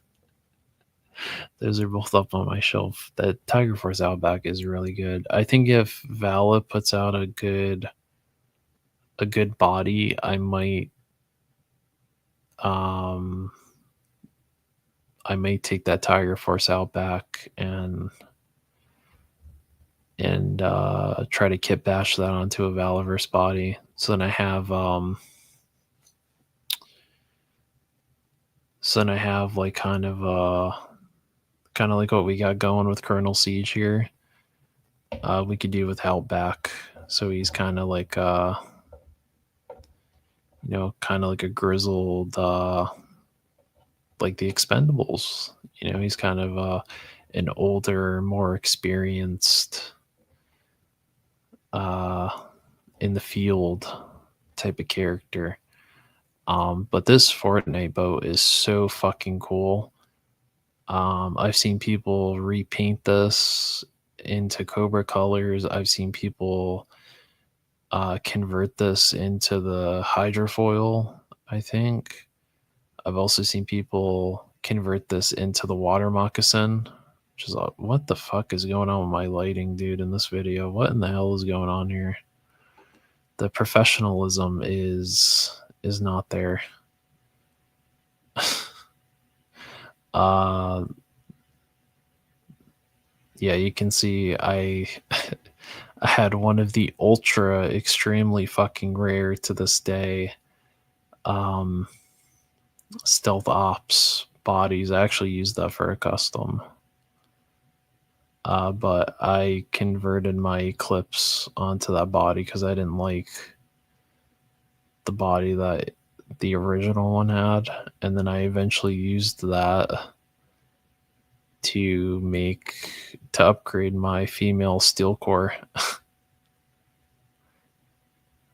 So, but yeah, if you want to like honestly get my thoughts on the Hasbro Fortnite line, and you have an hour and 12 minutes and 19 seconds, or you just want to put this on in the background, it's not bad.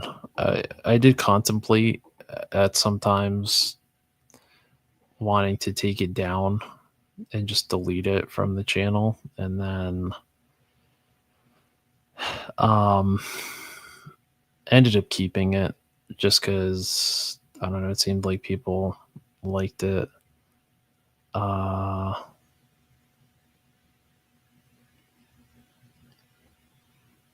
was also a good one too, this McFarlane accessory pack. I actually liked that accessory pack. His weapons packs were probably one of the few things I liked that McFarlane put out. I also still have this robot cowboy too, this gunslinging cowboy. Again, I'm telling you, I love my gunslingers, dude. Let me just show you that so you can see. Yeah, this guy right here. He was extremely pricey. Extremely fucking pricey on Big Bad Toy Store when he came out. And he didn't have any kind of gun. I think he had like a cannon for his arm, but I was like, that's kind of fucking stupid. Why is he? How are you gonna make a robot cowboy and not give him some sort of gun? So McFarlane made this oversized, this fuck, like steampunk 6-shooter. And I was like, oh, dude, if this scales with him, this is going to be perfect.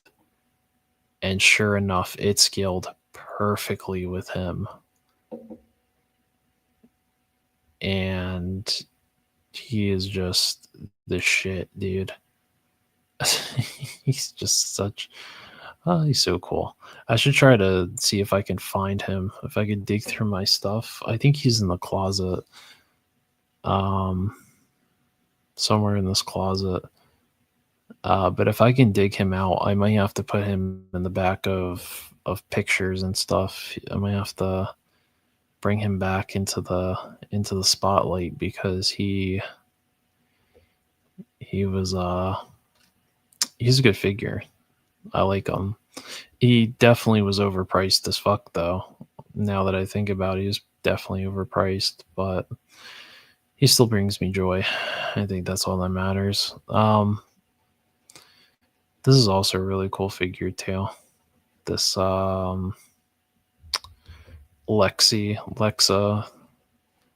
I think she was cool. Cheetos gifted me that one year for Secret Santa.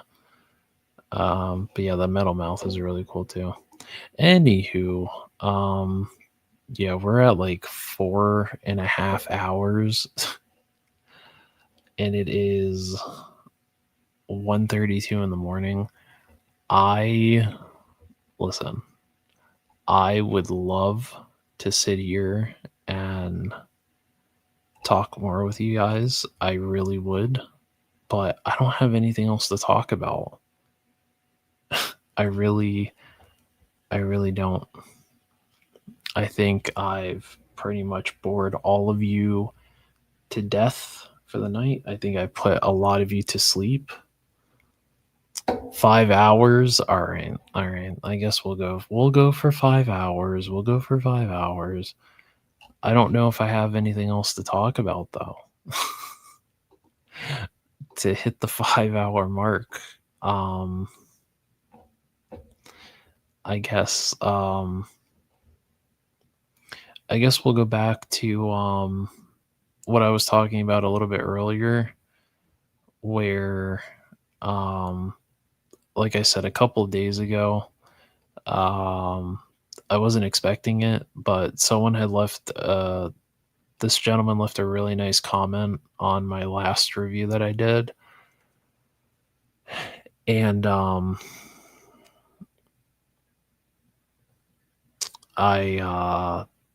well, I don't know if he subscribed to the channel, but if he did, if I was worthy enough to earn his subscription,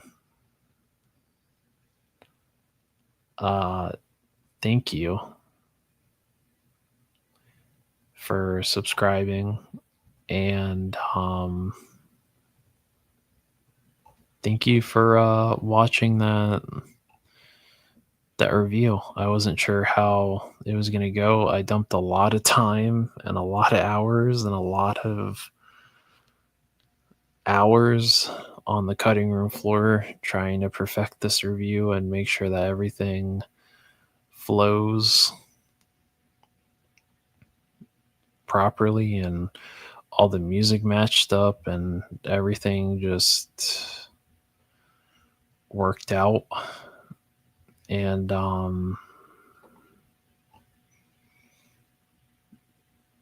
I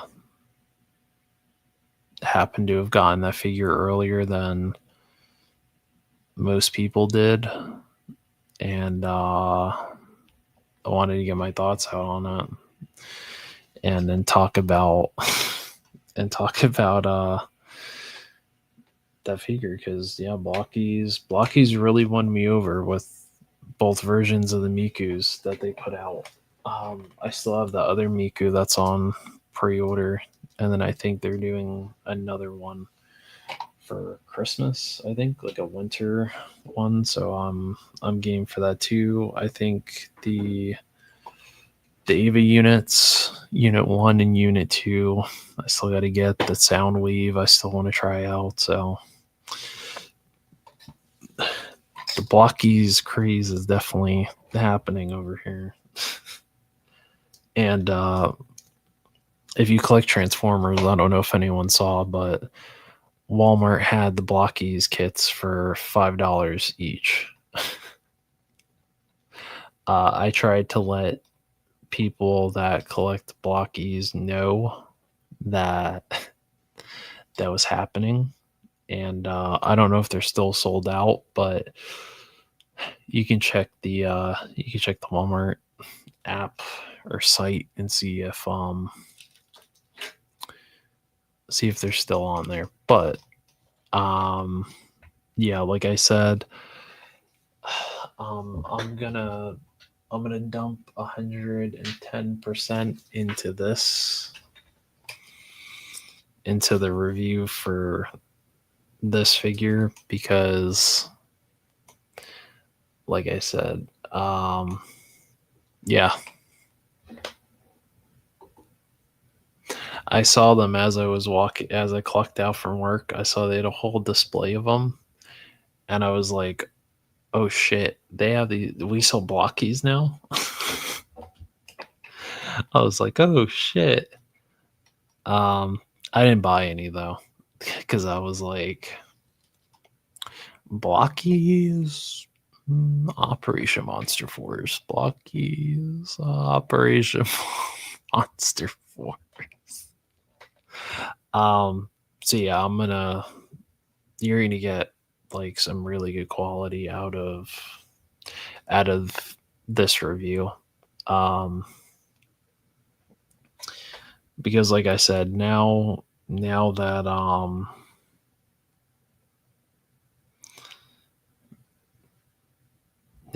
that fire has been lit, it's time to push for 500. And I know it can be done. It's going to take a lot of dedication to get there. But yeah, now it's game time, people. It's game time to get to 500. So we gotta definitely. I just realized this. I might have to heat this up. See if I can pop this off in. Anyway, I'll figure that out later. But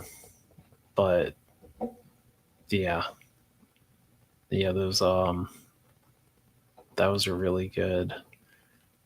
Wanted to try them. They're good figures. The blocky stuff is really good.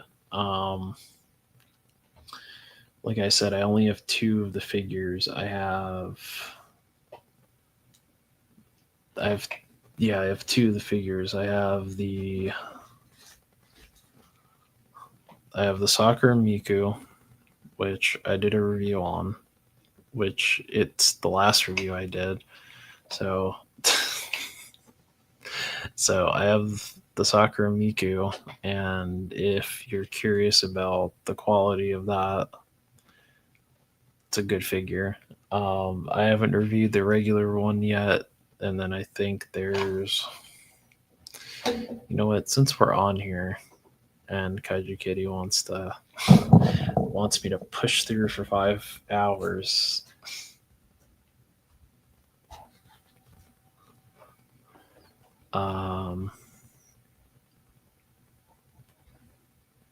Oh shit! I forgot they did I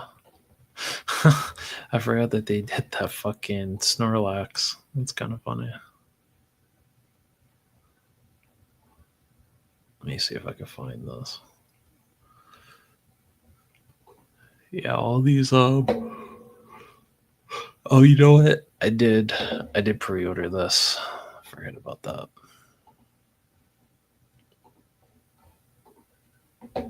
This Piplup I pre-ordered because I had to. Piplup was my favorite from Diamond and Pearl.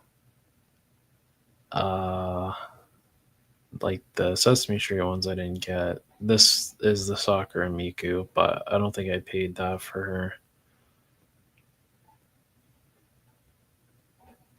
Like that Alita one was $5. See, if they had this Soundwave for $5, I probably would have pulled the trigger. This Unit 2, I'm gonna get that Unit 2 and Unit 1 because those are. I have a soft spot for Evangelion too. This one, I think I canceled my pre-order because it's on the Blockies site now, but so far this is probably the best Miku they've done. Her hair is very articulated, and I just kind of like really fuck with the black and yellow really pops. And she's got the different face plates, and she's got the base. And I think they actually re-engineered her knees.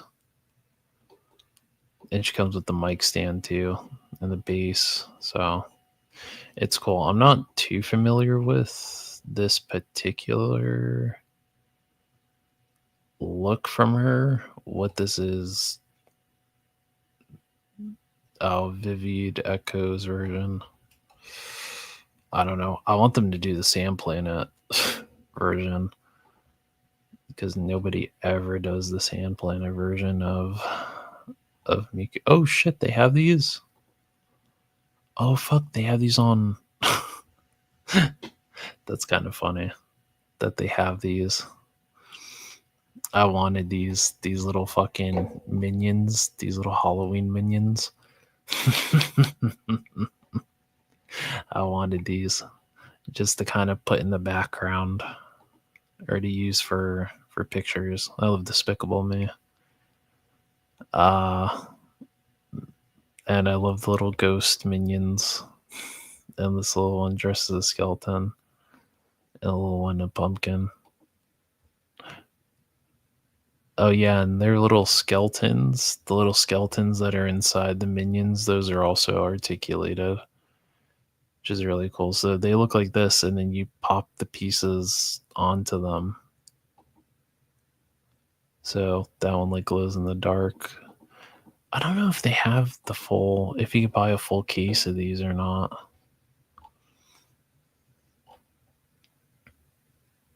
kind of stupid they come out in November.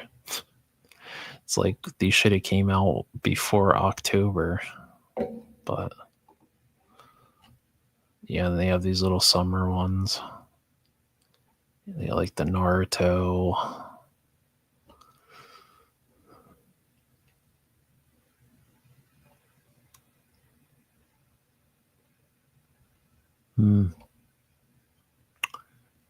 Maybe they didn't have them. Let me check their website and see.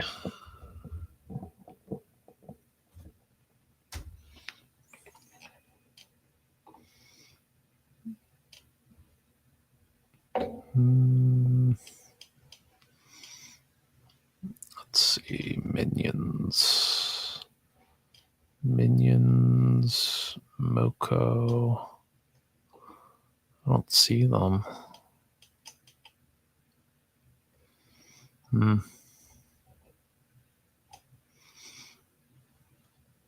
Yeah, they don't have them on here. But yeah, they do have this other one though.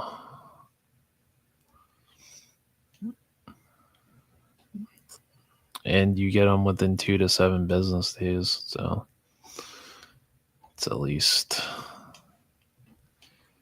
good. Yeah.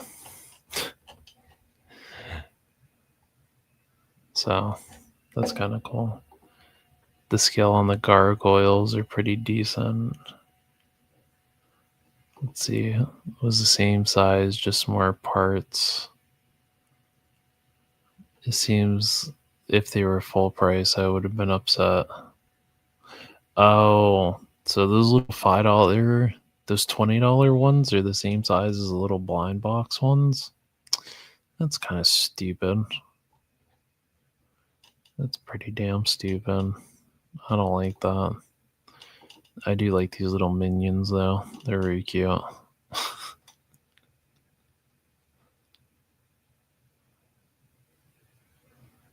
Like he's got the fucking braces stuck in the braces stuck in the car.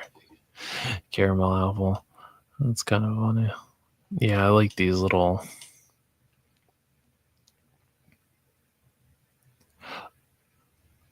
Oh shit. So wait, how many of them are there?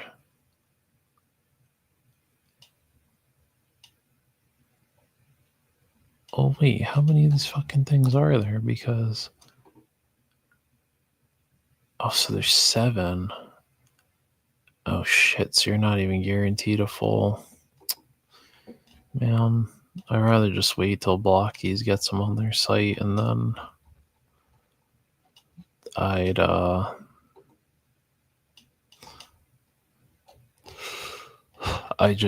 would just get them then and just make sure I get a full case, because it'd be kind of stupid to not. Like, imagine that. Imagine you buy. Oh, we didn't even talk about this. Oh shit.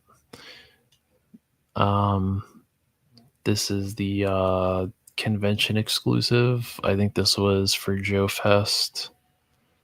The Joe Fest exclusive Phantom Core command unit.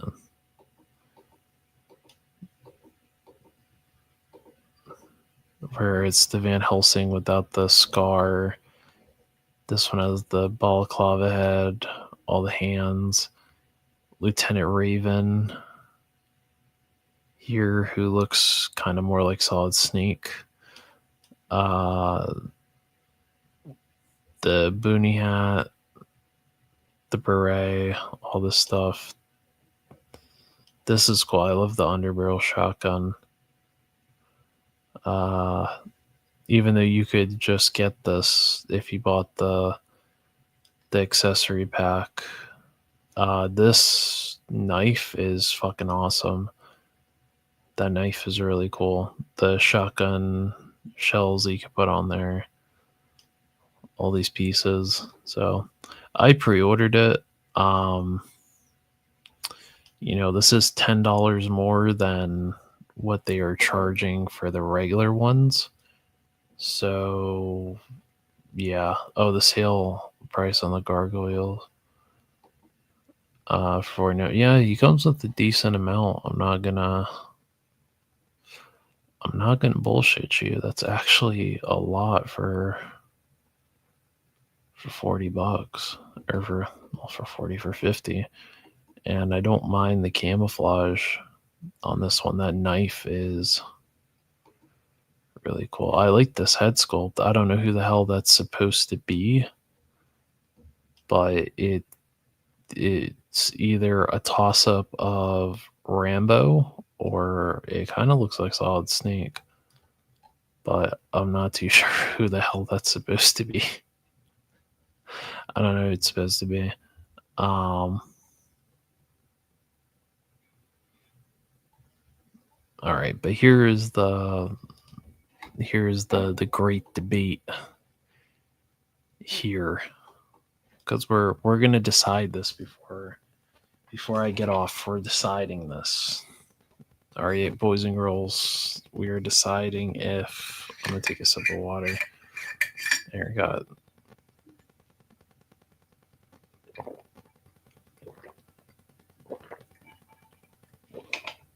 I'm here with fucking dry mouth. I've been flapping my gums for almost 5 hours. All right, so here's the great debate here. What is going to be my third Operation Monster Force figure? Will it be the Halloween Boy?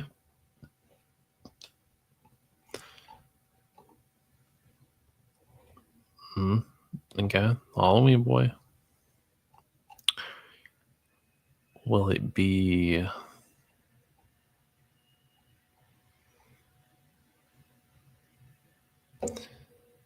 the General?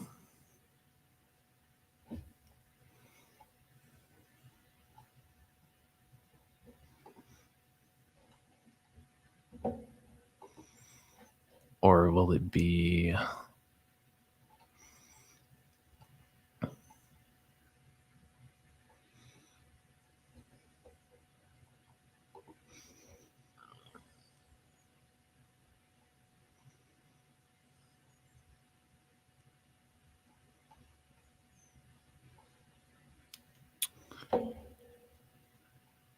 the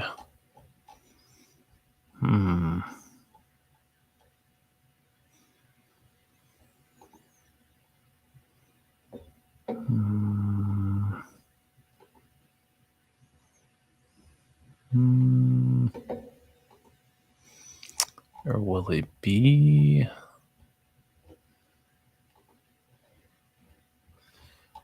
Dr. Calamari? Bum, bum, bum. I mean, I am going to get, like I said, I'm going in heavy with this line. Once I get once I get some overtime in next week, I'm going to have a little bit more to play with.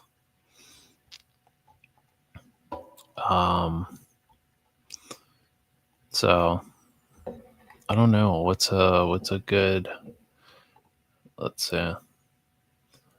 Which ones do I have already? I have the Donner Party, which is this beautiful, beautiful figure right here. I have the Donner Party, and I also have the Eraser. Thanks to Big Bad Toy Store credit.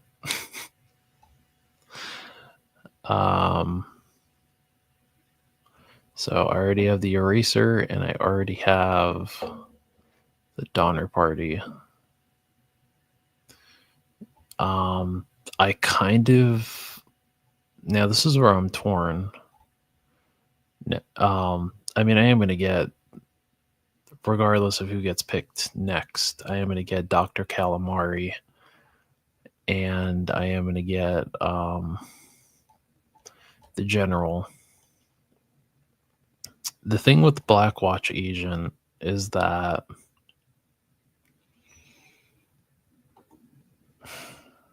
I kind of want 3 of them.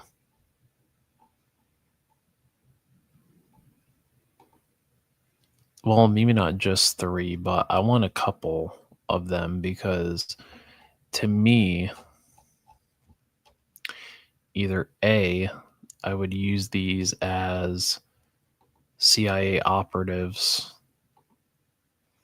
which is what they very much remind me of, or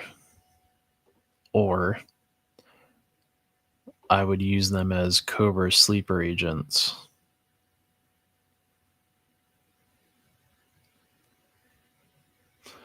Because I could definitely see myself doing I could definitely see myself doing, I don't know, I wouldn't say a play motion necessarily, but I could see myself doing a story or coming up with a story on how these could be Cobra sleeper agents.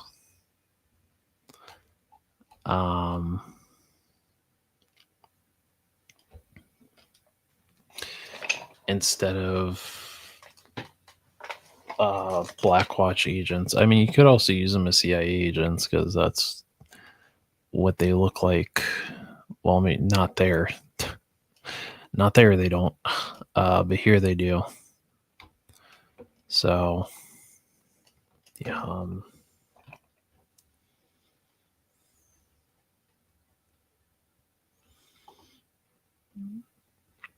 My thinking is a general might go quick.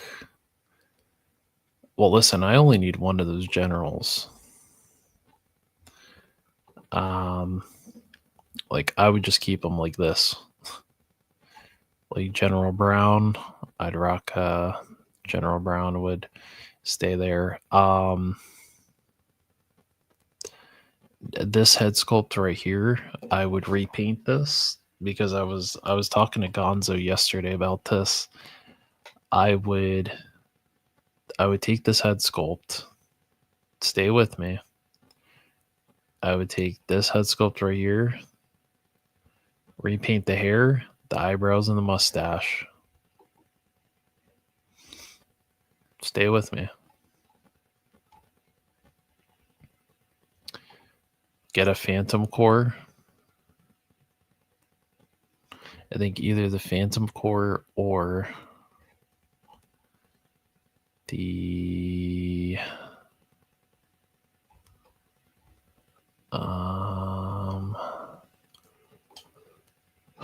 is it this one?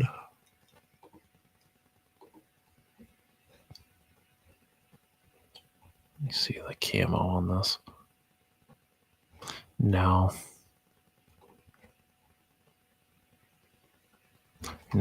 it'd be the Phantom Core. The Phantom Core. A Phantom Core, right? Pop off the head, strip all this off, pop that general head on, give him the beret, give him the holster, 357, General Shepard from Modern Warfare 2. General Shepard from Modern Warfare 2. If you don't know what I'm talking about, let me go ahead and show you what a lot of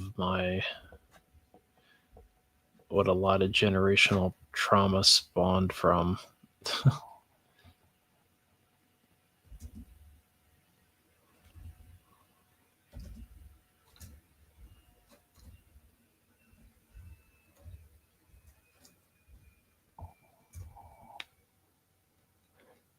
This fucking guy right here. This guy right here. This man right here is responsible for a lot. This guy right here is responsible for a lot of generational trauma. a lot of generational trauma. If you know, you know. And if you haven't, do yourself a favor and either watch a playthrough of the campaign. Actually, you know what? Watch my playthrough of the campaign because I played through this campaign and I believe it took me almost 6 hours straight and I streamed all of it and it's still up on the channel. So you could find that. That was a Gaming with 112 stream where I played the original Modern Warfare campaign and I played the I also played the what's it called? Red. Have yourself a good night. Thank you for sticking through and watching me unbox all of the new Valiver stuff. And yeah, this fucking guy. So like I said, if you repaint that head sculpt, just repaint the mustache, the eyebrows, the hair, and you take the beret from the Phantom Core accessory pack, put it on there. I mean, is it the exact camo? Not necessarily. However, they haven't done a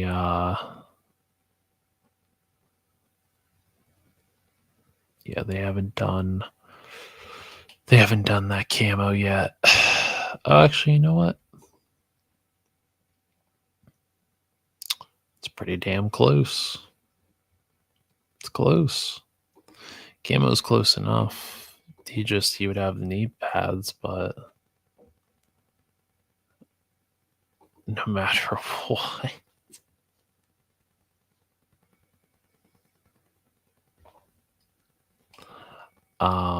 Get a phantom no matter what. I know, but you know, I kind of want a General Shepherd because you know, that is that's I mean, fuck that. I could easily use that for a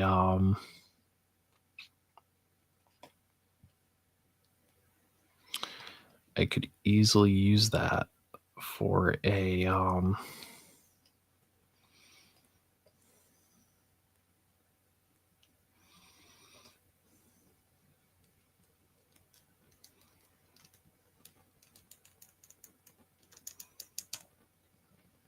I'm gonna have to put what's it called on there? Oh fuck her I'm gonna have to build up those joints. Her fingers are all ah boy. Ugh, that's gonna have to be something. Oh, somebody took a tumble back there. I'll figure it out. But yeah, that would be my goal for the Phantom Core. Do I think the Phantom Core exclusive?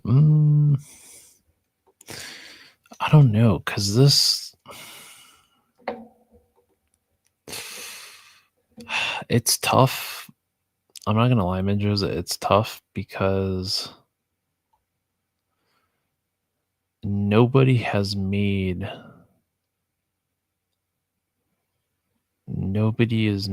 this exact they haven't done the digital camo, and he had the digital camo. However, I don't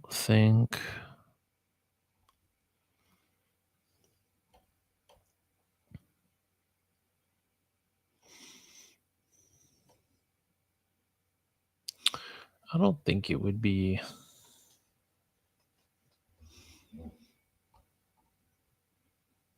I mean, even if I had to do just a bit of a difference here, with the camo. I think if I got it close enough, I don't think I'd be disappointed. But for a bad guy, for a play motion, I would absolutely have to make a General Shepherd if I decided to use him for a play motion. If not, if he went up there with Captain Price and Gaz and Soap and Ghost on like a custom shelf of all my customs, I wouldn't be disappointed. If that's what I had to use, then yeah, because I'm not painting digital camo on a body. That is not happening. That is hell itself to paint digital camo on a body, and then you go to move it and that just fucking chips all that paint in that one area. No. I would rather just get the Phantom Core, strip it down, find a 357 revolver for him, give it to him, and then that would be it. Oh yeah, that's also a good one too. We're gonna figure this out. Somebody's getting bought in a couple of hours when I get paid. Somebody's getting added. Somebody is getting added to that pile of loot. But see, what also gets me with Halloween Boy is that he's just so damn cool, man. I don't know what it is. He just looks so fucking cool. Like, I could use him as an assassin character. Like, I could easily pair him with Cobra. Like, I could see this guy working with Cobra. And, Cobra Commander sends him out to go take out, a higher power, like a dictator or something. I don't know. Or maybe this guy, he doesn't blend in. He just, I don't know. Like, he could be like a Wet Works type of character for Cobra. Maybe for me, at least when I get the eraser, I'm going to put him with Cobra, and because like I said, I mix Valaversim with Cobra because when I was a kid, I had a whole bunch of different 3 3/4 inch, right? So, I didn't have a whole bunch of Joes. I had maybe less than a handful of Joes, and I had the core, which those were the 3 3/4 inch they sold at Walmart. So I had the core, I had the World Peacekeepers that they sold at Big Lots, and then I had a couple of the dollar store, cheapo dollar store action figures. So I would just, and then I had something else. They were called like Power Elite, which were kind of like Target at the time. They were Target's version of the core. So I would have to mix in people. So like the ones that looked clearly like bad guys, those worked for Cobra, and then the ones that looked like the good guys, they were kind of like hired on as Joes. So that's the mentality that I still have from when I was a kid that still carries over with me with collecting, is that, regardless of, if Valaverse lore says that he is the leader of Action Force, well, to me, he is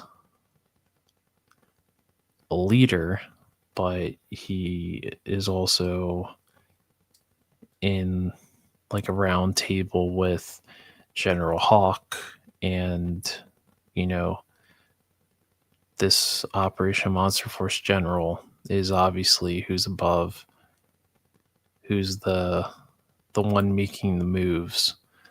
And so, you know, it's this guy, General Hawk, and General Brown. They're the ones that are sitting in a war room trying to come up with a plan to stop Cobra and stop Cobra from committing whatever they're about to commit. So that's how I see it. You know, and this is also something I wanted to do a video on as well, because I sat down and I was messing around with these. Is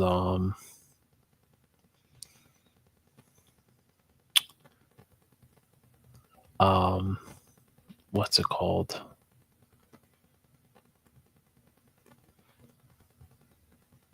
Fuck. I was sitting down messing with these, and it made me come up with an idea for a sit down, because I wanted to bring back Thoughts with 112, which was just something I would do whenever I had a topic, and a topic I wanted to cover was crossplay.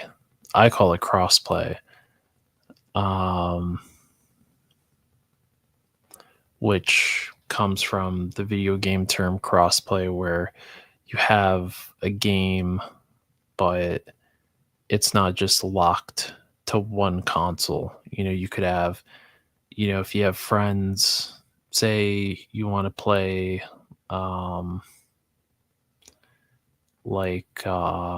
for example, the new Battlefield just came out, right? And you want to play the new Battlefield, but you have friends that are on.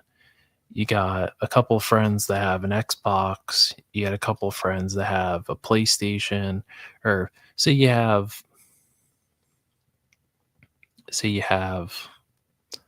a friend that's got an Xbox,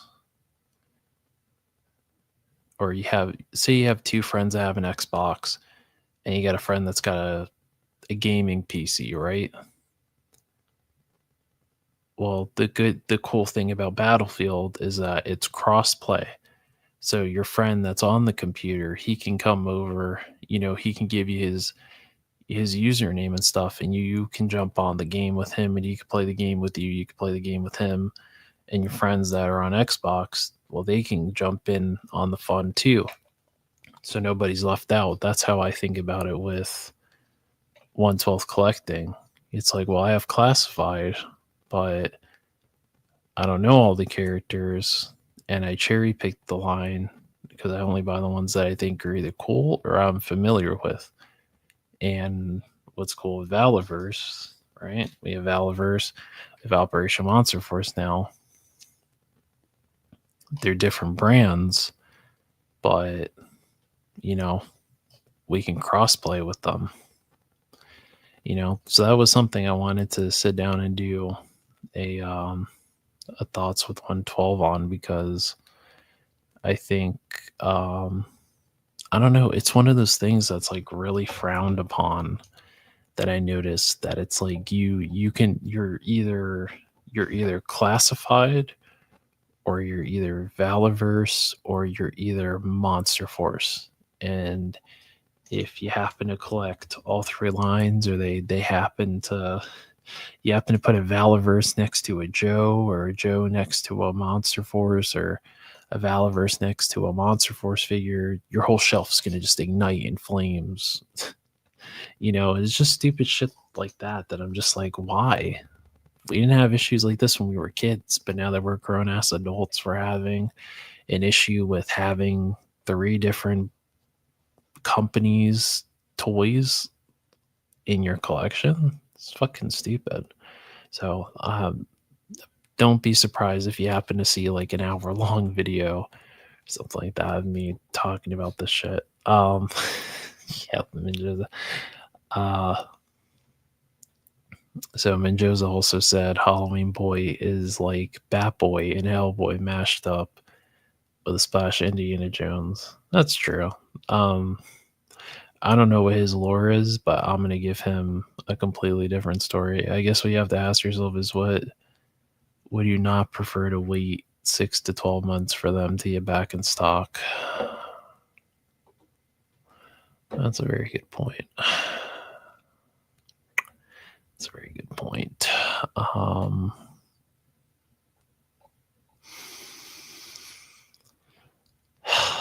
Well,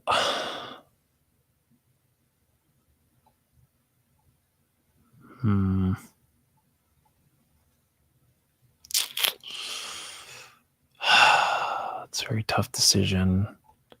It's a tough choice because the two that would fall as the answer for my question, I already have. I already have that. So at this point, it's just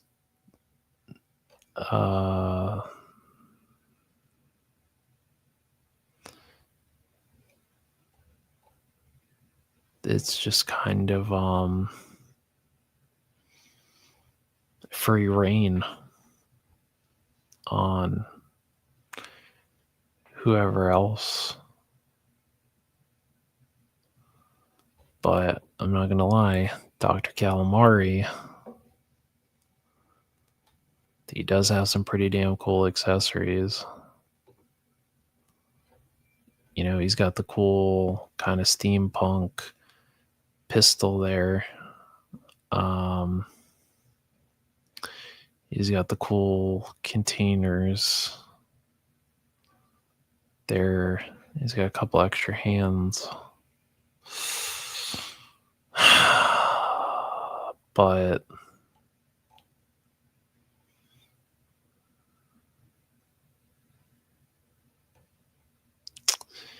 it is a damn tough decision. Man, it's a tough decision. I don't know.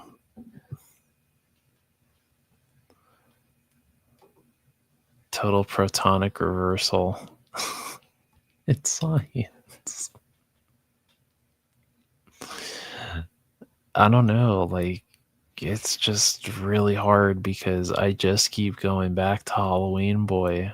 I don't know what it is, but like he's fucking calling to me. He's like by me. And I'm just like, I can't help you. I can't help but want to buy you because you look so fucking cool. It's like you're speaking to me. He's speaking to me. He's like the fucking Green Goblin mask. He's speaking to me. I'm hearing William Defoe speaking to me through this action figure. So, I don't know. Maybe I just kind of like him because I could use him as an assassin or something. I know I could come up with something for him. So, you know what? I'll grab him. I think I'm gonna go with Halloween Boy for my third Monster Force figure, and then, like I said, I'm gonna be putting in some overtime next week, which is good.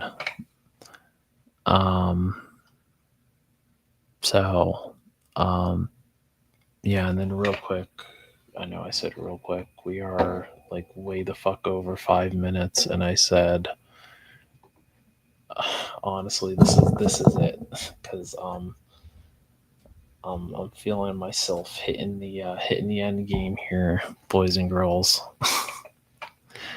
The monkey can no longer dance. No matter how many peanuts you throw at him. So I noticed they had the classified Pat for $16.89, which is a really good deal. A really, really good deal. I have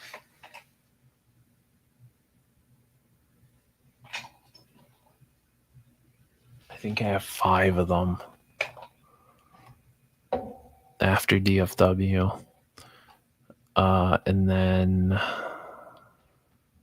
they also have the, where the fuck is he? The Crimson Bat is also on sale too for $16.89, which is also another really good figure too. Like the red and black.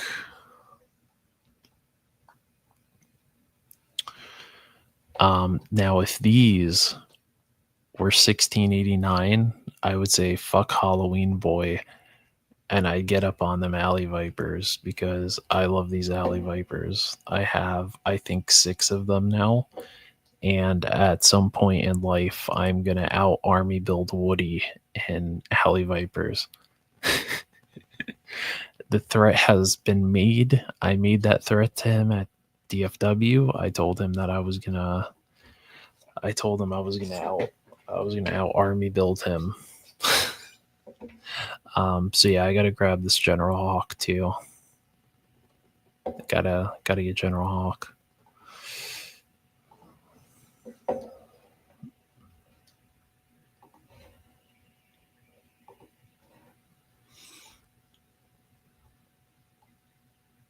I noticed these have become the peg warmer of the wave. It's him and Blowtorch, which kind of sucks because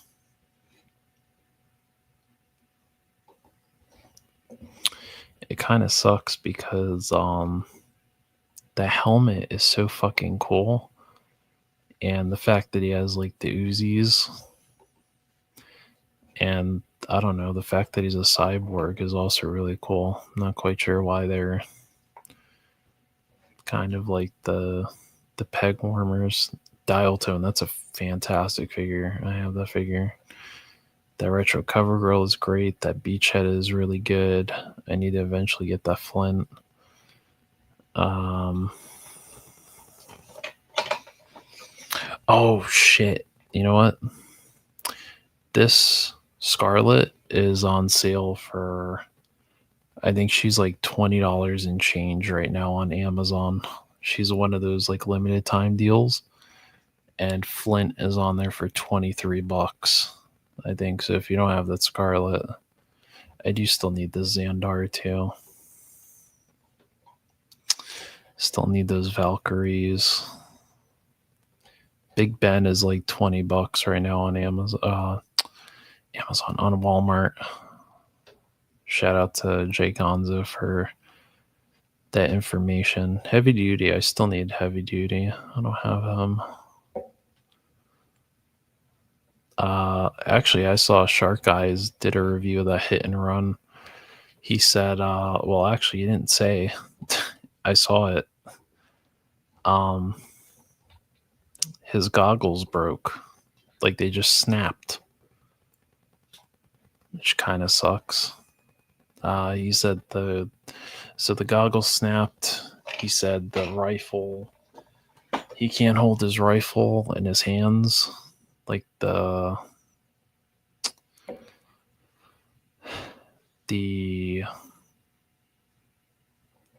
grip it's too small for his hands, which kind of sucks because I was actually looking forward to that Hit and Run. Never had the original figure, never had a figure of Hit and Run, but I like my camouflaged figures. Alpine, I still need Alpine.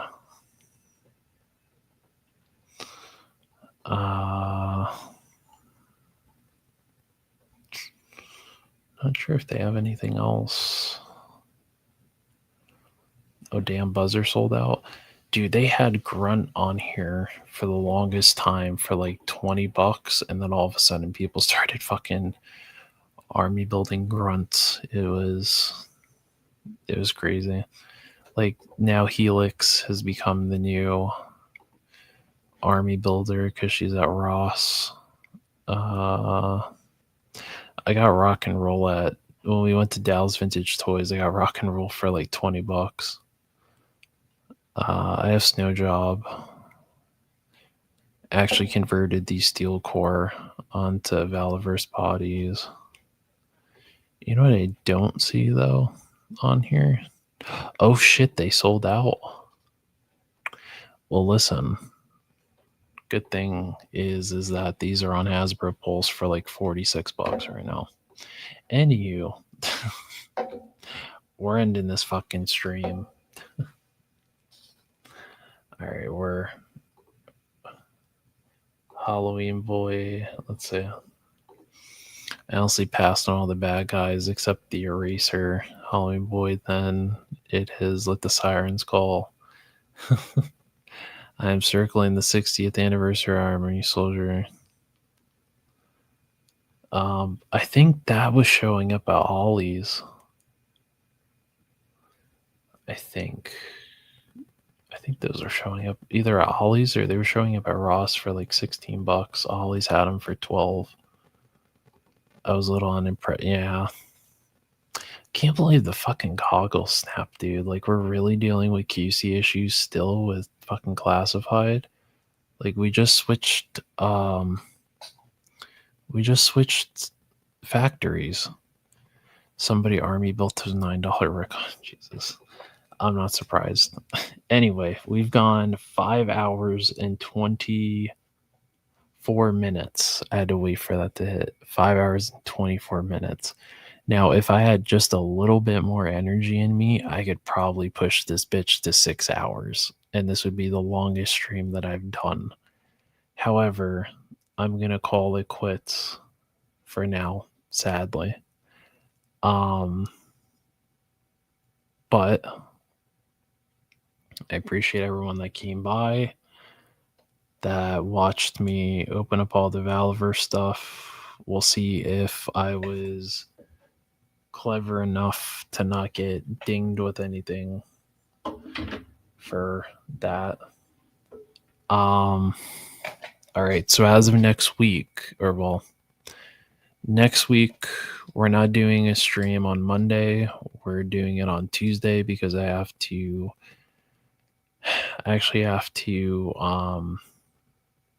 work a double shift on Monday so I could get some overtime at work, and then I have next Tuesday off. I have to work Wednesday, so then those hours make up for Thanksgiving. And then after next week, then we'll be back to regularly scheduled programming until the week of Christmas. Then I have to fucking work Christmas Eve and I have to work New Year's Eve. But I took New Year's Day off because I'm not about to start the first of the year off again